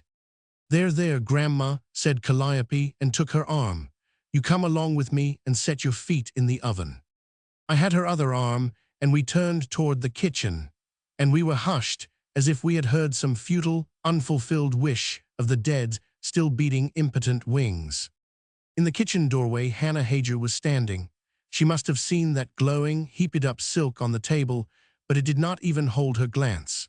For she had heard what Grandma Hawley had been saying, and it had touched her, who was so jealously devoted to the old woman, perhaps even more than it had touched Calliope and me. Miss Marsh, now, Hannah tried to say, shall I put the butter that's left in the cooking butter jar? And then her little features were caught here and there in the puckers of a very child's weeping, and she stood before us as a child might stand, crying softly without covering her face. She held out a PG 167 hand to the old woman, and Calliope and I let her lead her to the stove. My heart went out to the little maid for her tears, and to Calliope for the sympathy in her eyes. Grandma Hawley was talking on. I must have got a little cold, she said plaintively. It always settles in my head. My head's real bad, and now I got feet wet. Roman 2. To Madame Josephine, the modiste who sometimes comes to me with her magic touch, transforming this and that, I confided something of my plans for Calliope, asked her if she would do what she could. Her kindly, emotional nature responded to the situation as to a kind of challenge. Bien, she cried, we shall see. You say she is slimpetite with some little grace. Bien. So when next day, Calliope arrived at my house with her parcel brought forth for the first time in 16 years, she found Madame and me both tiptoe with excitement. And from some bewildering plates, Madame explained how she would cut and suit and correct Mademoiselle. The effect shall be long, slim, excellent, soft folds from one's waist so. from one's shoulder so, a line of velvet here and down. By N, Mademoiselle will look younger than PG 168 everyone. If Mademoiselle would wave Z hair back of her little so, the French woman delicately advanced. Mademoiselle, returned Calliope recklessly, will do anything you want her to, short of a pink rose over one ear.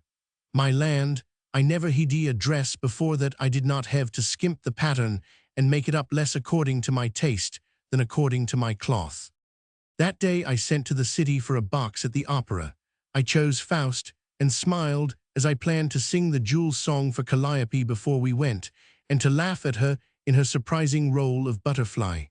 Ah, je risque de me voir si belle. A lower proscenium box, a modest suite at a comfortable hotel, a little supper, a cab. I planned it all for the pleasure of watching her, and all this would, I knew, be given its significance by the wearing of the anomalous, rosy gown. And I loved Calliope for her weakness, as we loved the whippoorwill for his little catching of the breath. On the day that our tickets came, Calliope appeared before me in some anxiety.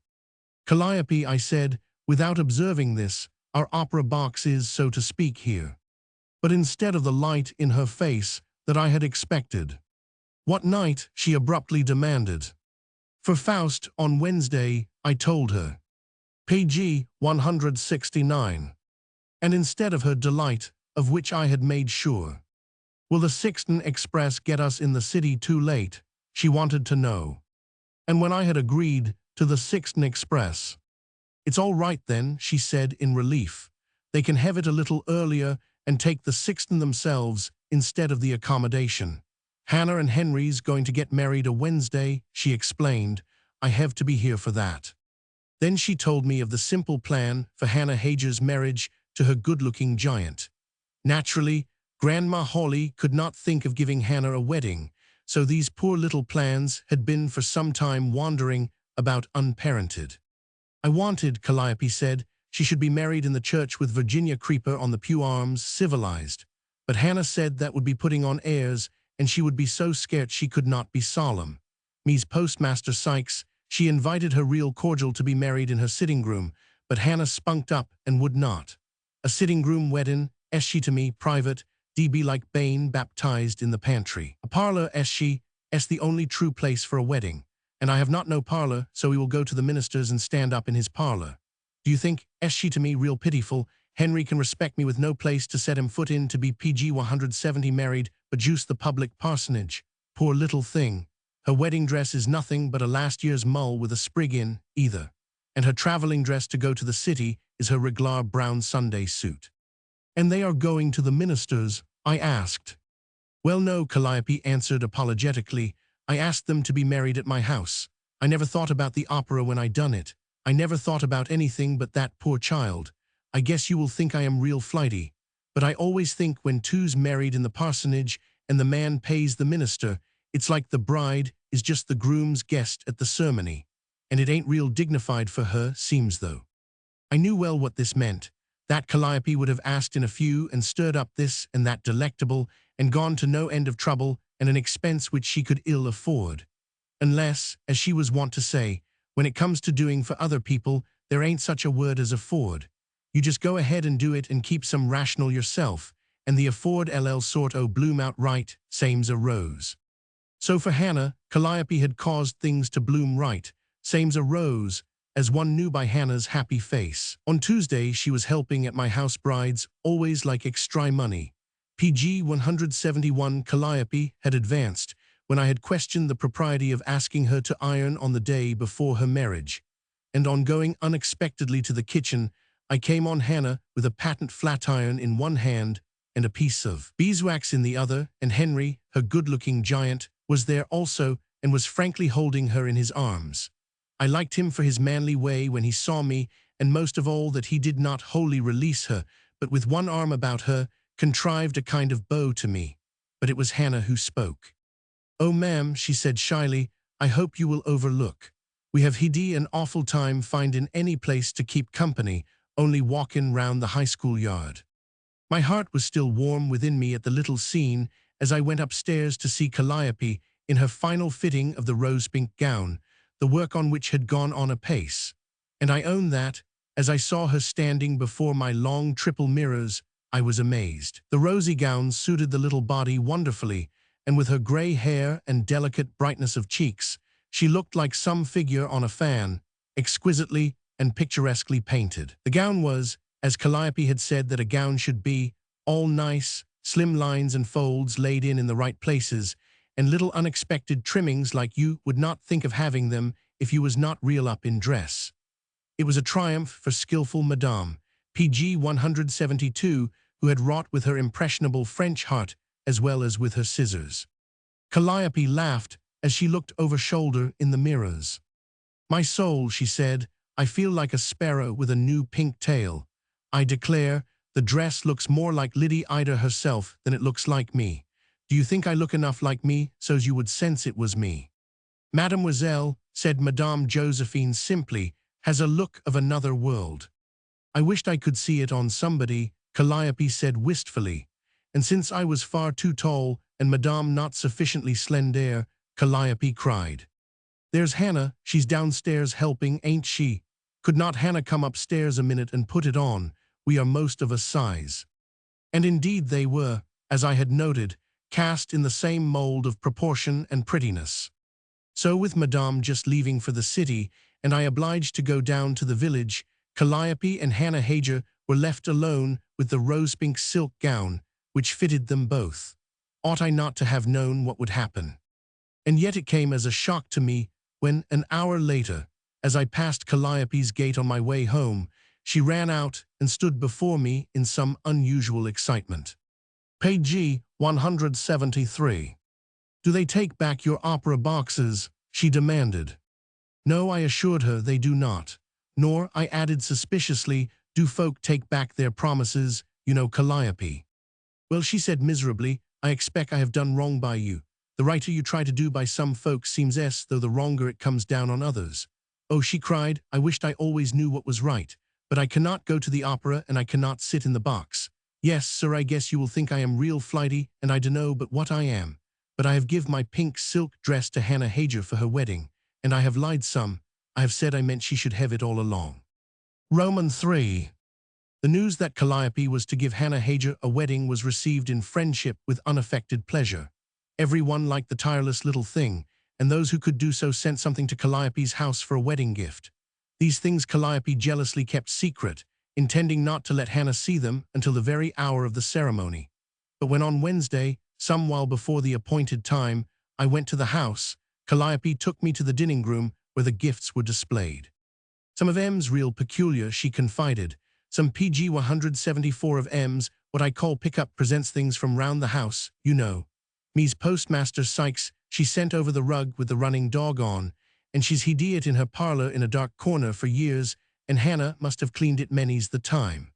Me's Holcomb that was Mame Bliss sent her old drop-leaf mahogany table, being she's got a new oak. The Liberty Girls sent 2 of their chickens, live, for the wedding lunch, and I da sent to kill them. I'm real queer like that, so I hid to send for the groom, and he run up Nooner and done it.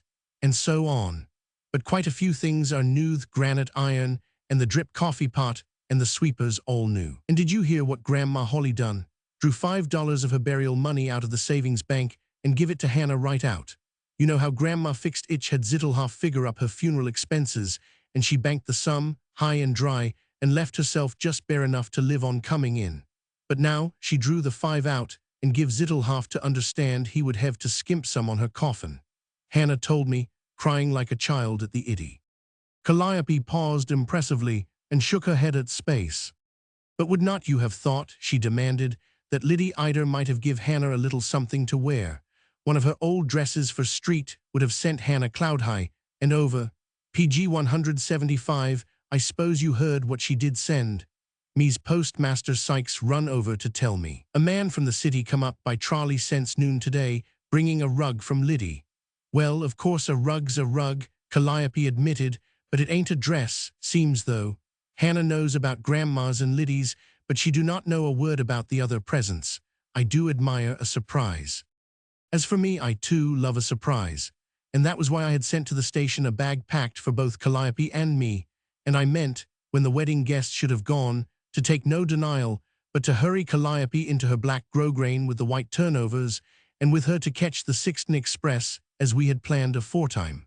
For pink silk might appear and disappear, but Faust would still be Faust. There were 10 guests at Hannah's wedding, friends of hers and of Henry's, pleasantly excited, pleasantly abashed. And not one word do they know about the pink silk, Calliope whispered me. Hannah's going to come with it on. I let her take my tan ulster to wear over her, walking through the streets so. Do you know, she said earnestly, if it was not for disappointing you, I would not feel anything but good about that dress. Ah, well, I will not be disappointed, I prophesied confidently. Page 176. Grandma Holly was last to arrive, and the little old woman was in some stress of excitement, talking incessantly and disconnectedly, but this we charged to the occasion. My head ain't right, she said. It ain't been right for a while back. It hums and rings some. When I went in the room, I thought it was my head the matter. I thought I did not see right. But I did, Hannah said. I 999. My head felt some better this morning, and that was there just the same. I thought I would be down flat on my back when I got him feet wet, but I would be all right if head went so bad. I must tell Hannah what I done. Why do not Hannah come? Hannah was, as a matter of fact, somewhat late at her wedding. We were all in some suspense when we saw her at last, hurrying up the street with Henry, who had gallantly called to escort her, and Calliope and I went to the door to meet her. But when Hannah entered in Calliope's tan ulster buttoned closely about her throat, she was strangely quiet and somewhat pale, and her eyes, I was certain, were red with weeping.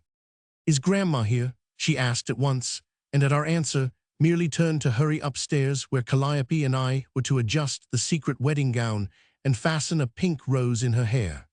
And as we went, Henry added still further to our anxiety. Page 177 by calling from the gay little crowd about him a distinctly soothing, Now then, Hannah.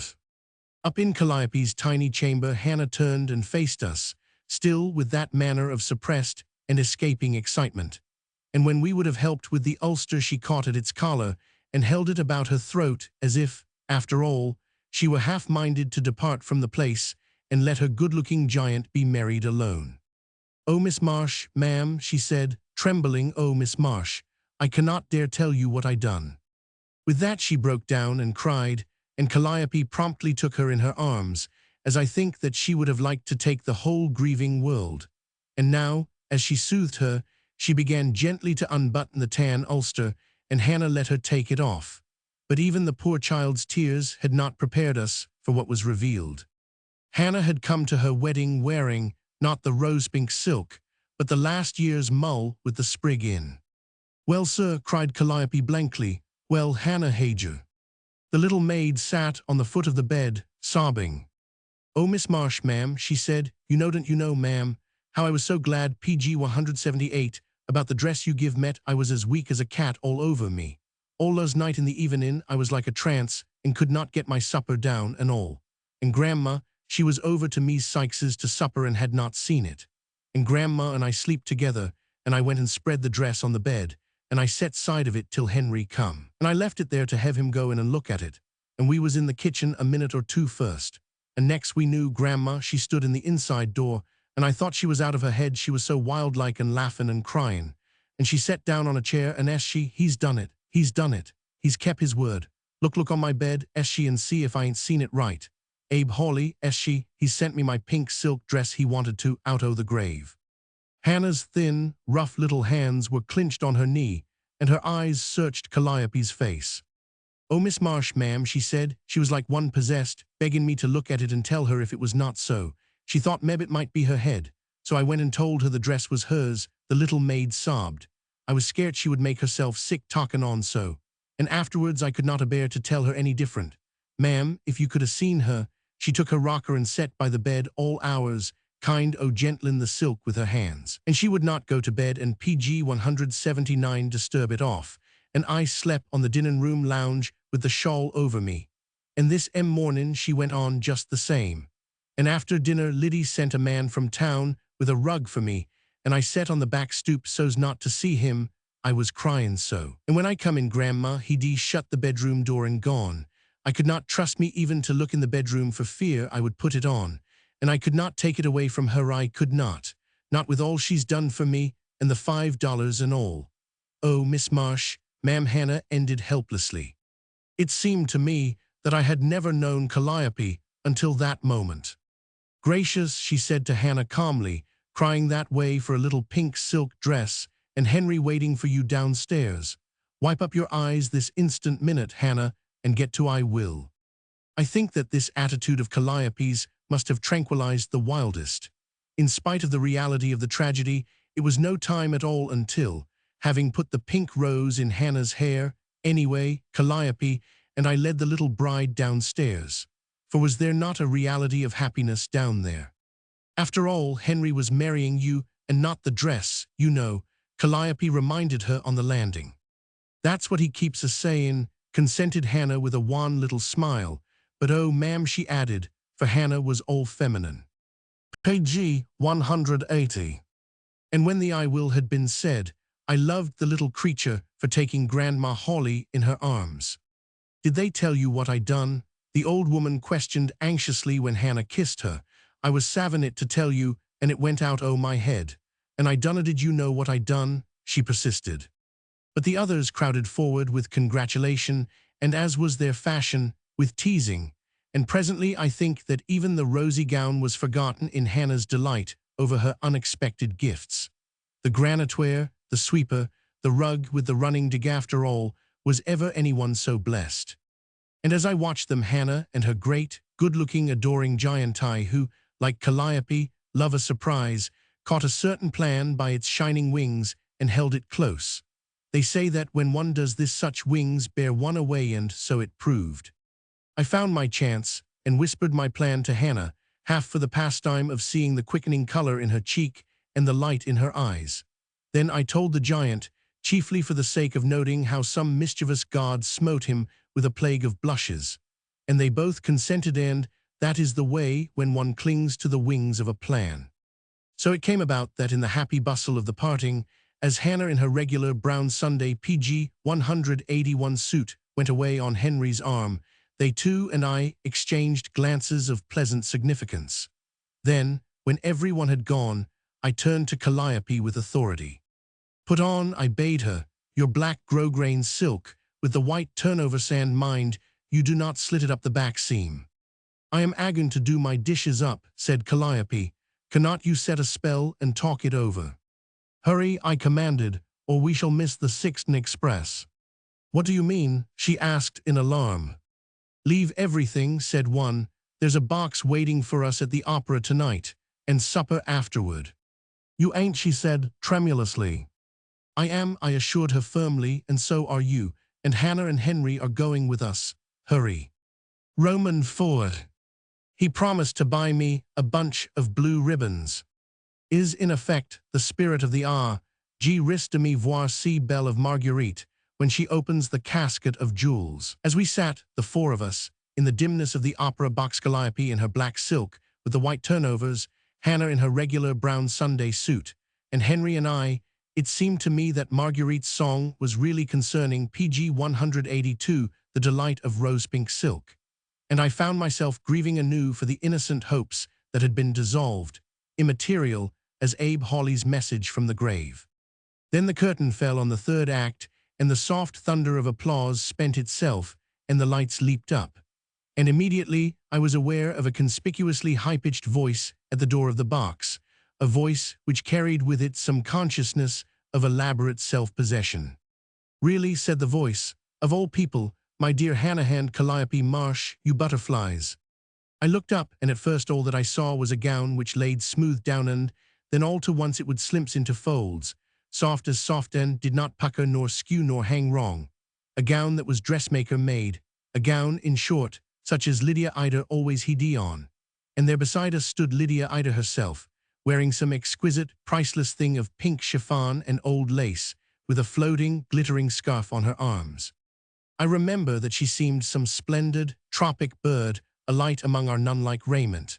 A man or two, idling attendants, were rapidly and perfunctorily presented to Uzon, who was Lydia's adopted brother, showing an amused cordiality to Henry. And I saw how the glasses were instantly turned from Pitt, and boxes toward Herthai's girl PG 183, who, with Calliope and Hannah, had been cast in one mold of prettiness and proportion, and who alone of the three, as I thought, had come into her own. And Lydia said, "Will you tell me how on earth Grandma Hawley came to send me a pink silk dress today? You did not know, but she did on my honor. It came this afternoon by the man I sent out to you, Hannah, and so decently made. How can it have happened? Made for me too positively. I can wear it though nearly everything I have is pink. But how did Grandma come to do it? And where did she get it? And why?" She talked on for a little, elaborating, wondering.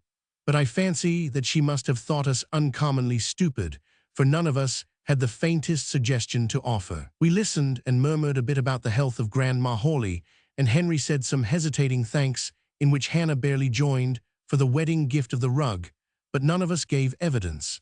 And at last, with some gracious word, Lydia Eider left the box, trailing her pink chiffon skirts, and saying the slight goodbye which utterly forgets one. But when she had gone, Calliope laughed, softly and ambiguously and wholly contagiously, so that Hannah, whose face had begun to pucker like a child's, unwillingly joined her. And then, partly because of Henry's reassuring, "Now then, now PG 184 then, Hannah," and partly at the touch of his big hand, and in the particular delicious embarrassment which comes but once, Hannah tremulously spoke her conclusion. "I do not care," she said, "I do not care. I am glad for Grandma." Calliope sat smiling, looking, in her delicate color and frailty, and the black and white of her dress, like someone on a fan, exquisitely and appropriately painted. "I was thinking," she said brightly to Hannah, "going without a thing is some like a jumping tooth. It hurts you beforehand, but when it's gone for good, all the hurt sort of eases down and peters out and cannot do you any more harm." But I think they both knew that this was not all. For some way, outside the errantry of prettiness and proportion, Calliope and Hannah too had come into their own. I looked at Calliope, her face faintly flushed by the unwonted hour, at Hannah, rosy little bride, and at her adoring giant over whom some god had cast the usual spell of wedding blushes. Verily, I thought, would not one say there is rose pink enough in the world for us all? As the curtain rose again, Calliope leaned toward me. "I do not believe any dress," she said, "pink silk or any other kind, ever dressed up so many folks' souls." Footnote: PG 185. Beza. When they went to South America for 6 months, the Henslows, that live across the street from me, wanted to rent their cottage. And of course, being a neighbor, I wanted them to get the $15 a month. But being the cottage was my neighbor, I could not help, deep down in my inner head, feeling kind of selfish pleased that it stood vacant a while.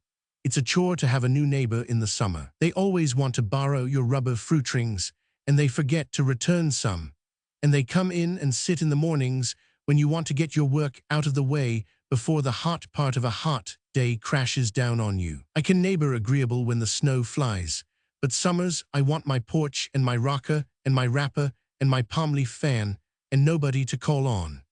And I do not want to sound less neighborly than I mean to sound. I do not want any real danger of being what you might say caledonot till the cool of the day. Then on a glorious summer morning, right out of a clear blue sky, what did I see but 2 trunks PG 186 plopped down on the Henslows' porch. I knew they were never back so soon. I knew the 2 trunks meant renters and nothing but renters. I will bet $100,000 one of them plays the flute and practices evenings, I says. I did not catch sight of them till the next morning, and then I saw him head for the early train into the city, and her stand at the gate and watch him. And my land, she was in a white dress, and she did not look 20 years old. So I went right straight over. "My dear," I says, "I dunno what your name is, but I am your neighbor, and I dunno what more we need than that." She put out her hand just exactly as if she was glad. She had a wonderful, sweet, loving smiling. She smiled with that. So I says, "I thought moving in here with trunks, so you might want something.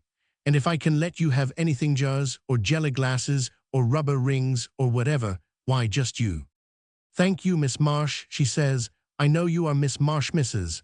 Henslow told me about you." "The same," says I, neat. I am Mrs. Harry Beecher, she says. You were just married last week, she says, neat as a biography. So you was, I says. Well, now you just PG 187, let me be to you what your folks would want me to be, will not you, says one. Feel, I says, just like you could run in over to my house any time, morning, noon, or night. Call on me for anything. Come on over and sit with me if you feel lonesomer if you do not. My side porch is real nice and cool and shady all the afternoon. And so on. And was not that nice to happen to me right in the middle of the dead of summer with nothing going on? If you have lived in the immediate neighborhood of a bride and groom, you know what I am going to tell about. But if you have not, try to rent your next house if you rent, or try to buy your next home if you buy somewhere in the moralist neighborhood of a bride and groom. Because it's an education. It's an education in living. No, I do not believe I mean that the way you think I mean it at all. I mean it another way. To be sure, there were the mornings when I saw them come out from breakfast and steal a minute or two hanging round the veranda before he had to start off. That was as nice as a picture and nicer. I got so I timed my breakfast so's I could be watering my flower beds when this happened and not miss it. He usually pulled the vines over better, or weeded a little near the step, or tinkered with the hinge of the screen, or fussed with the bricks where PG 188 the roots had pushed them up. And she sat on the steps and talked with him and laughed now and then with her little pretty laugh. Not many women can laugh as pretty as she did, and we all ought to be able to do it. Sometimes I wish somebody would start a school to teach pretty laughing, and somebody else would make us all go to it. And I knew how they were pretending that this was really their own home, and playing proprietor and householder just like everybody else. And of course, that was pleasurable to me to see, but that was not what I meant. Nor I did not mean times when she would be out in the garden during the day, and the telephone bell would ring, and she would throw things and head for the house, running, because she thought it might be him calling her up from the city. Most usually it was. I always knew it had been him when she came back singing. And then there were the late afternoons, say, almost an hour before the first train that he could possibly come on, and that now and then he caught. Always before it was time for that she would open her front door that she would had closed all day to keep her house cool, and she would bring her book or her sewing out on the porch, and never pay a bit of attention to either, because she sat looking up the street. There was only a little bit of shade on her porch that time in the afternoon, and I used to want to ask PG 189 her to come over on my cool, shady side porch, but I had the sense not to. I sort of understood how she liked to sit out there where she was, on their own porch, waiting for him. Then he would come, and she would sit out in the garden and read to him while he dug in the beds, or she would sew on the porch while he cut the grass. Well, now, it do not sound like much as I tell it, does it? And yet it used to look wonderful sweet to me, looking across the street. But as I said, it was not any of these times, nor yet the long summer evenings when I could just see the glimmer of her white dress on the porch, or in the garden, or their shadows on the curtain, rainy evenings. No, it was not these times that made me wish for everybody in the world that they lived next door to a bride and groom. But the thing I mean came to me all of a sudden when they had not been my neighbors for a week. And it came to me like this. One night I would had them over for supper. It had been a hot day, and ordinarily I am opposed to company on a hot day, but some way having them was different. And then I did not imagine she was so very used to cooking, and I got to thinking maybe a meal away from home would be a rest. And after supper, we would been walking around my yard, looking at my late cosmos and wondering whether it would get around to bloom before the frost. And they had been telling me how they meant PG 190 to plant their garden when they got one of their own. I like to keep them talking about it, because his face lit up so young and boyish, and hers got all soft and bright, and they looked at each other like they could see that garden planted and up and growing and pretty near paid for. So I kept egging them on, asking this and that, just to hear them plan. One whole side of the wall, said he, we will have lilacs and forsythia. She looked at him. I thought we said hollyhocks there, she said. Well, do not you remember, he said, we changed that when you said you would planned, ever since you were a little girl, to have lilacs and forsythia on the edge of your garden. Well, so I did, she remembered, but I thought you said you liked hollyhocks best. Maybe I did, says he, I forget. I do not know, but I did for a while, but I think of it this way now. She laughed. Why, she said, I was getting to prefer hollyhocks. I noticed that particular. Then we came round the corner of the house, and the street looked so peaceful and lovely that I knew just how he felt when he said, let's us three go and take a drive in the country. Cannot we? We could get a carriage somewhere, could not we? Page 191. And she says like a little girl, oh yes, let's. But do not you suppose we could rent a car here from somebody? I liked to look at his look when he looked at her. He done it now. A car, he said, but you are nervous when I drive. Would not you rather have a horse? Well, but you would rather have a car, she said, and I would like to know you were liking that best. And truly, I do not think I would care much, no. Then I took a hand. You look here, I says, I would really ought to step down to Mies Merriman's to a committee meeting. I have been trying to make myself believe I did not need to go, but I know I ought to. And you too take your drive. They fussed a little, but that was the way we arranged it. I went off to my meeting before I saw which they did get to go in. But that did not make any difference. All the way to the meeting I kept thinking about lilacs and hollyhocks and horses and cars. And I saw what had happened to those two. They loved each other so much that they would kind of lost track of the little things that they thought had mattered so much. And neither could very well remember which they had really had a leaning towards of all the things. It's a kind of each otherness, I says to myself. It's a new thing, that ain't giving upness. Page 192. Giving upness is when you still want what you give up. This is something else. It's each otherness, and you cannot get it till you care. But then I thought of something else. It was not only them, it was me. It was like I had caught something from them. For of course, I would rather have gone driving with those two than to have gone to any committee meeting, necessary or not. But I knew now that I would been feeling inside me that of course they did not want an old thing like me along, and that of course they would rather have their drive alone, horse or automobile. And so I would kind of backed out according. Being with them had made me feel a sort of each otherness too. It was wonderful. I thought about it a good deal.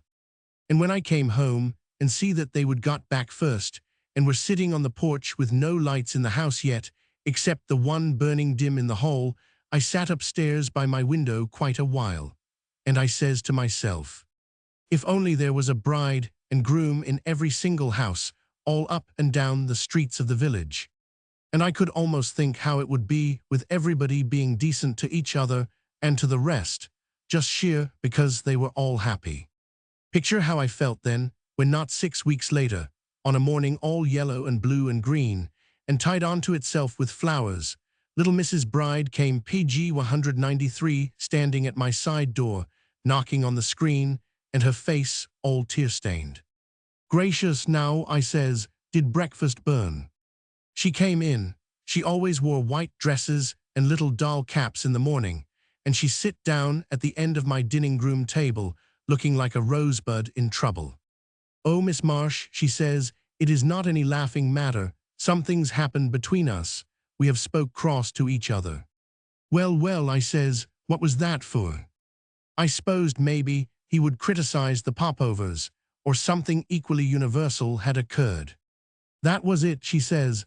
We have spoke cross to each other, Miss Marsh. And then it came to me that it did not seem to be bothering her at all what it was about. The only thing that stuck out for her was that they would spoke cross to each other. So I says, and you have got to wait all day long before you can patch it up. Why do not you call him up? I ask her. It's only 20 cents for the 3 minutes and you can get it all in that. She shook her head. That's the worst of it, she says. I cannot do it. Neither can he. I am not that sort o' be able to give in after I have been mad and spoke harsh. I'm afraid neither of us will, even when he gets home. Page 194. Then I sat up straight. This, I see, was serious, most as serious as she thought. What's the reason, says one. I dunno, she says. We are like that, both of us. We are awful proud no matter how much we want to give in, we cannot. I sat looking at her. Call him up, I says. She shook her head again and made her pretty mouth all tight. I could not, she says, I could not. She seemed to like to sit and talk it over, kind of luxurious. She told me how it began some tuppenny thing about screens in the parlor window. She told me how one thing led to another. I let her talk, and I sat there thinking. Pretty soon she went home, and she never sung once all day. It did not seem as if anybody's screens were worth that. I'm not one that's ashamed of looking at anything I am interested in. When it came time for the folks from the afternoon local, I sat down in my parlor behind the Nottinghams. I saw she never came out to the gate, and when he came home, I could see her white dress out in the back garden where she was pretending to work. He sat down on the front porch and smoked, and seemed to read the paper. She came in the house after a while, and finally she appeared in the front door for 3/4 of a second. PG 195. "Your supper's ready for you," I heard her say. And then I knew, certain sure, how they were both sitting there at their table not speaking a word. I ate my own supper, and I felt like a funeral was going on. It kills something in me to have young folks, or any folks, act like that. And when I went back in the parlor, I saw him on the front porch again, smoking, and her on the side porch playing with the kitten. "It's the first death," I says. "It's their first kind of death, and I cannot stand it a minute longer." So when I saw him start out pretty soon to go downtown alone, I went to my front gate, and I called to him to come over. He came, a fine, close-knit chap he was, with the young not rubbed out of his face yet, and his eyes window clear. "The catch on my closet door do not act right," I says. "I wonder if you will fix it for me." He went up and done it, and I ran for the tools for him and tried to get my courage up. When he got through and came down, I was sitting on my hall tree. "Mr. Groom," I says, that was my name for him. "I hope you will not think I am interfering too much, but I want to speak to you serious about your wife." "Yes," he says, short. I went on, never noticing. "I dunno whether PG 196 you have took it in, but there seems to be something wrong with her." "Wrong with her?" he says.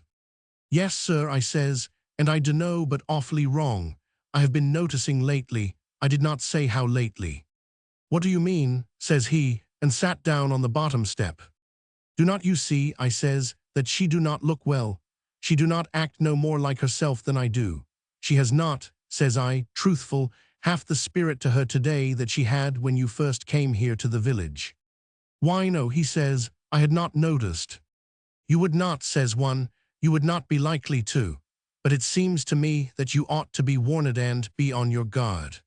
"Warned," he says, "and I saw him get pale. I tell you, I saw him get pale." "I am not easy alarmed," I told him, "and when I see anything serious, it ain't in my power to stand aside and not say anything." "Serious," he says over, "serious. But Miss Marsh, can you give me any idea?" "I have give you a hint," says I, "that it's something you would ought to be mighty careful about. I dunno's I can do much more, I dunno's I ought to do that, but if anything should happen." PG 197. "Good heavens," he says, "you do not think she's that bad off?" "If anything should happen," I went on calm, I did not want to have myself to blame for not having spoke up in time. "Now," says I brisk, "you were just going downtown, and I have got a taste of gel I want to take over to her, so I will not keep you." He got up, looking so near like a tree that's had its roots hacked, at that I most could have told him that I did not mean the kind of death he was thinking of at all. But I did not say anything more, and he thanked me, humble and grateful and scared, and went off downtown. He looked over to the cottage, though. When he shut my gate, I noticed that she was not anywhere in sight, nor she was not when I stepped up onto her porch in a minute or two with a cupplate of my new quince gel that I wanted her to try. "Hello," I says in the passage, "anybody home?" There was a little shuffle, and she came out of the dining room. There was a mark all across her cheek, and I judged she would been lying on the couch out there crying. "Get a teaspoon," says I, "and come taste my new receipt." She came, lackluster, and like gel did not make PG 198 much more difference than anything else. We sat down, cozy, in the hammock, me acting like I would forgot everything in the world about what had gone before. I rattled on about the new way to make my gel, and then I set the sample on the sill behind the shutter, and I says, "I just had Mr. Groom come over to fix the latch on my closet door. I dunno what was wrong with it. When I shut it tight, it went off like a gun in the middle of the night. Mr. Groom fixed it, in just a minute. Oh, he did, says she, about like that. He's awful handy with tools, I says, and she did not say anything, and then says I, Mrs. Bride, we are old friends by now, ain't we? Why, yes, says she, and good friends, I hope. That's what I hope, I says, and now, I went on, I hope you will not think I am interfering too much, but I want to speak to you serious about your husband. My husband, says she short. I went on, never noticing. I do not know whether you have took it in, but there seems to be something wrong with him. What do you mean? She says, looking at me. Well, sir, I says, I ain't sure. I cannot tell just how wrong it is, but something is ailing him. Page 199. Why, I have not noticed anything, she says, and come over to a chair nearer to me. You do not mean, I says, that you do not notice the change there's been in him. I did not say in how long the lines in his face and how different he acts. Oh no, she says, why surely not. Surely yes, says one. It strikes mate struck me over there tonight that something is the matter serious. Oh, do not say that, she says, you frighten me. I am sorry for that, says one, but it's better to be frightened too soon than too late. And if anything should happen, I would not want to think. Oh, she says, sharp, what do you think could happen? I would not want to think, I went on, that I had suspicioned and had not warned you. But what can I do, she began. You can watch out, I says, now that you know. Folks get careless about their near and dear, that's all. They do not notice that anything's the matter till it's too late. Oh dear, she says, oh, if anything should happen to Harry, why, Miss Marsh. Exactly, says one. We talked on a little while, till I heard what I was waiting for him, coming up the street. Ip 200 noticed that he had not been gone downtown long enough to buy a match. I am going over to Miss Mady's for some peaplant, I says. Her second crop is on. Can I go through your back gate? Maybe I will come back this way. When I went around their house, I saw that she was still standing on the porch, and he was coming in the gate. And I never looked back at all bad as I wanted to. It was deep dusk when I came back. The air was as gentle as somebody that likes you when they are liking you most. When I came by the end of the porch, I heard voices, so I knew that they were talking, and then I caught just one sentence. You would think I could have been contented to slip through the front yard and leave them to work it out, but I was not. In fact, I would only just got the stage set ready for what I meant to do. I walked up the steps and laid my peaplant on the stoop. I am coming in, I says. They got up and said the different things usual, and I went and sat down. You will think in a minute, says I, that I owe you both an apology, but I do not. What for, dear? Mrs. Bride says, and took my hand. Page 201. I am an old woman, and I felt like their mother and their grandmother, but I felt a little frightened too. Is either of you sick? I says. Both of them says, no, I ain't, and both of them looked furtive and quick at the other. Well, I says, meb you do not know it, but today both of you has had the symptoms of coming down with something serious. They looked at me, puzzled. I noticed it in Mrs. Bride this morning, I says, when she came over to my house. She looked white, and like all the life had gone out of her, and she did not sing once all day, nor do any work. Then I noticed it in you tonight, I says to him, when you walked looking down, and came across the street lackluster, and like nothing mattered so much as it might have if it had mattered more. And so, I done the natural thing. I told each of you about something being the matter with the other one, something serious. I stood up in front of them, and I dunno, but I felt like a fairy godmother that had something to give them, something priceless. When two folks, I says, speak cross to each other and cannot give in, it's just as sure a disease as sas quinsy, and it will be fatal, same as a fever can be. You can hate the sight of me if you want to, but that's why I spoke out like I done. Page 202. I did not dare look at them. I began just there to see what an awful thing I had done and how they were perfectly bound to take it. But I thought I would get in as much as I could before they ordered me off the porch. I have loved seeing you over here, I says. It's made me young again. I have loved watching you say goodbye in the mornings and meet again evenings. I have loved looking out over here to the light when you sat reading, and I could see your shadows go across the curtains sometimes when I sat rocking in my house by myself. It's all been something I have liked to know was happening. It seemed as if a beautiful, new thing was beginning in the world and you were it. All at once, I got kind of mad at the two of them. And here for a little tinkering matter about screens for the parlor, you go and spoil all my fun by not speaking to each other. I scolded, sharp. It was that, I think, that turned the tide and made them laugh. They both did laugh, hearty, and they looked at each other and laughed. I noticed that, for two folks cannot look at each other and laugh and stay mad same time. They cannot do it. I went right on, so I says, I told you each the truth, that the other one was sick. So you were both of you sick at heart, and you know it. Page 203. He put out his hand to her. I know it, he says. I know too, says she. Land, says I, you done that awful pretty. If I could give in that graceful about anything, I would go round giving in whether I would said anything to be sorry for or not. I would do it for a parlor trick. Was it hard, dear? He says to her, and she put up her face to him just as if I had not been there. I liked that, and it made me feel as much at home as the clock. He looked hard at me. Truly, he says, did not you mean she looked bad? I meant just what I said, says one, she did look bad, but she do not now. And you made it all up, she says, about something serious being the matter with him.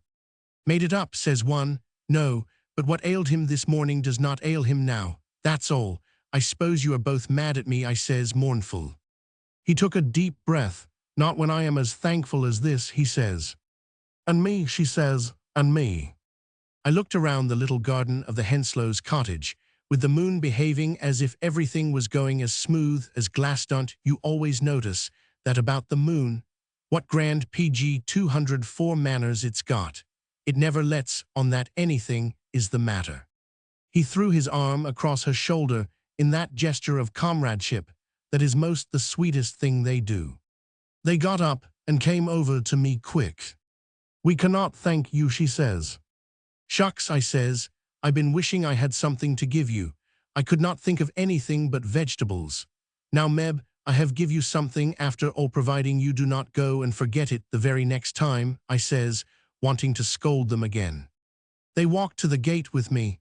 The night was black and pale gold, like a great soft drowsy bee. You know, I says, when I left them, peace that we talk so much about that is not going to come just by governments getting it. If people like you and me cannot keep it, and be it, what hope is there for the nations? We are M. I would never thought of it before. I went home saying it over. When I would put my peeplant down cellar, I went in my dark little parlor and sat down by the window and rocked. I could see their light for a little while, then it went out. The cottage lay in that hush of peace of a hot summer night. I could feel the peacefulness of the village. If only we can get enough of it, I says. If only we can get enough of it. Footnote. Page 205. Dream. When a house in the neighborhood has been vacant for 2 years, and all of a sudden the neighborhood sees furniture being moved into that house, excitement, as Silas Sykes says, reigns supreme and more than supreme.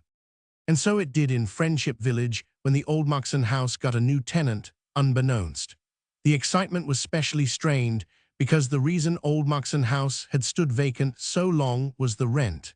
And whoever had agreed to the $20 was going to be, we all felt, and as Ms. Sykes herself put it, a distinct addition to Friendship Village society.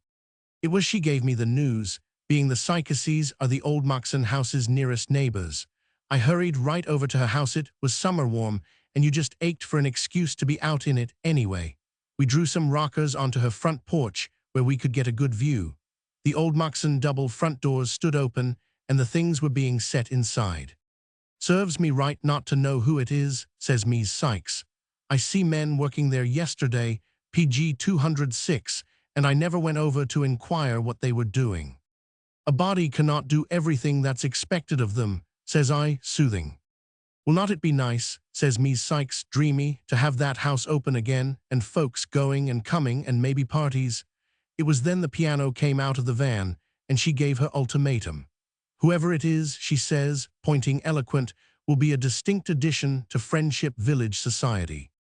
There was not a soul in sight that seemed to be doing the directing, so pretty soon Ms. Sykes says, uneasy. I do not know what it seem how would it be well. Would not it be taking a neighborly interest to step over and question the Vans a little? And we both of us thought it would be in order, so we did step right over to inquire.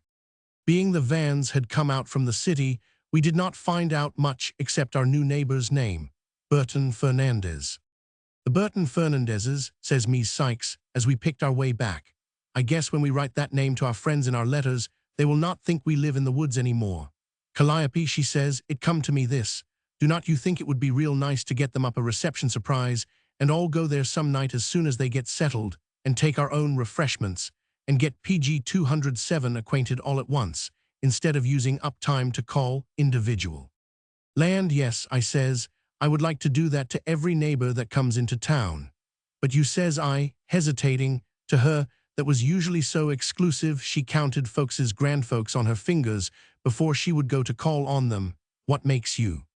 Oh, says Ms. Sykes, you cannot tell me. Folks's individualities is expressed in folks's furniture. You cannot tell me that, with those belongings, we can go wrong in our judgment. Well, I says, I cannot go wrong, because I cannot think of anything that would make me give them the cold shoulder. That's another comfort about being friends to everybody. You do not have to decide which ones you want to know. You are so queer, Calliope, says Ms. Sykes, tolerant. You miss all the satisfaction of being exclusive, and you cannot afford not to be. Meb not, says I, meb not, but I am willing to try it. Hang the expense, says one. Ms. Sykes did not waste a day on her reception surprise. I heard of it right off from Ms. Holcomb and Ms. Toplady and 2-3 more. They were all willing enough, not only because any excitement in the village is like a personal present to all of us, but because Ms. Sykes was interested.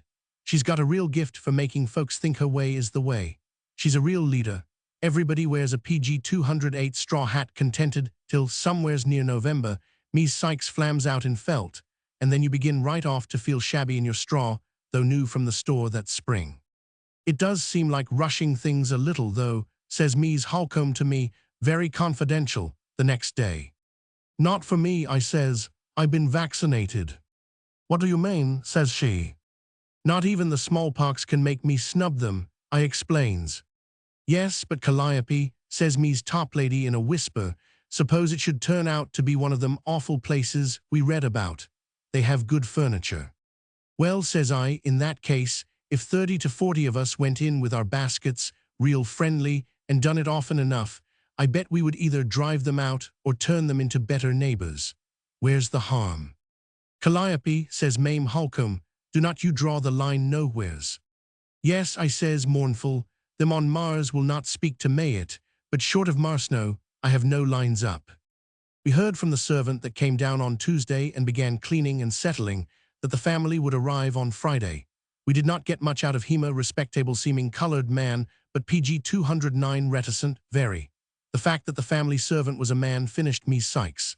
She had a strong leaning, but now she was bent, visible. And with an item that appeared Thursday night in the Friendship Village Evening Daily, she toppled complete. Professor and Mrs. Burton Fernandez, the supper table jottings said, are expected Friday to take possession of Old Moxon House, 506 Daphne Street. Professor Fernandez is to be engaged for some time in some academic and scholastic work in the city. Welcome, neighbors. Let's have our reception surprise for them Saturday night, says Ms. Sykes, as soon as she had read the item. Then we can make them right at home, first thing, and they will not need to tramp into church, feeling strange next day morning. Go on to it, says I, affable. Ms. Sykes ain't one to initiate civic, but she's the one to initiate festive, every time. Ms. Holcomb and Ms. Toplady and me agreed to bake the cakes, and Ms. Sykes was to furnish the lemonade, being her husband keeps the post office store, and what she gets wholesale.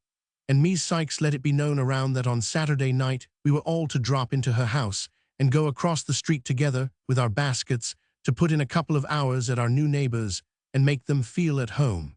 And everybody was looking forward to it. Page 210. I have got some hyacinth bulbs along by my side fence that get up and come out, late April and early May, and all but speak to you. And it happened when I woke up Friday morning, they looked so lovely, I could not resist them. I had to take some of them up, and set them out in pots, and carry them around to a few.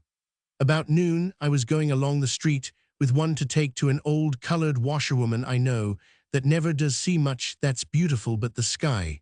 But when I got in front of Old Moxon House, a thought met me. Today's the day they come, I said to myself. Be kind of nice to have a sprig of something there to welcome them. So my feet turned me right in, like your feet do sometimes, and I rang the front bell. Here, says I, to that colored servant that opened the door, is a posy I thought your folks might like to see waiting for them. He started to speak, but somebody else spoke first. How friendly, said a nice soft voice. I noticed the voice particular. Let me thank her. There came out from the shadow of the hall, a woman, one with the lovely voice. I am Mrs. Fernandez. This is good of you, she said, and put out her hands for the plant. I gave it to her, and I do not believe I looked surprised, any more than when I first saw the pictures, page 211, of the disciples, that the artist had painted their skin dark, like it must have been. Mrs. Fernandez was dark too, but her people had come, not from Asia, but from Africa. Like a flash, I saw what this was going to mean in the village. And in the second that I stood there, without time to think it through, something told me to go in and try to get some idea of what was going to be what.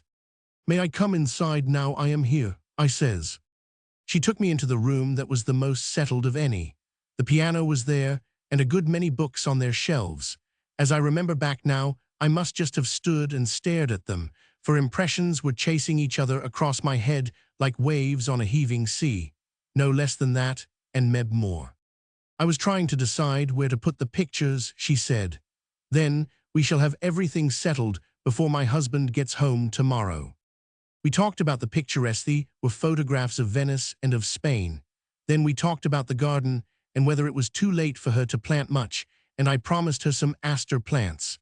Then I saw a photograph of a young girl, it was her daughter, in Chicago University, who would be coming home to spend the summer. Her son had been studying to be a surgeon, she said. My husband, she told me, has some work to page 212 due in the library in the city. We tried to live there, but we could not bear it. I am glad you came here, I told her. It's as nice a little place as any. I suppose so, she says, only as nice as Sanny. I do not think I stayed half an hour, but when I came out of there, I walked away from Old Moxon House, not sensing much of anything except a kind of singing thanksgiving. I had never known anything of her people except the kind, like our colored washwoman. I knew about the Negro colleges and all, but I guess I never thought about the folks that must be graduating from them. I would always thought that there might be somebody like Mies Fernandez sometime, a long way off, when the Lord and us, his helpers, got around to it. And here already it was true of some of them. It was like seeing the future come true right in my face. When I shut the gate of Old Moxon House, I see Mies Sykes peeking out her front door and motioning to me.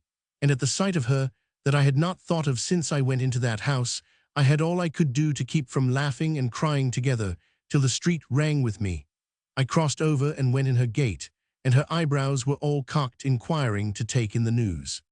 Go on, she says, and tell me all there is to page 213 tell. Is it all Sarth name and her husband and all? Yes, I says, it's all so. I knew it when I see her come, says Mies Sykes. Her hat and her veil and her simple, good-cut black clothes, you cannot fool me on a lady. No, I says, you cannot fool me either.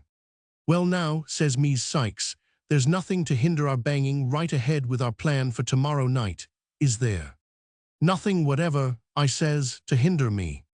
Mies Sykes jerked herself around and looked at me irritable. Why do not you volunteer, says she. I hate to dig the news out of anybody with the can opener. I would have given a good deal to feel that I did not have to tell her, but just let her go ahead with the reception surprise. I knew, though, that I ought to tell her, not only because I knew her through and through, but because I could not count on the village. We are real democratic in the things we know about, but let a new situation stick up its head, and we bound to the other side, automatic. Mies Sykes, I says, everything that we would thought of our new neighbor is true. Also, she's going to be a new experience for us in a way we had not thought of. She's dark-skinned. Page 214. A brunette, says Mies Sykes. I see that through her veil. What of it? Nothing at all, says one. You notice then that she's colored.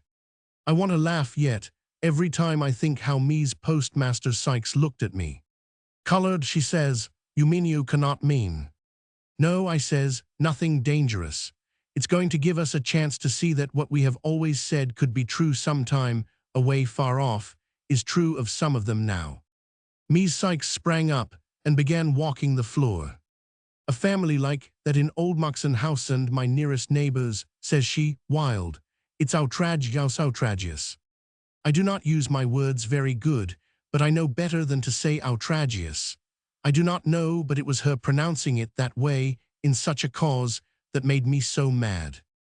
Mies Sykes, I says, Mies Fernandez has got a better education than either you or one. She's a graduate of a southern college, and her 2 children have been to colleges that you and I have never seen the inside of and never will.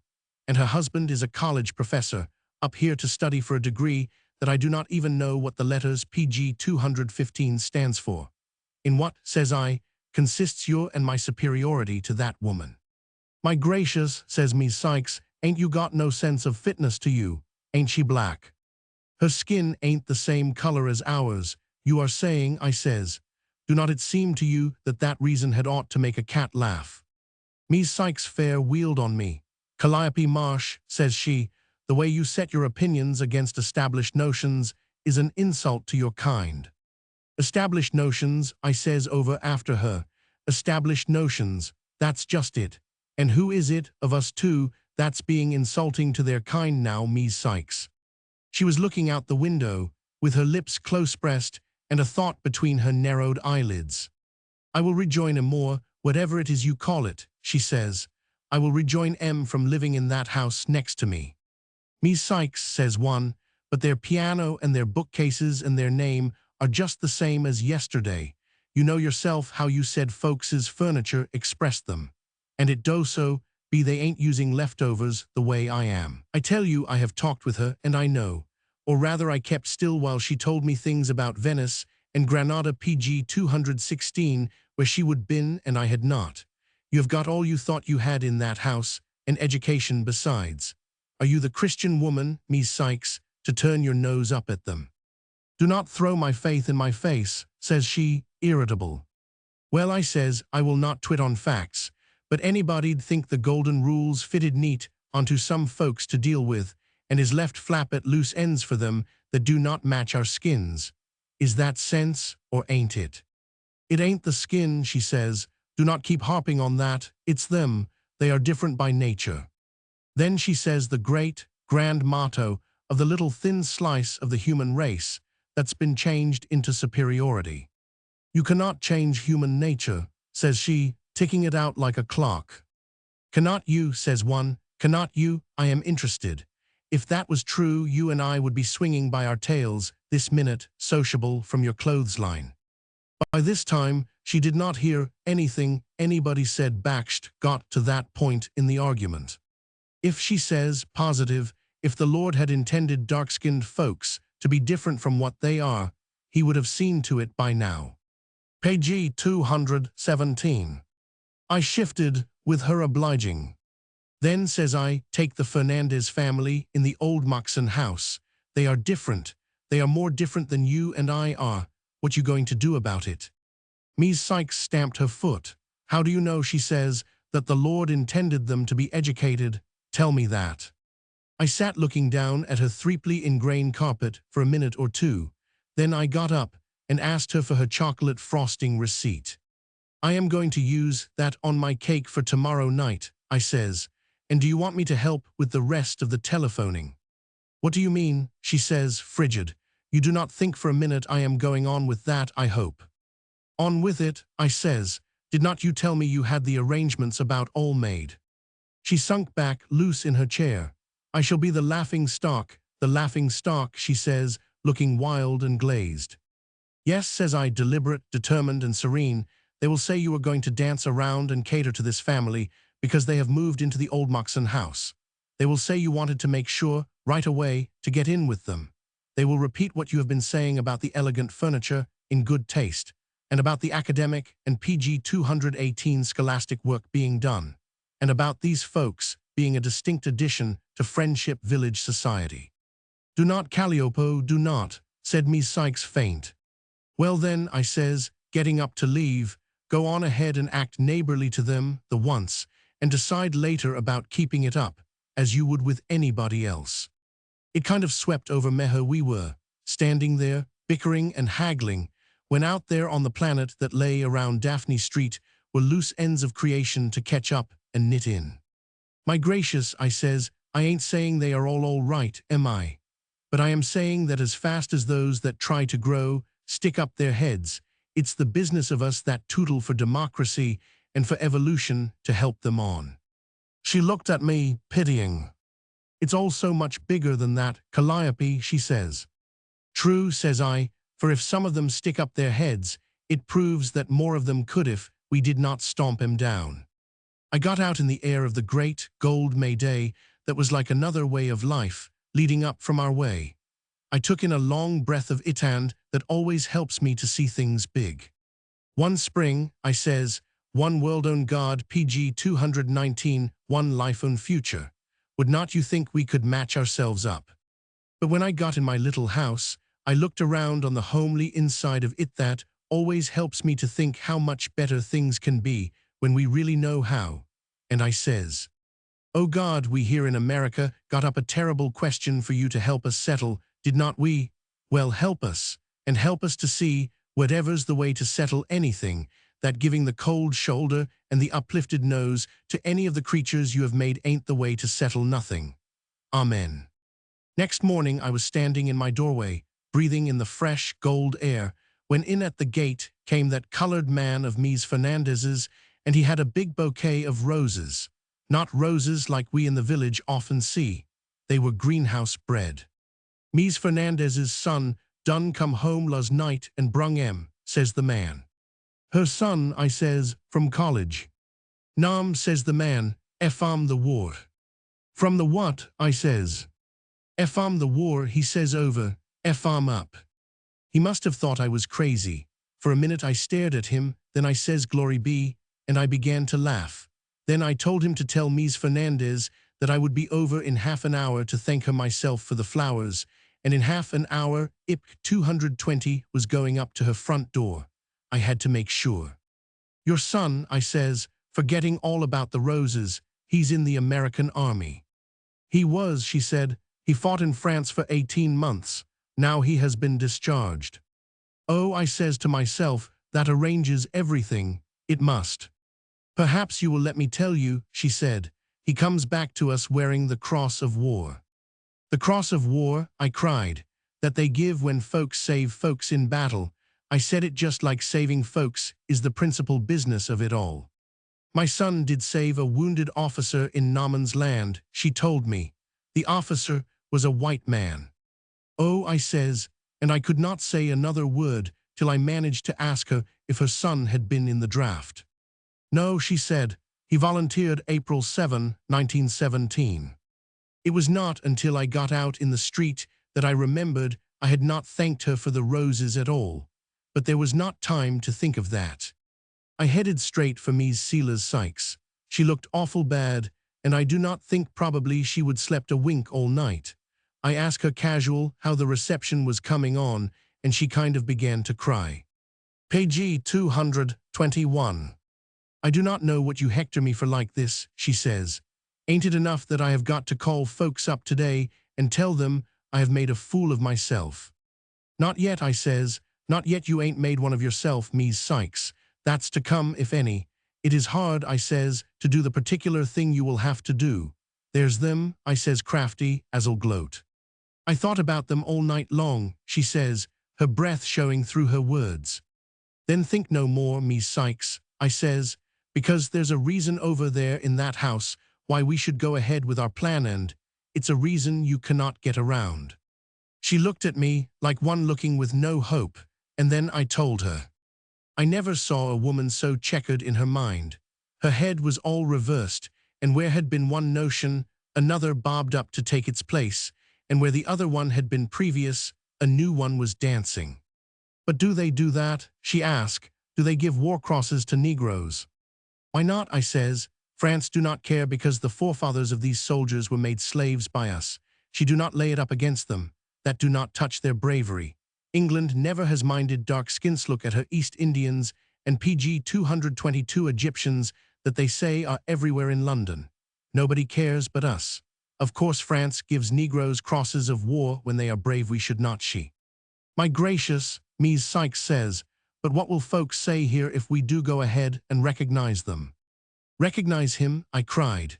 Ms. Sykes, are you going to let him offer up his life and go over to Europe and have his bravery recognized there, and then come back here and get the cold shoulder from you? Then shame on us all, I says. Then Ms. Sykes said the things folks always say, but if we recognize them, what about marriage? See here, says I, there's thousands and thousands of tuberculosis cases in this country today, and more hundreds of thousands with other diseases. Do we set the whole lot of them apart and refuse to be decent to them or do business with them because they ought not to marry our girls and boys? Do not you see how that argument is just an excuse?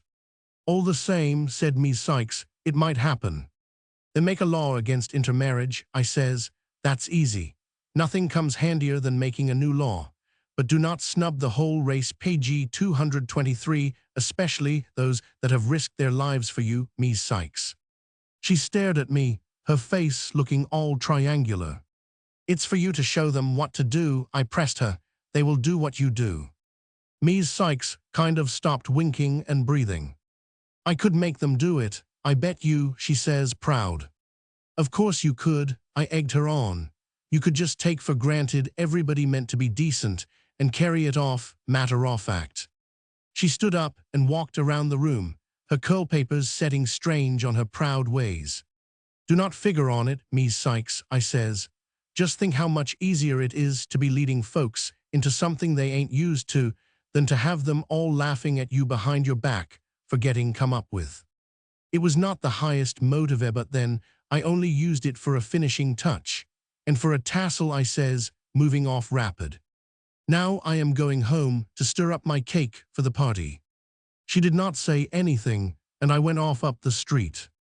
I remember it was one of the times when it came to me, strong, that there's something big and near working a way through us to get us to grow in spite of us. In spite of us.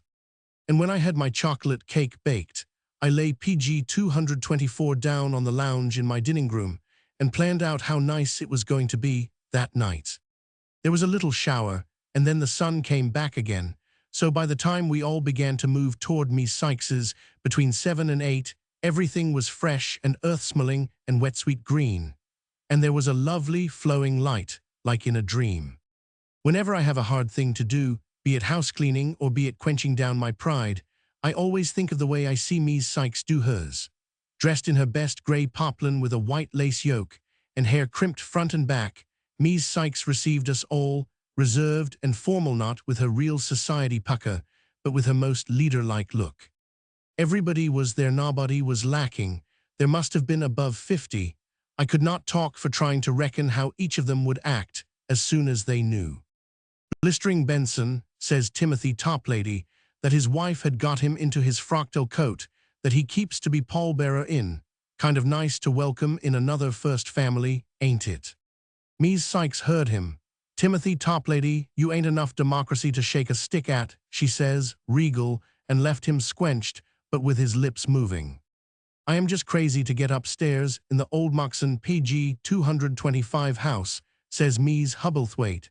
How do you suppose they have got it furnished? They are thinking more about the furniture of their heads than of their upstairs chambers, snaps back Ms. Sykes. And I see anew that whatever Ms. Sykes goes into, she goes into up to her eyes, thorough and firm. Calliope, she says, you might run over now and see how they are situated, and be there with them when we come. I knew that Ms. Sykes could not quite bear to make her speech with me looking at her, so I waited out in the entry and heard her do it. I could not help that. And honest, I think my respect for her rose while she done so, almost as much as if she would meant what she said. Ms. Sykes is awful convincing. She can make you wish you had worn gloves or went without, according to the way she's done herself. And so it was that night, in the cause she would taken up with, unbeknownst.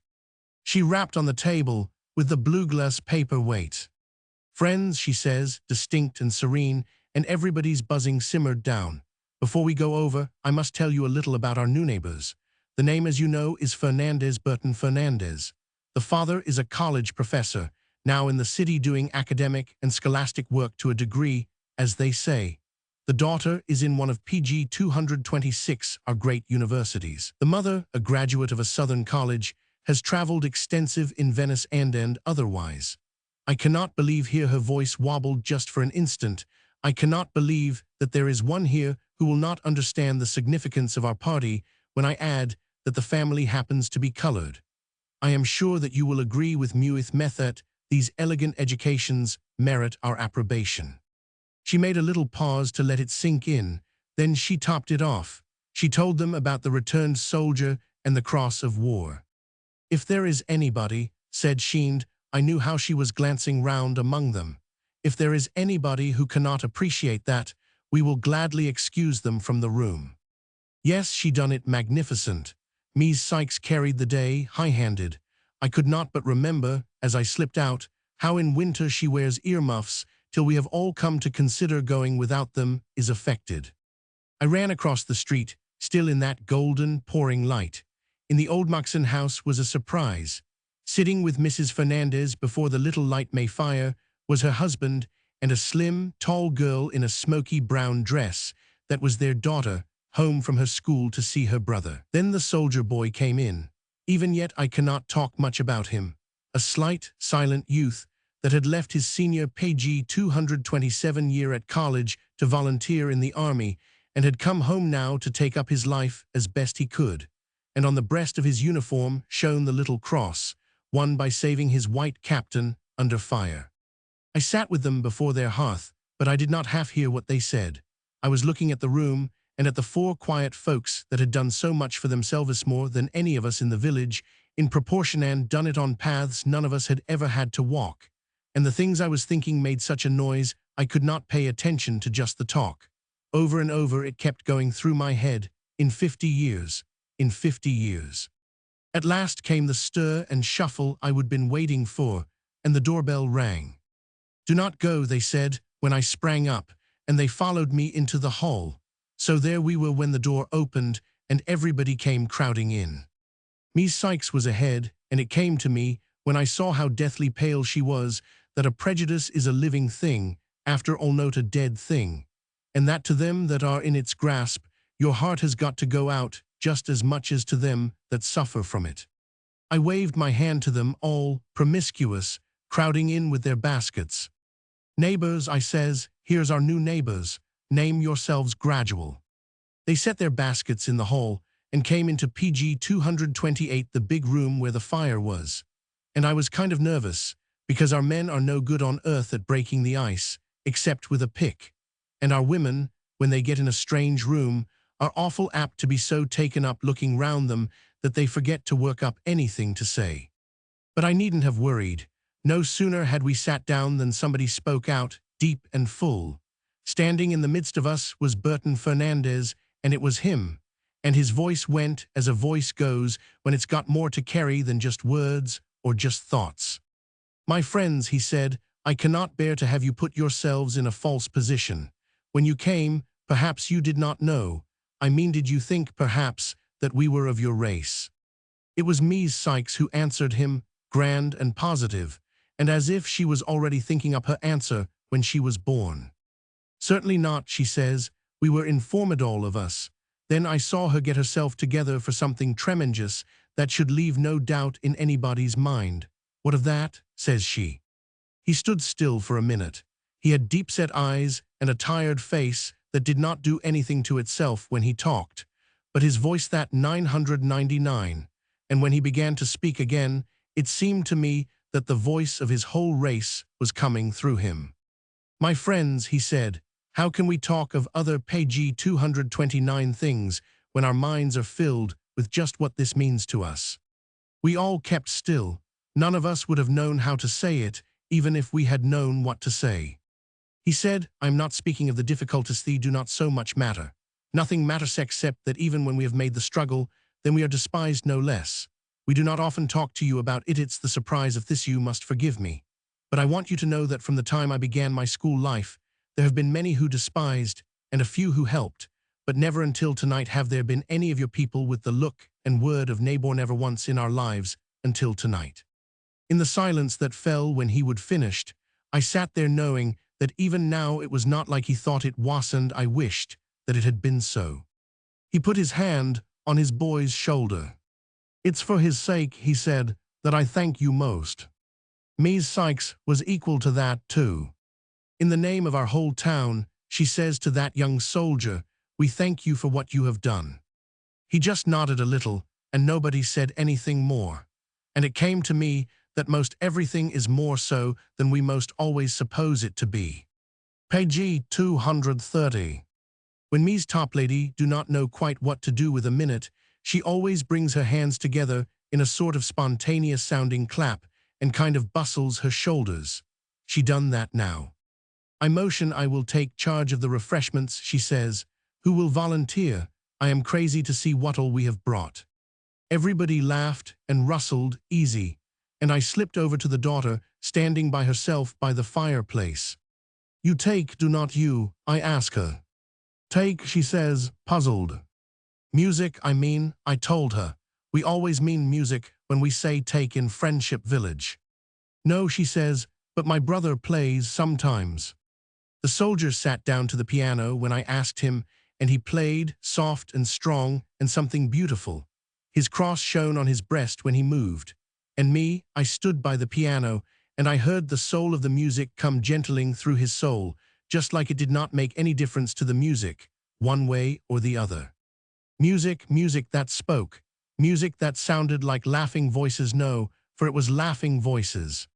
I opened my eyes, and there in my dining room, by the lounge, stood Ms. Toplady and Ms. PG 231 Holcomb, laughing at me for being asleep.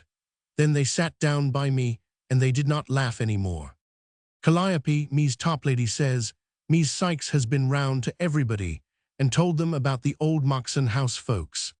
And she took a vote on what to do tonight, says Mame Holcomb. Giving a little advice of her own, by the wayside, Ms. Toplady adds, I sat up and looked at them. With the soldiers' music still in my ears, I could not take it in. You do not mean, I tried to ask them. That's it, says Ms. Toplady. Everybody voted to have a public meeting to honor the soldier's colored soldier with the rest. But that's as far as it will go. But he do not want to be honored, I cried.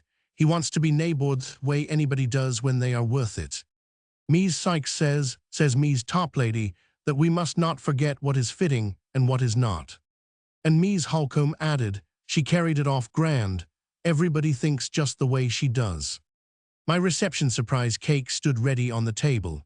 After a while, we three sat down around it and cut it for ourselves. But all the while we ate, that soldier's music was still playing for me, and what had not happened was more real for me than the things that were true. Page 232. The Brotherman. When the new race commenced, those whom Hudson calls that blameless, spiritualized race that is to follow surely, they will look back with some sense of actual romance upon the faint tapers which we now light, both individual and social tapers. They will make their allowance for us, as do we for the ambiguous nights of chivalry.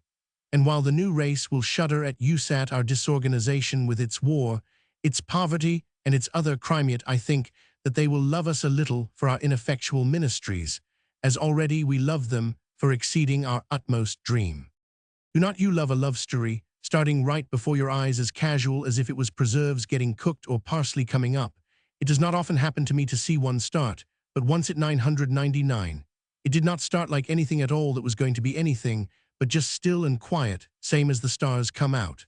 I guess that's the way most great things move, is not it? Still and quiet, like stars coming out, or similar to stars. It was the time of the Proudfit's big PG 233 what they called weekend parties, and it was the Saturday of the biggest of them, when a dozen city people came down to Friendship Village for the lark.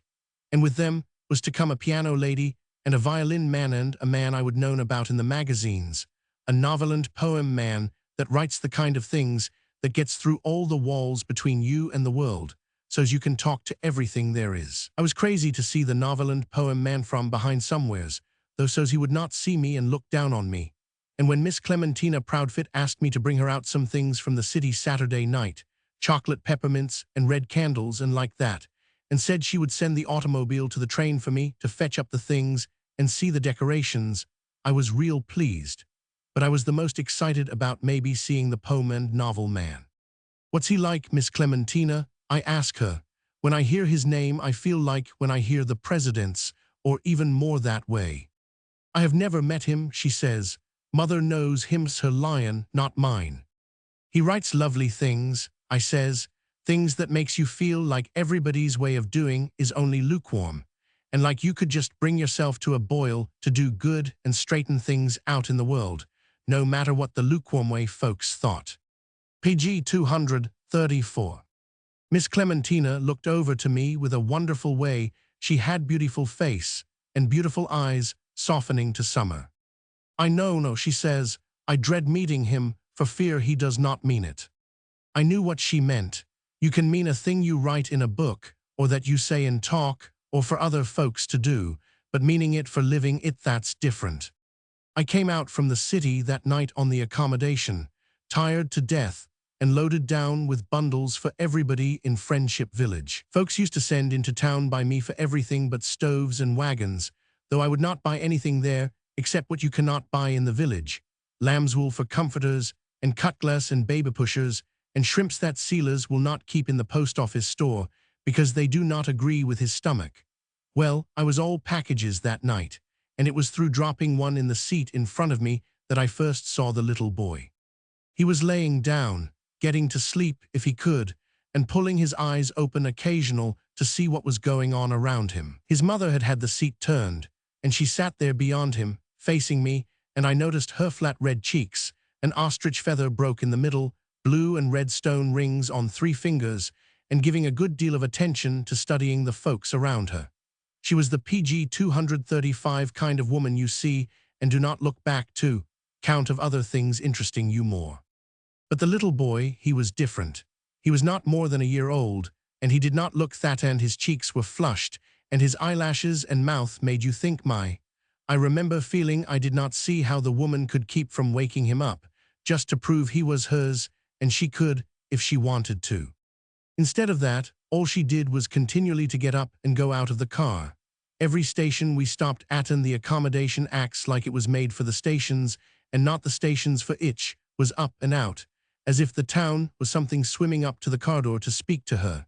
She would leave the baby asleep in the seat, and I wondered what would happen if he woke up while she was gone and started to roll. She stayed every time up till after the train started. I did not wonder it made her cold, and that after a bit she put on her coat before she went. And once or twice she carried out her valise with her, as if she might have expected somebody to be there to get it. "Meb, she's got somebody's laundry," thinks I, and meb a stranger has asked her to bring it out on the train, and she cannot remember what station it's to be put off at. They send things to stations along the way, a lot, on the accommodation, everybody being neighbors, so. PG 236. Well, when we got to the junction, out she went again, cloak and valise and all.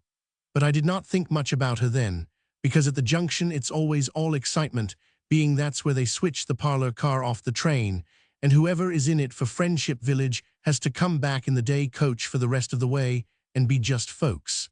And among those that came back that night was the brotherman. I dunno if you will know what I mean by that name for him. Some men are just men, like they thought God made them just for the pleasure of making them. And some men are flying around like they wanted to prove that the Almighty did not make a mistake when He created them. But there are some men that just live like God had not made them so much as that they are a piece of Him, and they have not forgotten it, and they feel kindly toward all the other pieces. Well, this man was one of the brother men. I knew it the minute I saw him. By the time he came in the car, moving leisurely and like getting a seat was not so interesting as most other things, there was not a seat left, excepting only the turned one in front of the little chap asleep. The man looked around idle for a minute and see that there was not cloak or valise keeping that seat, and he sat down and opened the book he would had his finger in the place all the time and allowed to read. There's considerable switching to do at the PG 237 junction, time we get started, and the jolts and bounces did just exactly what I thought they would douk the little chap up. From before the train started, he begun stirring and whimpering that way a baby does when it wants nothing in the world but a hand to be laid on it. Is not it as if its mother's hand was a kind of healing that big folks forget about needing? By the time the train was out on the road in earnest, the little chap, he was in earnest too, and he just what you might say yelled, but no mother came. There was not a mother's hand with big red and blue rings on 3 fingers to lay on the little boy's back, and there was not a mother of him anywheres in sight. In a minute or two the brotherman looked up. He had not seemed to see the baby before or to sense that he was a baby, and he looked at him crying, and he laid his book down and he looked all around him, perplexish, and then he looked over to me that was looking at him perplexish too. And being he was a man and I was not, I got right up and went round there and picked the little chap up in my arms and sat down with him. His ma went out of the car somewheres, I explained it. He had lifted his hat and jumped up, polite, as if he was the one I would picked up, and he stood looking down at me.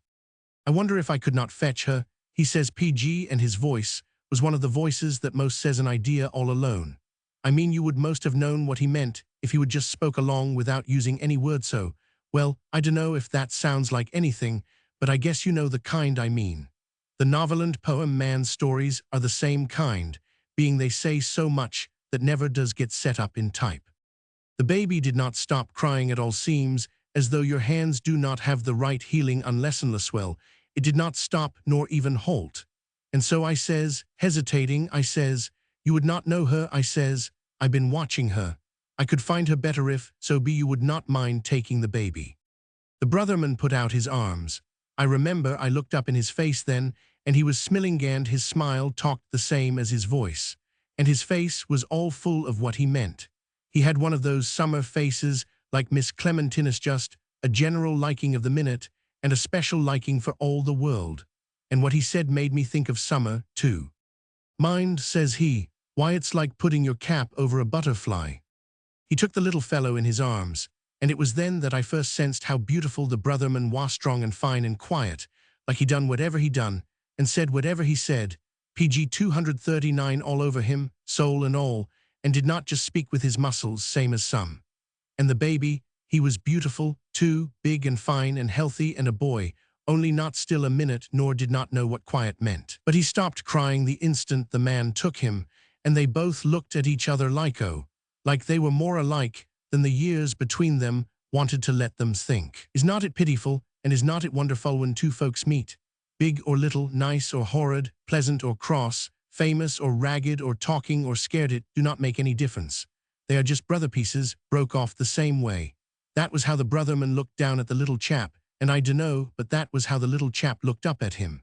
Because the little thing threw out his arms toward him, and we both see the letter under his blanket pinned to his chest. All of a sudden, I understood what had happened almost without the use of my brain, as you do sometimes. Sit down a minute, I said to the brotherman.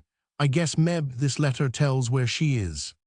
And so it 999.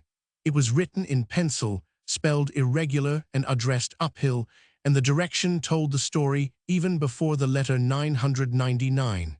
To anybody, the direction was, and the inside of the letter said, take care of my baby. I ain't fit and never was, and now do not think to be anywheres long.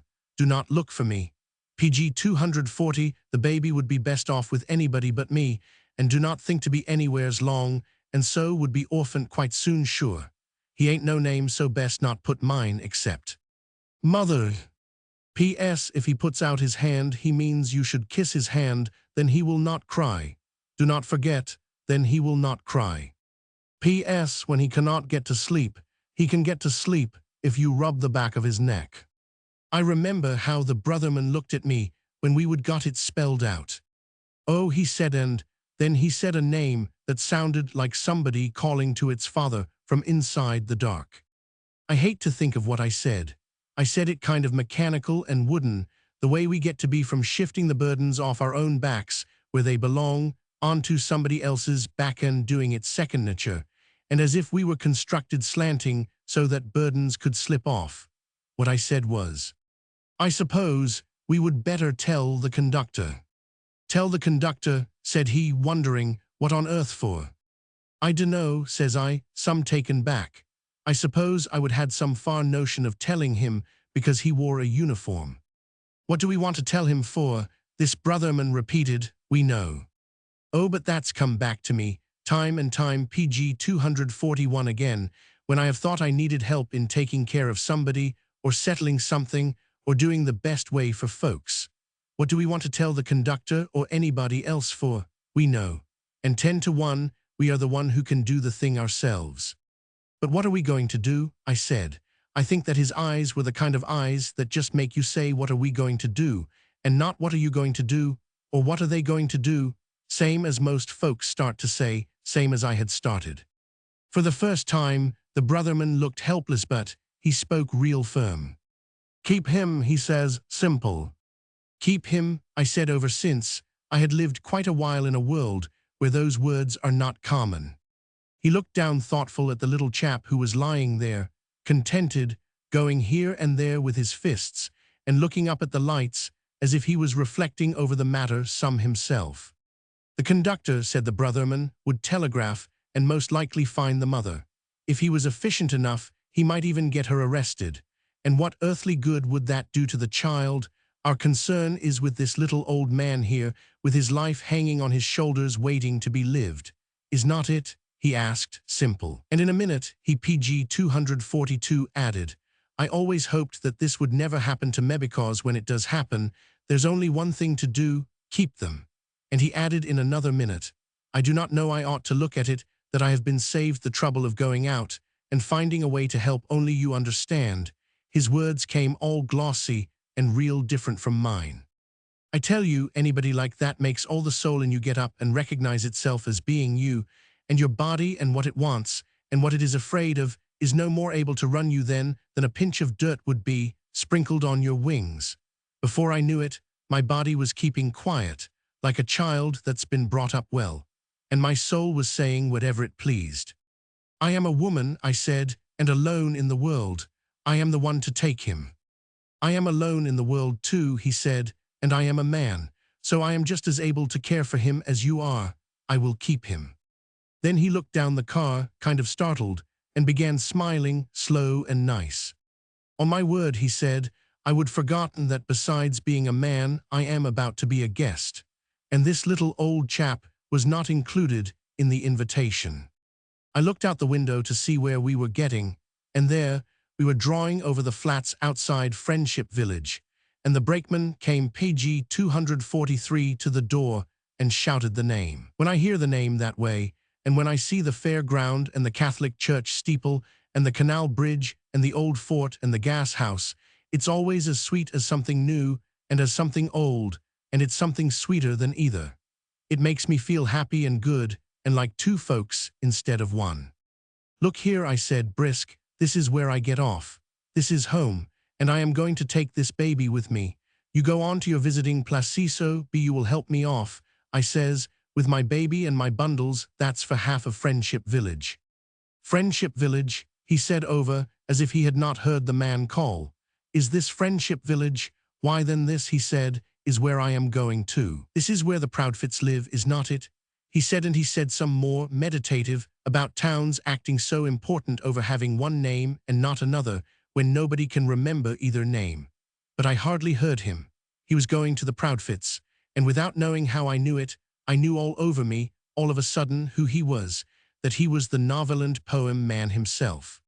You cannot be him, I said aloud. I do not know what I was looking for, a man with wings or what, but it was not for somebody like Thizzle, simple and still, and every day like stars coming PG 244 out. You cannot be him, says I, mentioning his name. He was to get here this afternoon on the through. That alone would prove I am I, he said, Mary. I always miss the throughs. Think of that there, I would been riding all that way beside him, talking to him as familiar as if he had been just folks. It seems a dream when I think of it now. The Proudfit's automobile was there for him too because he had telegraphed that he would take the next train as well as for me and the chocolate peppermints and the red candles. And so before I could think about me being me sure enough, there I was in the Proudfit's car, glassed in and lit up, and a stranger baby in my arms, and beside me the novel and poem man that was the brotherman too, the man that had made me talk through walls with everything there is. Oh, and how I wanted to tell him. And when I tried to tell him what he had meant to me, how do you guess it came out of my brain? "I have read your book," says I, like a goose. But he seemed real sort of pleased. "I have been honored," he said, gentle. I looked up at him, and I knew how he knew already that I did not know all the hard parts in the book, and all the big words, and some of the little nice things he had tried to work out to suit him. PG 245, and it seemed as if any praise of mine would only make him hurt with not being appreciated. Still, I wanted my best to say something out of the gratitude in me. "It helped," I said, and could not say more to save me. But he turned and looked down at me almost as he had looked at the little chap. "That is the only compliment I ever try to get," he said to me, as grave as grave. And at that I saw plain what it was that had made him seem so much like a friend, and what had made me think to call him the brotherman. Why, he was folks, like me. He was not only somebody big and distinguished and name in the paper. He was like those that you meet all the time, going round the streets, talking to you casual, coming out of their houses quiet as stars coming out. He was folks and a brother to folks, and he knew it, and he seemed to want to keep letting folks know that he knew it. He was not the kind that goes around thinking me, nor even you and me. It was you and me and all of us with the brotherman. "Is not it strange," he says once, while we rode along, "that what all these streets and lights and houses are for, and what the whole world is for is helped along by taking just one little chap and bringing him up. And he looked down at the baby that was drowsing off in my arms, PG 246, as if little chaps in general were to him windows into somewhere else. The Proudfit house was lamps from top to bottom, but I could see from the glass vestibule that the big rooms were all empty, and I thought meb they had not had dinner yet, being they have it all unholy hours when most folkses is digested and ready to let them sleep. But when we stepped in the hall, I heard a little tip-tap of strings from up above, and it was from the music room that opens off the first stair landing, and dinner was over, and they were all up there, and the piano lady and the violin man were getting ready to play. Madame Proudfit had heard the car and came down the stairs, saying a little pleased word when she saw the brotherman. She looked lovely in black lace and jewels I did not know the name of, and she was gracious and glad and made him one of the welcomes that stay alive afterwards and are almost people to you to think about. The brotherman kissed her hand, and he says to her, some rueful and some wanting to laugh, "I am most awfully sorry about the train, Madame Proudfit, but I've brought two of us to make up for being so late. Will that not do?" he says. Madame Proudfit looked over at me with a smile that was like people too only. Her smile was like PG 247 nice company, and his was like dear friends. And then she saw the baby. "Calliope," she said, "what on earth have you been doing now?" "She has not done it. I did it," says the brotherman. "Look at him. You rub the back of his neck when he will not sleep." Madame Proudfit looked from him to me. "How utterly, extravagantly like both of you," Madame Proudfit said. "Come in the library and tell me about it."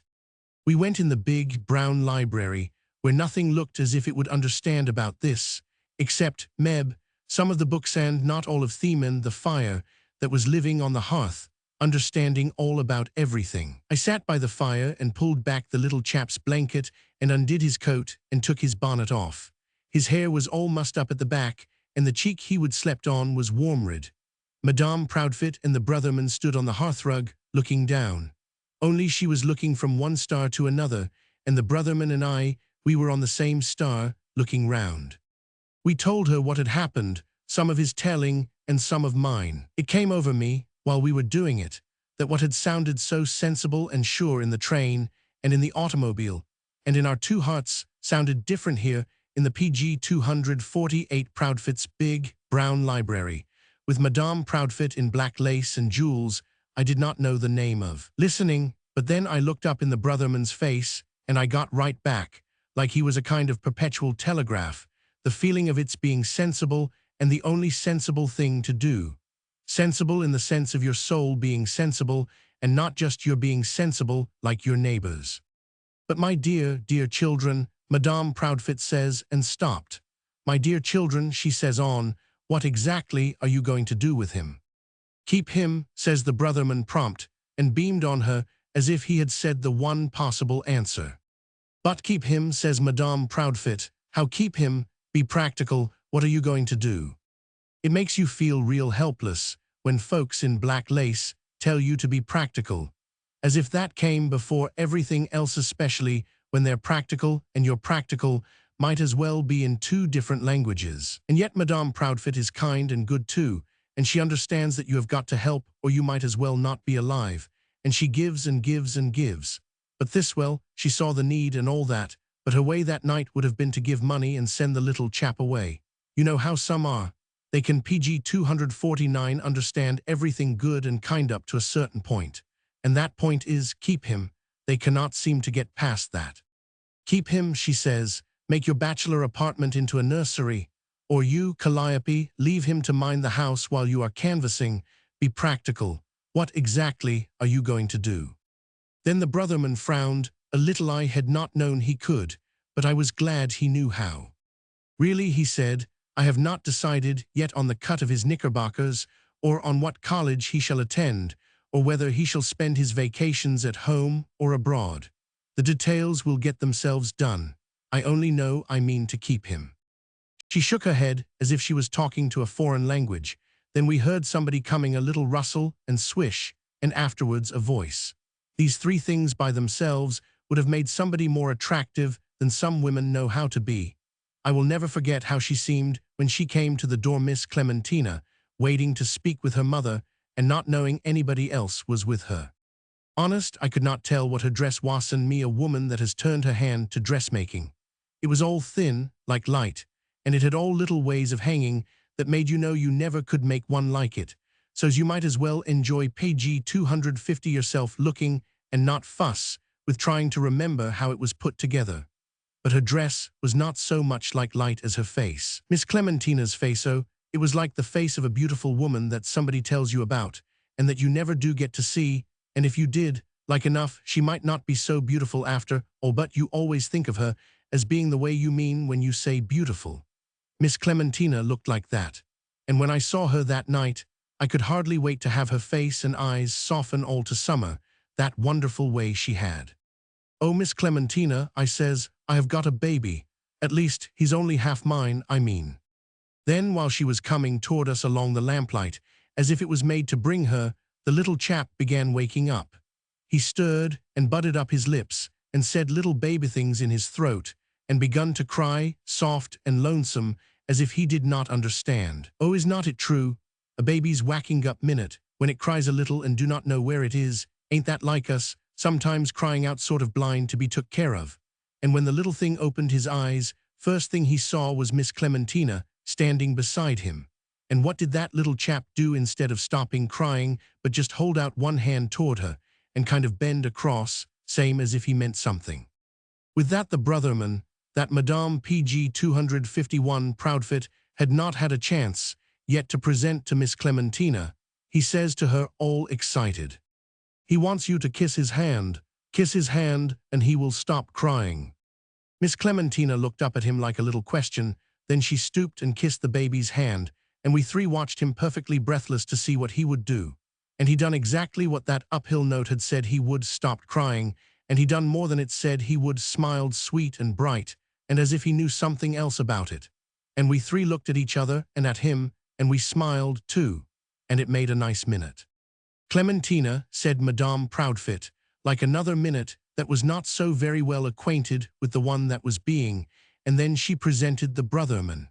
But instead of a regular society, say what say answer to her greeting, the brotherman says to her, Miss Proudfoot, you shall arbitrate. Somebody left him to this lady and me or to anybody like or unlike usin' the train. Shall we find his own mother that has run away from him, or shall we send him to an institution, or shall we keep him? Which way, he says, smiling, is the way that is the way. She looked up at him as if she knew, clear inside his words, what he was talking about. Page 252. Are you, she asked him, half merry, but all in earnest too, are you going to decide with your heart or your head? Why, with my soul, I hope, says the brotherman, simple. Miss Clementina nodded a little, and I saw her face all summer soft as she answered him. Then she said, almost nobody will tell you so, but there's only one way. I know it, says he, gentle. I know it, says I, solemn. We three stood looking at each other from close on the same star, knowing all over us that if you decide a thing with your head, you will probably shift a burden off. If you decide with your heart, you will probably give, like Madame Proudfoot does, to pay somebody else liberal to take the burden. But if you decide it with your soul, you give your own self to whatever is going on. And you know that's the way that is the way. All of a sudden, as if words that were not being said had got loose, and were saying themselves anyway, the music that had been tip-tapping along all the while since we came started in, sudden and beautiful, with the piano lady and the violin man playing up there in the landing room. I do not know whether it was a lullaby. I should not be surprised if it was, because I think sometimes in this world things happen just like they were being PG 253 stage-managed by somebody that knows. But anyway, it had a lullaby sound, a kind of rocking, tender, just you want me meaning. That ain't so very far from the you want me office meaning when they are both said right and deep down. I looked up at Miss Clementina, and the brother manas you do look up when some nice little thing has happened that you think whoever you are with will understand. But they did not look back at me. They looked over to each other. They looked over to each other, swift at the first, but lasting long, and with the faces of both of them softening to summer. And the music went heavenlying on, into the room, and into living, and into everything, and it was as if the whole minute was turned into its own spirit, and then was set out in a sound. Miss Clementina and the brotherman looked away and down at the little chap that Miss Clementina was holding his hand. It was as if there was a pulse in the room's great pulse that we all beat to, and that now and then we hear. But those two did not see me at all, and all of a sudden I understood how there was still another star that I did not know anything about, and that they two were standing there together, they two and the little chap, but not me. Oh, it was wonderful starting the way great things start, still and quiet like stars coming out, so still that they did not either of them know it. And I felt as if everything was PG 254, some better and some holier than I had ever known. Then Madame Proudfoot, she leans out from her star, gracious and benign, and certain sure that her star was the only one that had eternal truth inside it.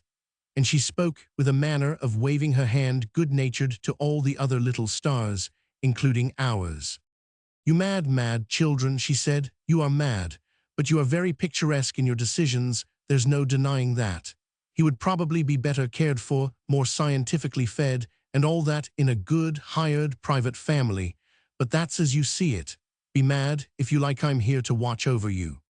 She had quite a nice, tidy, high point of view about it, but oh, it was not ours. It was not ours. We three, the brotherman and Miss Clementina and Mew, sort of hugged our own way. And the little chap, he kept smiling, like he sort of hugged it too. So that was the way it was.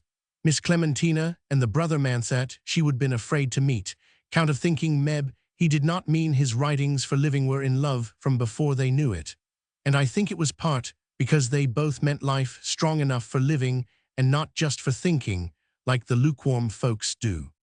I kept the little chap with me the 3 months PG 255 or so that went by before the wedding gand.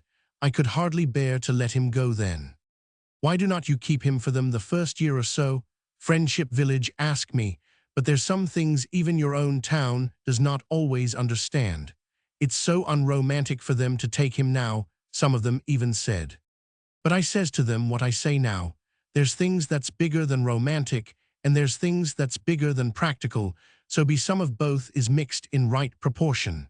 And the biggest thing I know in this world is when folks say over, you and me and all of us, like voices, speaking to everybody's father from inside the dark. Footnote. Page 256. The cable. I says to myself, what shall I do, what shall I do?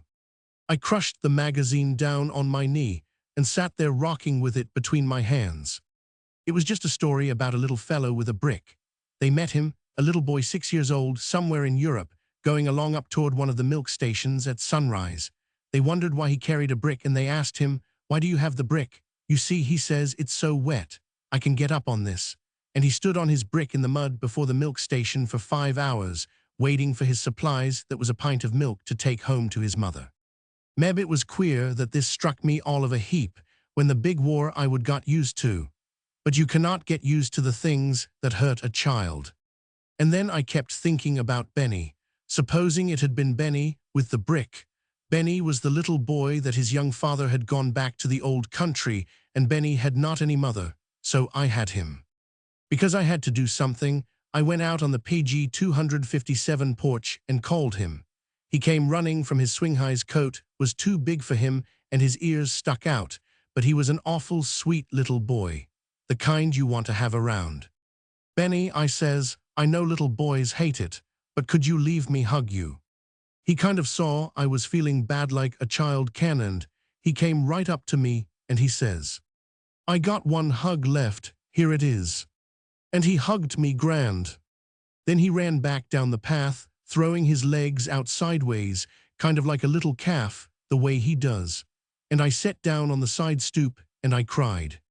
Oh, blessed God, I says, supposing Benny was running round Europe with a brick, waiting 5 hours in the mud for milk for his ma, that he ain't got none. When I feel like that, I cannot sit still, I have to walk. So I opened the side gate and left Benny run through into Mies Holcomb's yard that was ironing on her back porch, and I says to her to please keep an eye on him. And then I headed down the street towards nothing, and my heart just filled out ready to blow up. As I went, I heard a bell strike. It was a strange bell, and I wondered. Then I remembered. The new town hall's new bell, I thought. It's come and it's up. They are trying it. Page 258. And it seemed like the voice of the town, saying something. In the door of the newspaper office sat the editor, Luke Norris, his red face and black hair buried behind a torn newspaper. Hello, Luke, I says, sheer out of wanting human looks and words from somebody. He laid down his newspaper, and he took his breath quick, and he says, I wished Europe was not so far off. I would like to go over there with a basket. I overtook little Newsy Cook, going along home, little thin thing she was, with such high eyebrows that her face looked like its windows were up. Newsy, I says, how's your ma? And that was a brighter subject, because Mies Cook has only got the rheumatism and the shingles. Ma's in bed, says Newsy. She's worried about her folks in the old country ain't heard, and she cannot sleep.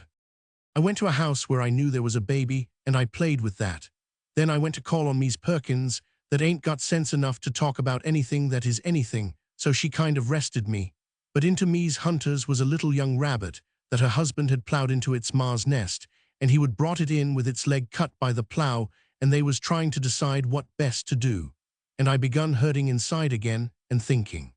Page 259. Nothing but a rabbita baby rabbitand over there. I did not say anything. Pretty soon I turned back home, and then I ran into the McVickars, 3 of them. The McVickars, 3 of them had spring hats trimmed with cherries and I guess raisins and other edibles. The McVickars mother and 2 offspring sprung quite a while back ere Newcomb to the village and stylish. They had not been in town in 2 months when they would been invited twice to drive to the cemetery in the closed carriages, though they had not known either corpse personally. They impressed people. Oh, Mies Marsh, says Mies McVicker, we wanted to see you. We are getting up a relief fund. I went down in my pocket for a quarter, automatic. I heard their thanks and I went on. And it came to me how, all over the country, the whole 100 million of us, more or less, had been met up with to contribute something to relief, and we would all done it. And it had gone over there to this country and to that. But our hearts had ached, individual and silent, the way mine was aching that day, and there was not any means of cabling that ache over to Europe. If there was, if that great ache that was in all of us for the folks over there could just be gathered up and got over to them in one PG 260 mass, I thought it would do as much as food and clothes and money to help them. I stood still by a picket fence I happened to be passing, and I looked down the little street. It had a brick sidewalk and a dirt road and little houses, and the fences had not been taken down yet, and all the places looked still and kind of dear. They all feel bad, I thought, just as bad as I do for folks that's starved. But they cannot say Sathi cannot say so, only in little dabs of money sent off separate. Benny was swinging on me's Holcomb's gate, looking for me. He came running to meet me. I found a blue beetle, he says to me, and that lady's kitty's home with a bell on, and I got a new nail, Anonan. And I thought, he ain't no different from Thimuver there. The little ticks, with no pa and no suppers and nothing to play with, only meb a brick to lug. And there I was, right back to where I started from, and I went out to get supper, with my heart hanging around my neck like a pail of rock. Roman 2. Next day was Memorial Day, and Memorial Day in Friendship Village is something grand. First, the GAR conducts the service in the PG 261 courthouse yard, with benches put up special and a speech from out of town and paid for. Right away afterward, everybody marches or drives, according to the state of their pocketbook, out to the cemetery to lay flowers on the soldiers' graves. And it's quite an event, because everybody that's got anybody buried out there and that is still alive themselves, they all whisk out the day before and decorate up their graves, so's everybody can see for themselves how intimate their dead is held in remembrance. And everybody walks around to see if so-and-so has thought to send anything from Seattle or where not this year. And if they did not, it's something to tell about. Then all the ladies' aid societies serve dinners in the empty store buildings downtown and make what they can. And in the afternoon, everybody lounges round and cuts the grass and tinkers with the screens and buys ice cream off the donkey cart man. I dressed Benny up, clean and miserable in the morning, and went down to the exercises. I could not see much, because the woman in front of me could not either, and she stood up, and I could not hear much, because the paid-for speaker addressed only one half of his audience, and as usual I was not in the right half. But the point is that neither of them limitations mattered. I did not have to see, and PG 262 I did not have to hear. All that I had to do was to feel, and I felt. For I was alive at the time of the Civil War, and all you have to do to me is to touch that spring in me, and I am back there, getting the first news, reading about Sumter, sensing the call for 75,000 volunteers, hearing that this one and this one and this one had enlisted, peeking through the fence at Camp Randall, where my two brothers were waiting to go, and then living the long 4 years through, when every morning meant news, and no news meant news, and every night meant more to hear. For years, I could not open a newspaper without feeling I must look first for the list of the dead. I sat there on the bench in the spring sunshine, without anything to lean against, seeing the back breadths of me's curtsies grey-flowered Delane, and living it all over again, with Benny hanging on my knee. And it made it 1,000 times worse, now that these Memorial Days were passing, with what was going on in Europe still going on. And I thought, oh, I dunno how we can keep up feeling memorial for just our own soldiers, when the whole world's soldiers are lying dead, new every night. And getting a little more used to the paid speaker's voice, I could hear some of what he was saying. I could get the names, Vicksburg, Gettysburg, Shenandoah, Missionary Ridge, all these over and PG 263 over, and my heart ached with everyone, but it had a new ache for names that the whole world will echo with for years to come. And sitting there, with nobody knowing, I says to myself, and oh Lord, I memorial all the rest of them soldiers of 50 years ago, no more than the soldiers of now, soldiers of here, no more than the soldiers of over there. Oh Lord, I memorial them all, and I pray for them that survive over there. Put all your strength on them, Lord, as far as I am concerned. For us survivors here, we do not need you as much as they doth them that's new bereaved and new desolated. For Christ's sake. Amen. On my way home, I saw Luke Norris sitting out by the door of his office again. He never went to any exercises because his windpipe was liable to shut up on him, and it broke up the program some, getting his breath through to him. Calliope, he says, we want you should go on to the committee for opening the new town hall in about 2 months from now. We want the gymdandiest, swellupest celebration this town has ever had. 20 years of unexampled prosperity. I stood still and stared down on him. Honest, I says, do you want me to help in a prosperity celebration this summer? Sure, he says, women are in on it. Luke, I says, I dunno how you will feel about page 264 that when you come to think it over, but I feel. Benny, fussing round on the sidewalk, came over, tugging a chunk of wood. I thought at first he was carrying a brick.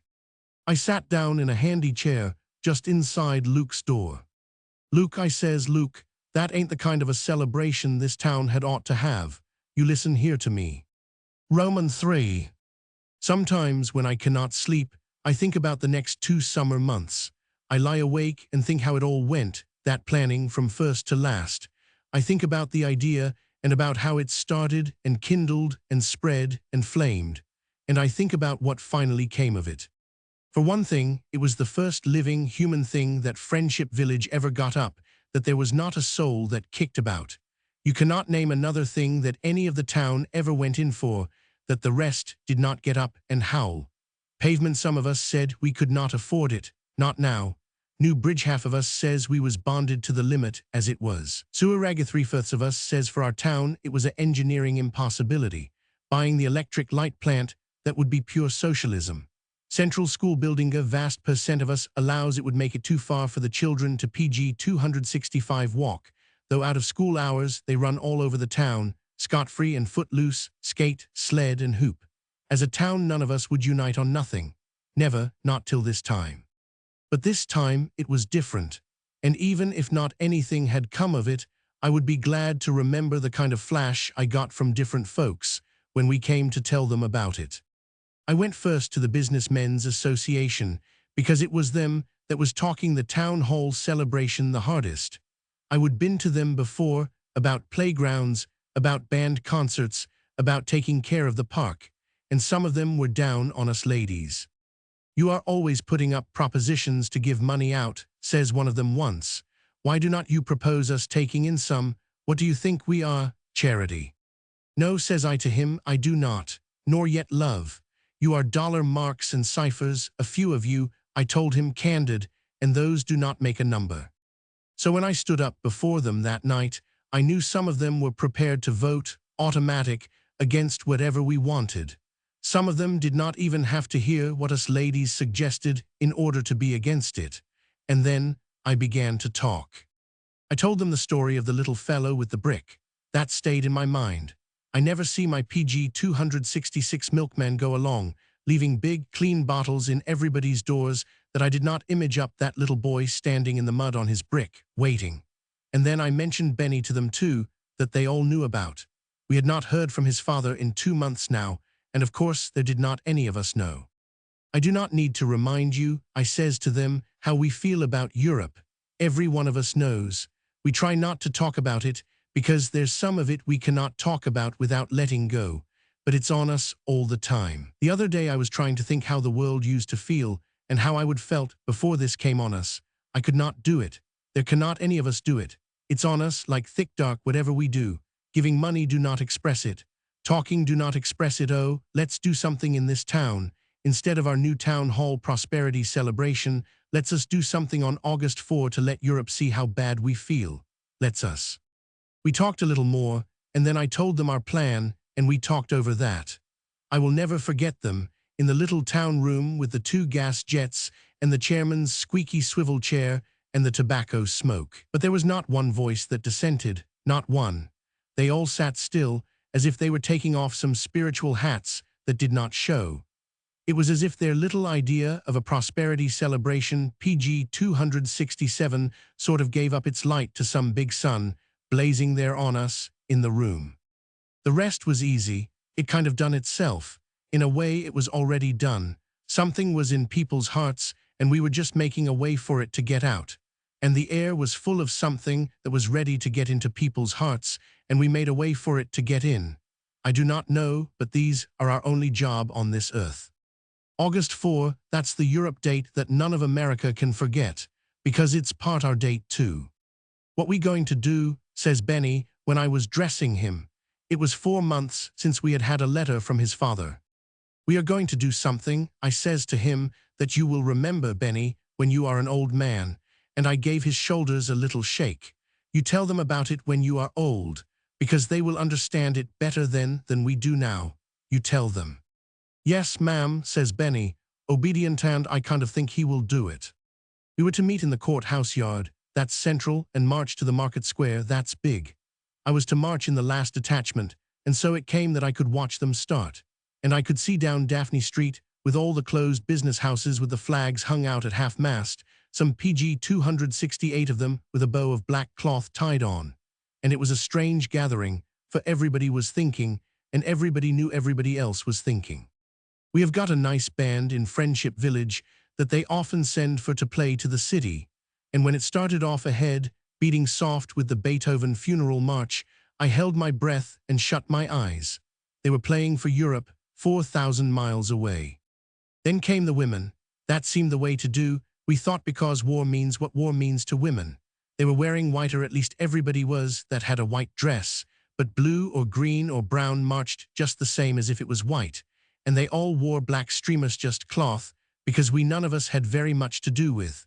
Every woman in town marched, not one stayed home, and one of the women had thought of something. We would ought not to carry just our flag, she said. That do not seem real right. Let's us get out our dictionaries and copy off the other nations' flags over there, and make 'em up out of cheesecloth and carry 'em. And that was what we done, and all the women carried the different ones just as they happened to pick them up, and at half-mast. I do not know as I know who came next, or what PG 269 order we arranged them.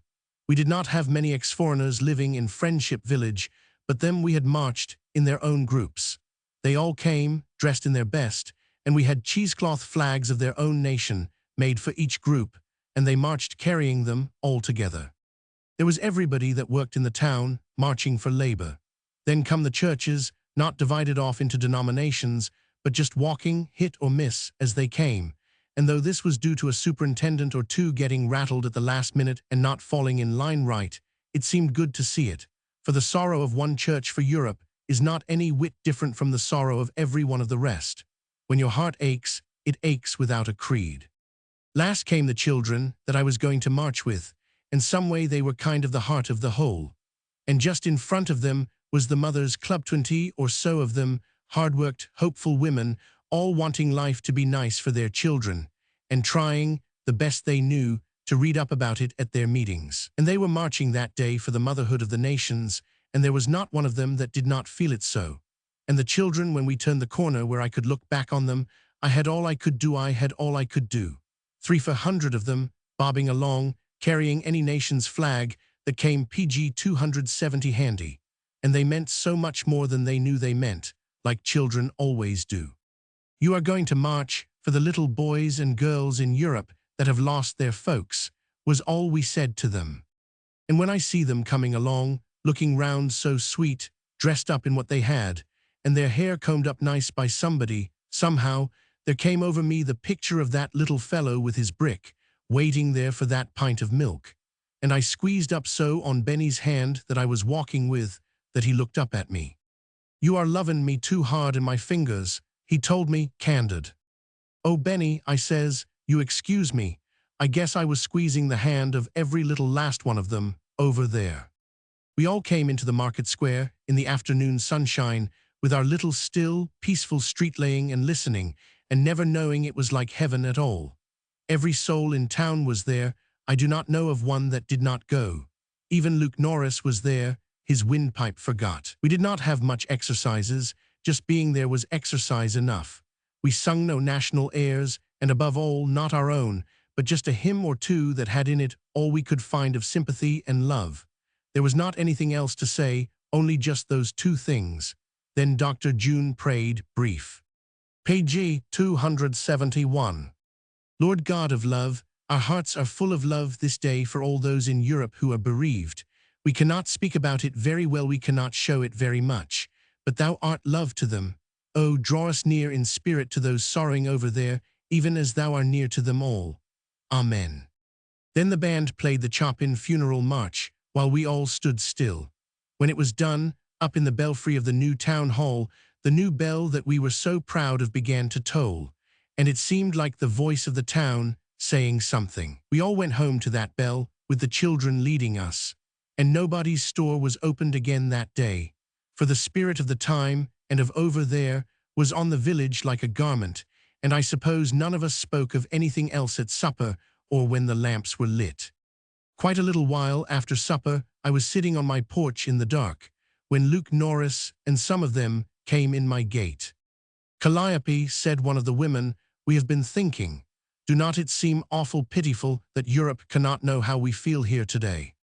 "I thought of that," I said. And Luke says, "Well, we have been looking up the cable charges, and we thought we might manage it to cable something like this." Page 272. Friendship Village Memorial Exercises held today for Europe's dead. Love and sympathy from our village. "It will cost a lot," says Luke. "The McVickers want us to add the money to their relief fund instead. But I say no." He struck the porch post with his palm. "Leave us send it, cost or no cost, no matter what." "I say so too," I says. "But tell me, where will you send it to?" And Luke says, "Simple. None of the newspaper dispatch folks'll take it. It ain't news enough for them. So I am a-going to cable it myself, prepaid, to 6 Europe newspapers." Pretty soon they went away, and I took Benny and walked down to the gate. I thought about that message, going on the wire to Europe. There was not any moon or any sound. The town lay still, as if it was thinking. The world lay still, as if it was feeling. Footnote. Page 273. When the hero came home. Never, not if I live till after my dying day, will I forget the evening that Jeffro got home from the war. It was one of the times when what you thought was the earth under your feet dissolves away, and nothing is left there but a little bit of dirt, with miles of space just on the underside of it. It was one of the times when what you thought was the sky over your head is drawn away like a cloth, and nothing is there but miles of space on the upper side of it. And in between the two great spaces are us little humans, creeping round, wondering what we are for, and not doing 1/9 as much wondering as you would think we would. Jeffro was the little foreign-born peddler, maker of toys, that had come to Friendship Village and lived for a year with his little boy, scraping enough together to send for his wife and baby in the old country. And no sooner had he got them here than the big war came, and nothing would do but Jeffro must go back and fight it out with his country.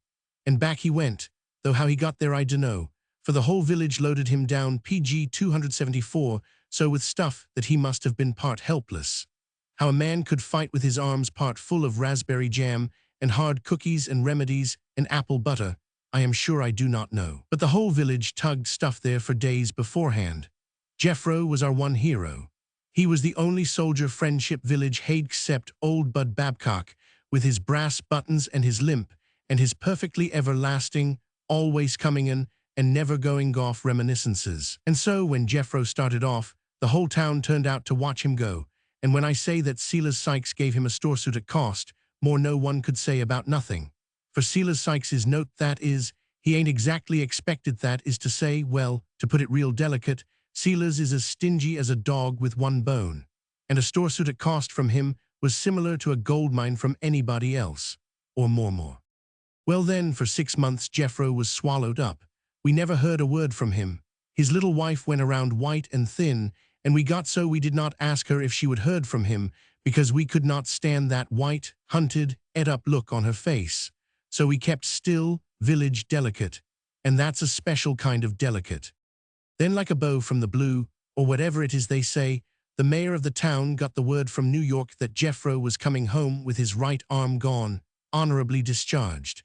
And about PG 275, the same time a letter from Europe, from somebody he knew that had got him the money to come with, told how he would been shot in a sortie and recommended by the captain for promotion. A sortie, says me's Postmaster Sykes, thoughtful. What kind of a battle is a sortie, do you suppose? Land, says me's Amanda Toplady. Ain't that what they call an evening musicale? When it heard Jeffro was coming home, Friendship Village rose up like one man. We must give him a welcome.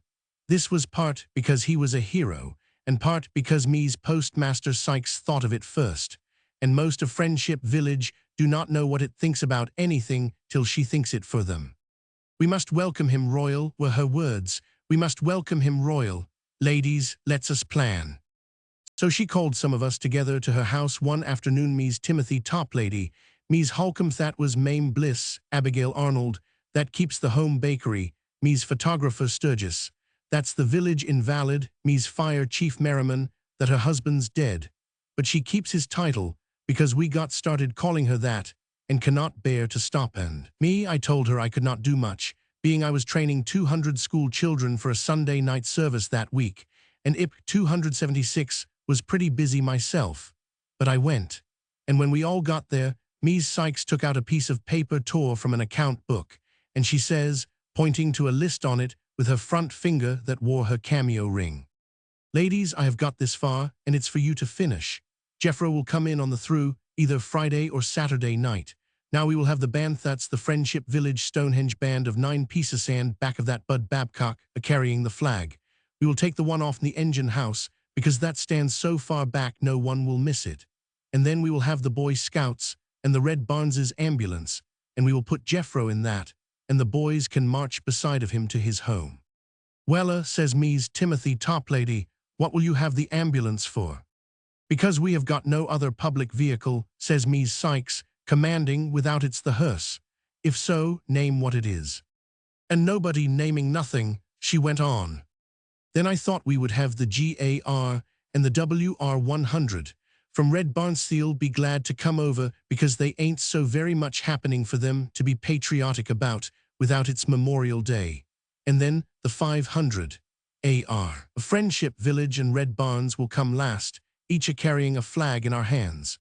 Friday is April 18th, and PG 277, we did mean to have a pink tea to celebrate Paul Revere's ride, but I'm quite sure the lades'll all be willing to give that up and transfer their patriotic observation over to Jeffro, and we will all march down in a body and be there when the train pulls in. What say, ladies?" She leaned back with a little triumphant pucker, like she would scrape the world for ideas, and got them all and defied anybody to add to them. "Wella," says Ms. Timothy Toplady, "and then what?" "Then what?" says Ms. Sykes, irritable. "Why, be there, and wave and cheer and flop our flags, and walk along behind him to his house. And her a hand sing, Mebio, we must sing, of course," Ms. Sykes cries, thinking of it for the first time with her hands clasped. Ms. Toplady looked troubled. "Wella," she says, "what would we sing for?" "Sing for," cried Ms. Sykes, exasperated, "because he's got home, of course. With his arm shot off, and his eyes blinded with powder, and him half-starved, and meb worse. I dunno, ladies," says Ms. Toplady dreamy, "but I am terrible lacking, but I do not feel like singing over Jeffro." Ms. Sykes looked at her perfectly withering. "Ain't you no sense of what would do to occasions?" says she, regal. Page 278. "Yes," says Ms. Toplady, "I have. I guess that's just what's the matter of me. It's the occasion that ails me. I was thinking, well, ladies, I was wondering just how much like singing we would feel if we would seen Jeffro's arm shot off him." "But we did not see it," says Ms. Sykes, final. That's the way she argues. "Meb, I am all wrong," says Ms. Toplady, "but ladies, I cannot feel like a man getting all shot up is an occasion for jollification. I cannot do it." Us ladies all kind of breathed deep, like a vent had been opened. "Nor me, nor me, nor me," run round Ms. Sykes's setting room from one to one. I wished you could have seen Ms. Sykes. She looked like we were declared for cannibalism and atheism and traitorism, all rolled into one. "Ain't you ladies," she says, "no sense of the glories of war, or what?" "Or what," says Ms. Toplady, "that's just it, glories of what? I guess it's the what part that I sense the strongest, somehow." Ms. Sykes laid down her paper and crossed her hands with the cameo ring under, and then remembered and crossed it over, and she says, "Ladies, facts is facts. You have got to take things as they are." Abigail Arnold flashed in. Page 279. But you ain't talkin' nowheres, she says. You are leavin' as they are. War is the way it's been for 5,000 years, only 5,000 times worse. Ms. Sykes tapped her foot and made her lips both thin and straight. Yes, she says, and it always will be. As long as the world lasts, there will be war. Then I could not stand it any longer. I looked her right square in the face, and I says, Ms. Sykes, do you believe that? Certainly I believe it, she says. Besides, there's nothing in the Bible against war, not a thing. What about thou shalt not kill, says one. She froze me. That, she said, is an entirely different matter. Well, says I, if you will excuse me for saying so, it ain't different. But leave that go. What about love thy neighbor? What about the brotherhood of man? What about? She sighed, real patient. Your mind works so queer sometimes, Calliope, she says. Yes, well, Meb, I says, like I would said to her before. But anyhow it works. It do not just set and set and set, and never hatch nothing. This whole earth has set on war since the beginning, and hatched nothing but death. Do you think, honest, PG 280, that we have not no more invention to us than to keep on a bungling like this to the end of time? Ms. Sykes stomped her foot. Look at her, she says. Do you want to arrange something to go down to welcome Jeffro home, or do not you? If you do not, say so. Ms. Toplady sighed. Let's us go down to meet him, she says. Leave us do that. But do not you expect no singing off me, says she, final, that's all. So Ms. Sykes, she went ahead with her plan, and she agreed, grudging to omit out the singing, and the 500 ARs put off their Paul Revere tea, and we sent to the city for more flags. Me, though I did not take a real part, I agreed to march, and then I did not take a real part. I would took on a good deal more than I would meant to in training the children for the Sunday night thing, and so I shirked Ms. Sykes's party all I could. Not that I would not be glad to see Jeffro, but I could not enthuse the way she meant. By Friday, Ms. Sykes had everything pretty shipshape, and being we still did not know which day Jeffro would come, we were all to go down to the depot that night, on the chance, and Saturday as well. Friday afternoon, I was working away on some stuff for the children, when Jeffro's wife came in. The poor little thing was so nervous, she did not know whether she was saying yes or no. She'd PG 281 got herself all ready in a new-yarned calico and a red bow at her neck. Do you think this bow looks too gay? She says. It seems gay and him so sick, but he always liked me to wear red, and it's all the red I have got. It's only cotton ribbon too, says she, wistful. She wanted to know what I was doing, and so's to keep her mind off herself, I told her. The 100 children, from all kinds and denominations and everythings, were to meet together in Shepherd's Grove that Sunday night, and I would fixed up a little exercise for them. One bunch of them were to represent science, and they were to carry little models of boats and engines and dirigibles and a little wireless tower. And one bunch was to represent art, and they were to carry colors and figures and big lovely cardboard designs they made in school. And one bunch was to represent friendship, and they were to come with garlands and arches that connected them each with all the rest. And one was to represent plenty, with fruit and grain, and one beauty, and one understanding, and so on. And then, in the midst of them, I was going to have a little bit of a child walk, carrying a model of the globe in his hands. And they were all going to come to him, one after another, and they were going to give him what they had. And what we would planned, with music and singing and a trumpeter and everything, was to be all around that. Page 282. I have not the right child yet to carry the globe, though, I says to Jeffro's wife. I cannot find one little enough that's strong enough to lug the thing. And then, all of a sudden, I remembered her little boy and Jeffro's little boy. I remembered Joseph. Awful little he was, but with sturdy legs and arms, and the kind of a face that makes you wonder why all little folks do not look the same way. It seems the only way for them to look. Why, I says, look here. Why cannot I borrow Joseph for Sunday night to carry the globe? You can, she says, without his father will not be wanting him to leave him when he's just got home so. Meb, though, she says, he's so sick he will not know whether Joseph is there or not. She kind of petered off, like she did not have strength in her to finish with. She never cried, though. That was one thing I noticed about her. She acted like crying is one of the things we ought to have outgrown, like dressing in black for mourning, and like beating a drum on the streets to celebrate anything, and like war. Honest, the way we keep on using old-fashioned styles like these makes me feel sorry for the way things were meant to be. So it was arranged that Joseph was to carry the globe, and Jeffro's wife went home to wash out his collar so he could go at all. And I flew round so's to be all ready by 6 o'clock, when we were to PG 283 meet at Courthouse Park and march to the depot to meet Jeffro, so be he come that night. You know that nice, long, slanting, yellow afternoon light that begins to be left over at 6 o'clock in April? When we came along toward Courthouse Park that night, it looked like that. There was a new fresh green on the grass, and the birds were doing business some, and there was a little nice spring smell in the air that sort of said, come on. You know the kind of evening. We straggled up to the depot, not in regular marching order at all, but just bunched, friendly. Ms. Sykes was walking at the head of her 500 AR detachment, and she had sewed red and blue to her white duck skirt, and she had a red and blue flower in her hat, and her waist was just redded and blued from shoulder to shoulder with badges and bows. Ms. Sykes was awful patriotic as to colors, but I did not blame her. She would worn mourning so much. Her only chance to wear the becoming shades at all was by putting on her country's colors. Honest, I do not suppose she thought of that, though well, I mean I do not suppose she really thought well. Let's us go ahead with what I was trying to tell.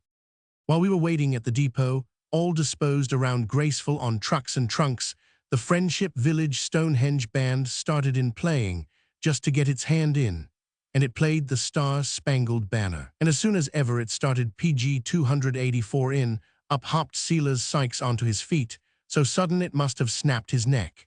Ms. Amanda Toplady, that was sitting by me on the telegraph window sill, she looked at him a minute without moving, and then she says to me, low, whenever a man gets up so awful sudden when one of his country's airs is played, I always think, she says, I would just love to look into his business life and make perfectly sure that he ain't a-making his money in ways that ain't patriotic to his country, nor a credit to his citizenship in the real sense.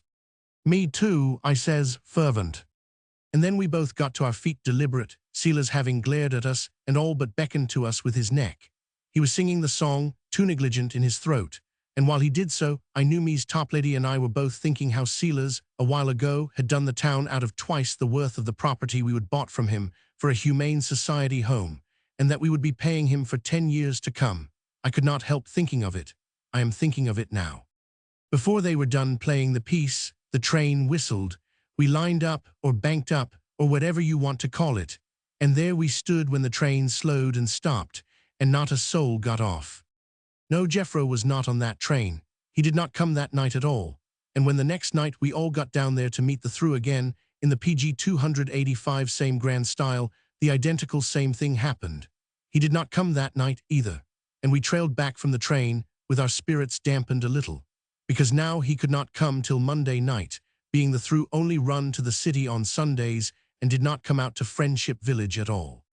So I had that evening to put my mind on the children and finish up what I had to do for them, and I was glad, because the service that I was planning for that night grew on me. It was a spring festival, a religious festival, because I always think that the coming of spring is a religious ceremony, really in the best sense.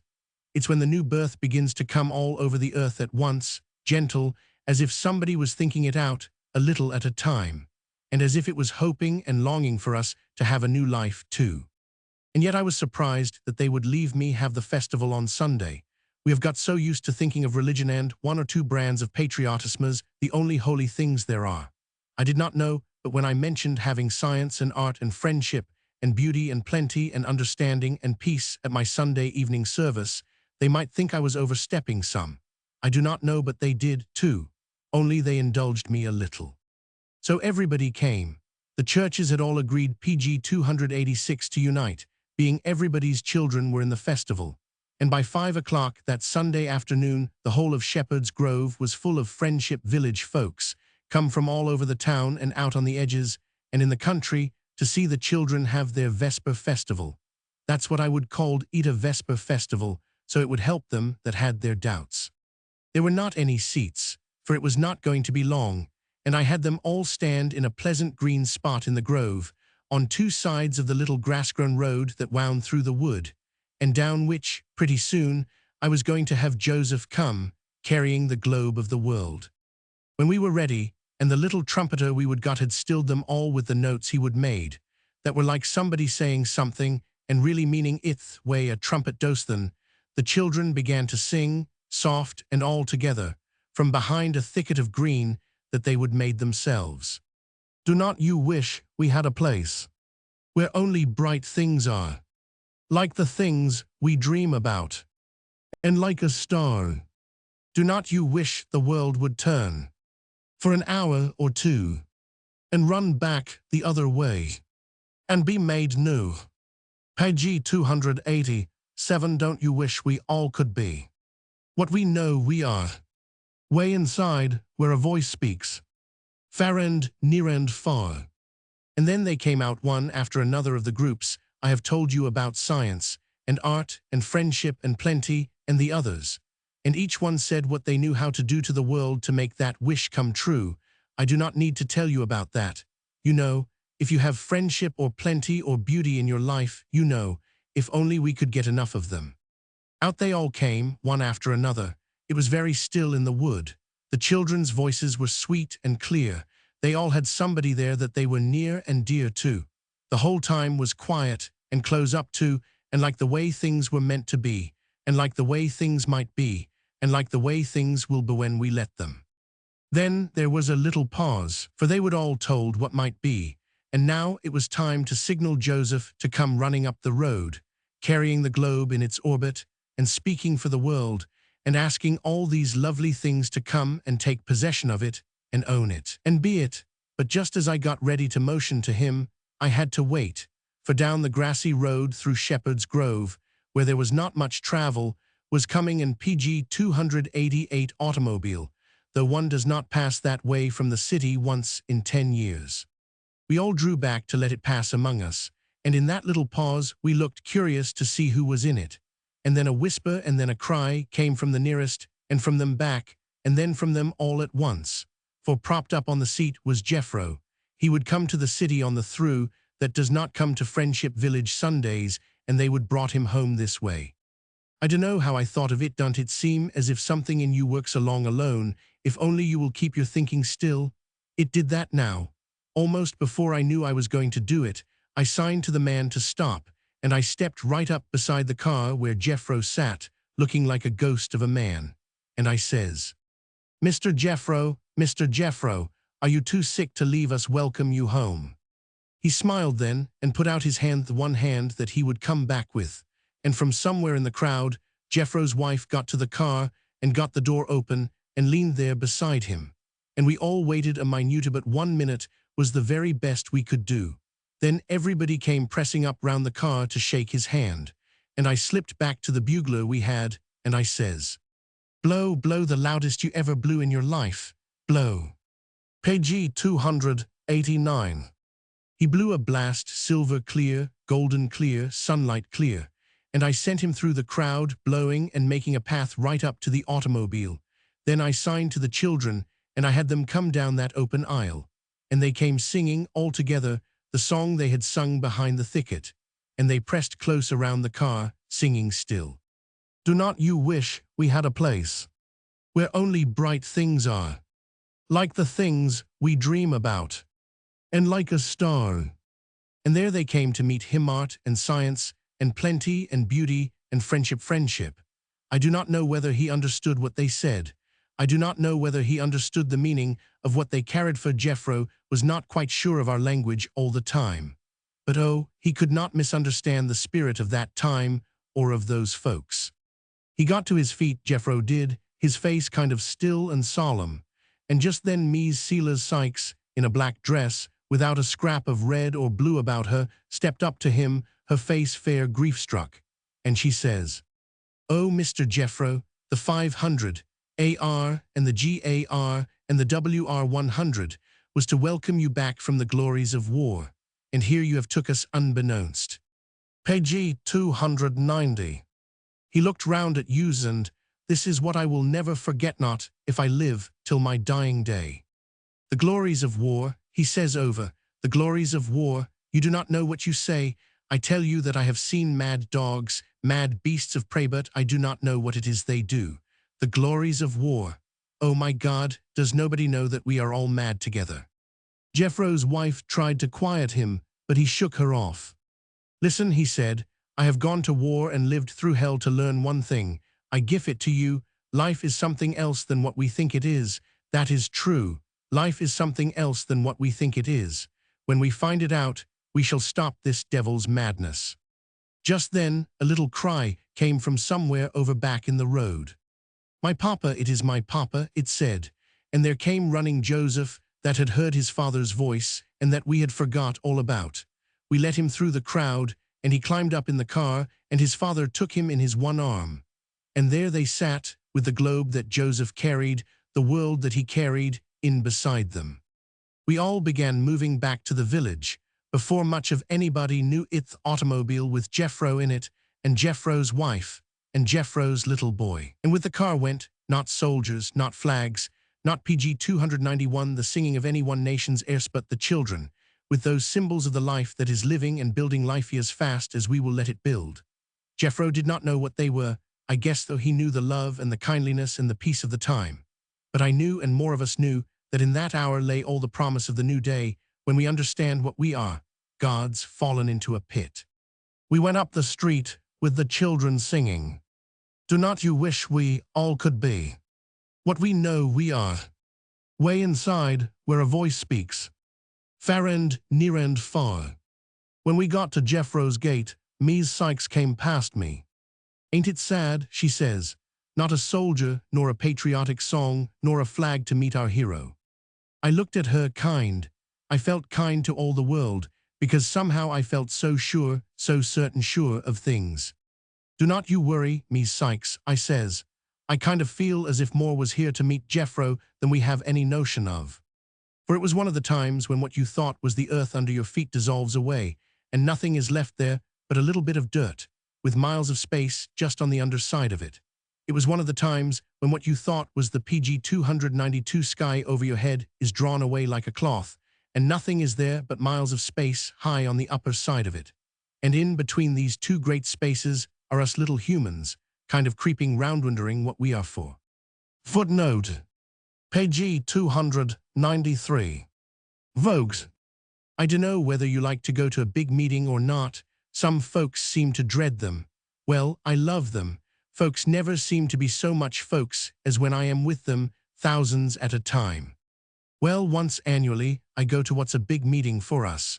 On the occasion of the Friendship Village, Married Ladies Cemetery Improvement Sodalities yearly meeting, I always hope folks will not let that name of us bother them. We do not confine our attention to cemetery anymore. But that's been the name of us for 24 years, and we got started calling it that, and we cannot bear to stop. You know how it is, bit institutions, or constitutions, or ideas, or a way to mix the bread. One of our deformities is that we hate to change. Seems to me, says Mies Postmaster Sykes once, if we should give up that name, we should not be loyal nor decent, nor loving to the dead. Shucks, says I, how about being loyal and decent, and loving to the living? Your mind works so queer sometimes, Calliope, says Mies Sykes, patient. Page 294. Yes, well, I says, Meb, but anyhow it works. It do not just set and set and set, and never hatch nothing. So we continued to take down billboards, and put in shrubbery and chase flies, and dream beautiful, far-off dreams of sometime getting in sewerage, all under the same undying name. Well, at our annual meeting that night, we were discussing what should be our work the next year, and suggestions came in real sluggish, being the thermometer had been trying all day to climb over the top of its hook. Suggestions run about like this. See about having seats put in the county house yard. See about getting the blankets in the calaboose washed oftener. Get trash baskets for the streets. Plant vines over the telegraph poles. See about Main Street billboard sagging. See about the laundry soft coal smoke again. See about window boxes for the library again. And these things were partitioned out to committees one by one, some to strike dry, shallow sand, some to get planted on the bare rock, and some to hit black dirt and a sunny spot with a watering can, PG 295, or even a garden hose handy. You know them different sorts of soil under committees. Then up got me's Timothy topladeth that dear, abundant woman, and we kind of rustled expectant, because me's toplady is one of the women that looks across the edges of what's happening at the minute and senses what's way over there beyond. She's one of the women that never shells peas without seeing beyond the rim of her pan. And that night she says to Sodality, "Ladies, I hear that up to the city next week there's going to be some kind of a woman's convention." Nobody said anything. Railroad wrecks, volcanoes, diamonds, conventions, and such never seemed real to us in the village. "It seems to be some kind of a ancient warrior's affair," me's toplady went on, "and I read in the paper how it had 1,000,000 members, and how they came 10,000 to a time to their meetings. Well, now she ends up serene. I have rose to propose that, bane it's so near, Sodality send a delegate up there next week to get us some points." "What points do we need, I should like to know," says me's postmaster Sykes, majestic. "Ain't we abreast of whatever there is to be abreast of?" "That's what I dunno," says me's toplady. "Leave us find out." "Well," says me's Sykes, "my part, expositions page 296 and conventions are horrible to me. I am no club woman anyhow," says she, righteous. "All the keeping still I ever done in my life when I would not put nobody to sleep."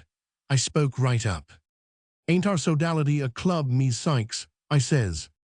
"Oh, our little private club here," says me's Sykes, "is one thing carried on quiet and womanly among ourselves.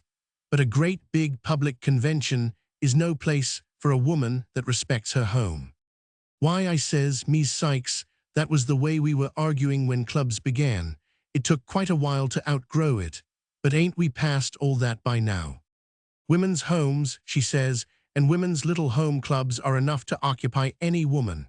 A convention is men's business." "It is if it is," says I, "but think how often it is that it ain't." Me's toplady kept on, thoughtful. "Anyway, I've been thinking," she says, "why do not we leave the men join Sodality? I dunno if you have ever suggested a revolution. Whether I am in favor of any particular revolution or not, it always makes a nice, healthy minute. And it's such an elegant measuring rod for the brains of folks." "Why, how can we?" says me's Sykes. "We're PG 297, the Married Ladies Cemetery Improvement Sodality." "Is that name," says me's toplady, mild, "made up out o' Castern, me's Sykes?"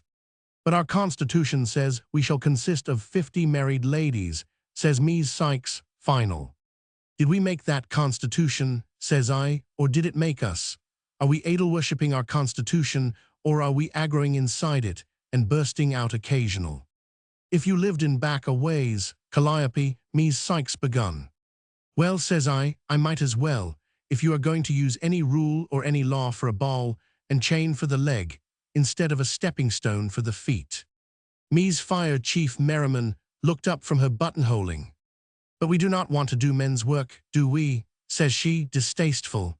"Leave them do their club work and leave us do our club work, like the Lord meant." "Well, us women tended cemetery quite a while," says I, "and the death rate was not confined to women, exclusive." "Graves," says I, "is both genders," me's Fire Chief. Me's State Senator Pettigrew, she chimed in.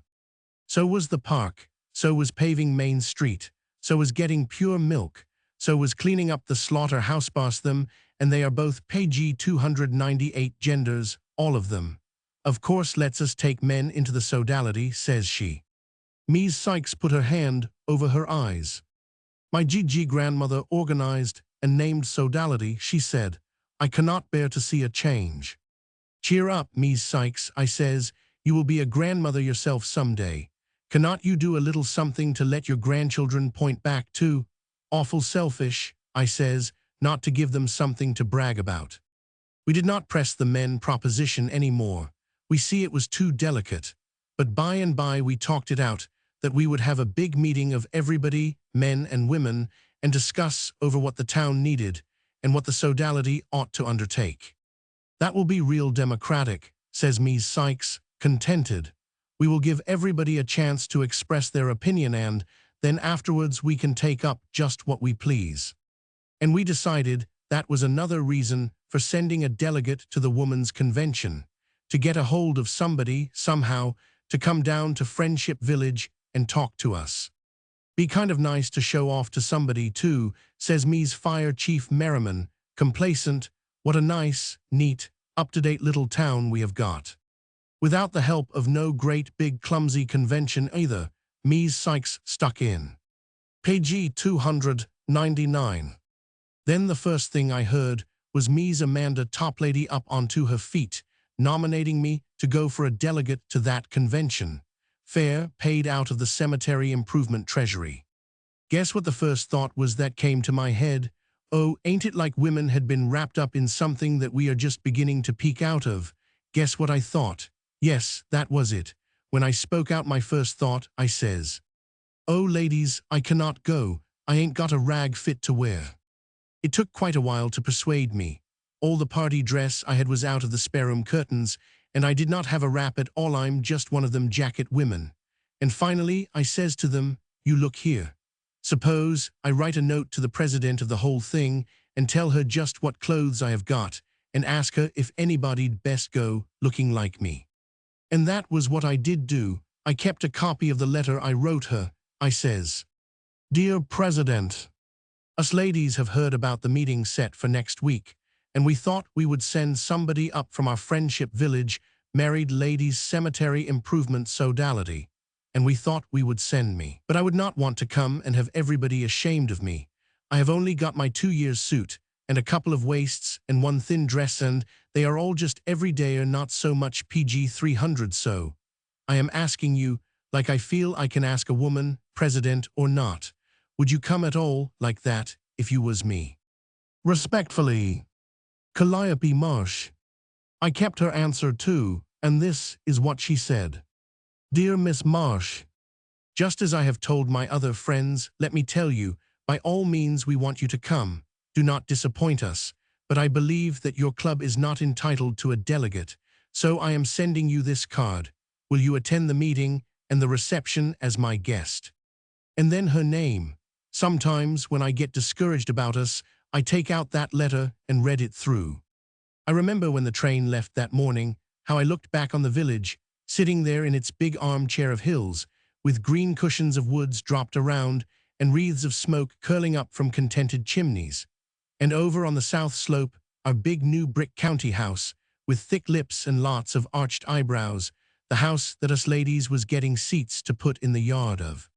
Say what who will, thinks I love that little town, and I guess it's just about as good as any of us could expect. I got to the city just before the convention's evening meeting.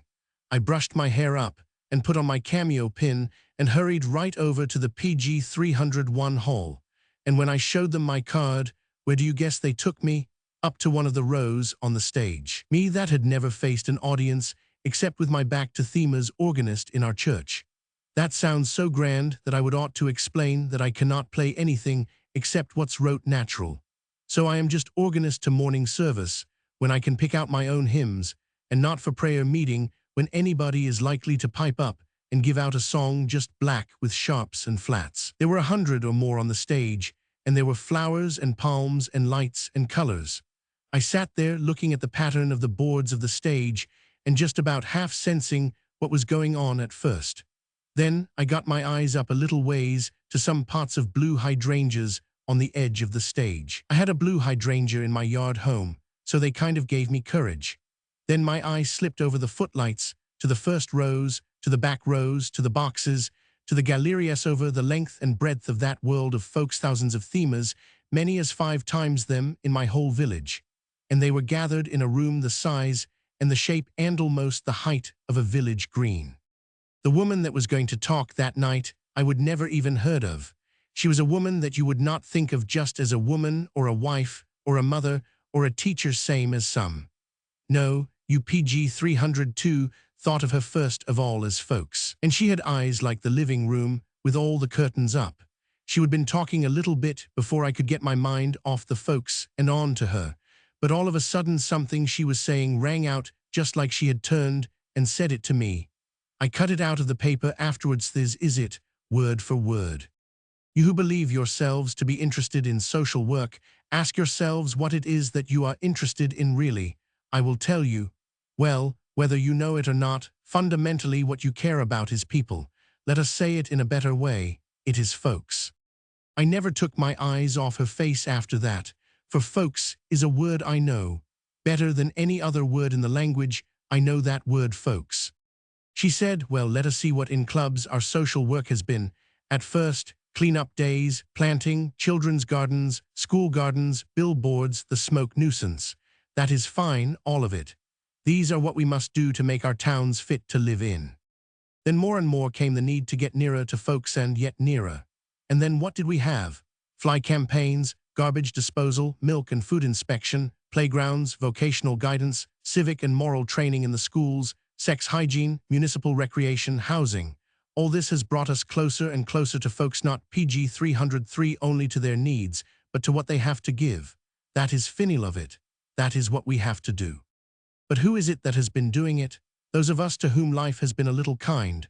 Those of us on whom the anguish and the toil of life do not fall the most heavily. We are free to do these things. Clean, cleanly clothed, having one or been given a little leisure, we are free to meet together and to turn our thought to the appearance of our citizen to the other things. That is a great step. We have come very far, my friends. But is it far enough? Here in this hall with us tonight there are others besides ourselves. Each of us from near towns and far cities comes shepherding a cloud of witnesses. Who are these? Say those others, clean and leisured, who live in your town and yours. Say the school children, that vast, ambiguous host, from your town and yours and yours. Say the laboring children, 500,000 of them, in the states which you in this room represent, me friends, the laboring children. Say the 7 million and more women workers in your states and mine. Say the men, the wage earners, toilers with the hands, multitudes, multitudes, who on the earth and beneath it, in your town and yours, are at labor now, that we may be here clean and at leisure. I tell you they are all here, PG 304 sitting with us, shadowy, and the immediate concerns of these are the immediate concerns of us. And social work is the development of the chance for all of us to participate more abundantly in our common need to live. As fast as in you lies, let your civic societies look farther than conserving or planting or beautifying or even cleaning.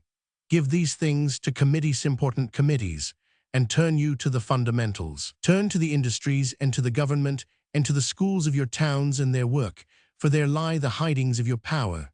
Here are the great tasks of the time, the securing of economic justice for labor, the liberation of women, and the great deliverances, from war, from race prejudice, from prostitution, from alcohol, and at last from poverty. These are the things we have to do, not they, we, you and one. These are your tasks and mine, and the tasks of those who have not our cleanliness nor our leisure, but who will help as fast as ever we learn how to share that help as fast as ever we all learn how to work as one. Oh, my friends, we must dream far. We must dream the farthest that folks can go. For life is something other than that which we believe it to be. When she would got through, right in the middle of the power and the glory that came in my head, something else flew up, and it was PG 305. See about having seats put in the county house yard. See about getting the blankets in the calaboose washed oftener. See about and all the rest of them. And instead, this was what we were for, till all of us have earned the right to something better. This was what we could help to do. It was like the sky had turned into a skylight and let me look up through. My seat was on the side corner of the platform, nearest to her. She had spoken last, and everybody was rustling to go. I did not wait a minute. I went down close beside the footlights and the blue hydrangeas and held out my letter, and I says, "Oh, come to Friendship Village. You must come. We were going to get the blankets in the calaboose washed oftener, Randrio. You come and make us see that life is the kind of thing you say it is, and show us that we belong." She took the letter that me's Fire Chief Merriman had composed for me, and right while 40 folks were waiting for her, she stood and read it. She had a wonderful kind of tender smile, and she smiled with that. and then all she says to me was all I wanted. I will come, when do you want me? Never, not if I live till after my dying day, will I forget the day that I got back to Friendship Village.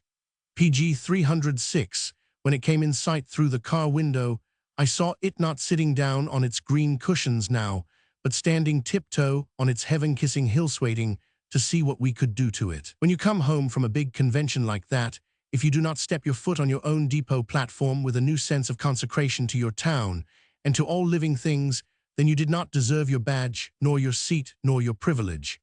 And as I rode into the town, thinking this, and thinking more than I had words to think with, I wanted to chant a chant, like Deborah but pronounced Deborah when it's a relative. And I wanted to say, "Oh Lord, here we live in a town 5,000 strong, and we've been acting like we were 5,000 weak and we never knew it. And because we had learned to sweep up a few feet beyond our own dooryard, and had found out the names of a few things we had never heard of before, we thought we were 203. We even thought we were social. 203, social. We thought these were new names for new things, and here they are only bringing in the kingdom of God that we have known about all along. Oh, it is not going to be brought in by women working along alone, nor by men working along alone. It's going to come in by whole towns rising PG 307 up together, men and women, shoulder to shoulder, and nobody left out, organized and conscious and working like one folk. Like one folk. Me's Amanda Toplady and me's Holcombs, that was Mame Bliss, were at the depot to meet me. I remember how they looked, coming down the platform, with an orange and lemon and watermelon sunset idling down the sky. And then me's Holcombs, that was Mame Bliss, says to me, with her eyebrows all pleased and happy, "Oh, Calliope, we have got the new seats for the county house yard. They are iron, painted green, with a leaf design on the back. And chimes in the other one, we have got them to say they will wash the blankets in the calaboose every quarter." I wanted to begin right then, but I did not. I just walked down the street with them, carrying my bag and my umbrella, and when one of them says, "Well, I am sure your dress do not look so very much wore after all, Calliope," I answered back, casual enough, just as if I was thinking about what she said, "Well, I give you my word, I have not once thought about myself in connection with that dress." Together we went down Daphne Street in the afternoon sun, and they did not know, nor Friendship PG 308 Village did not know, that walking right along with us three was the tramp and the tramp of the feet of a great convention that had come home with me right there to our village. Oh, I mean the tramp and the tramp of the feet of the folks in the whole world. Footnote. The end.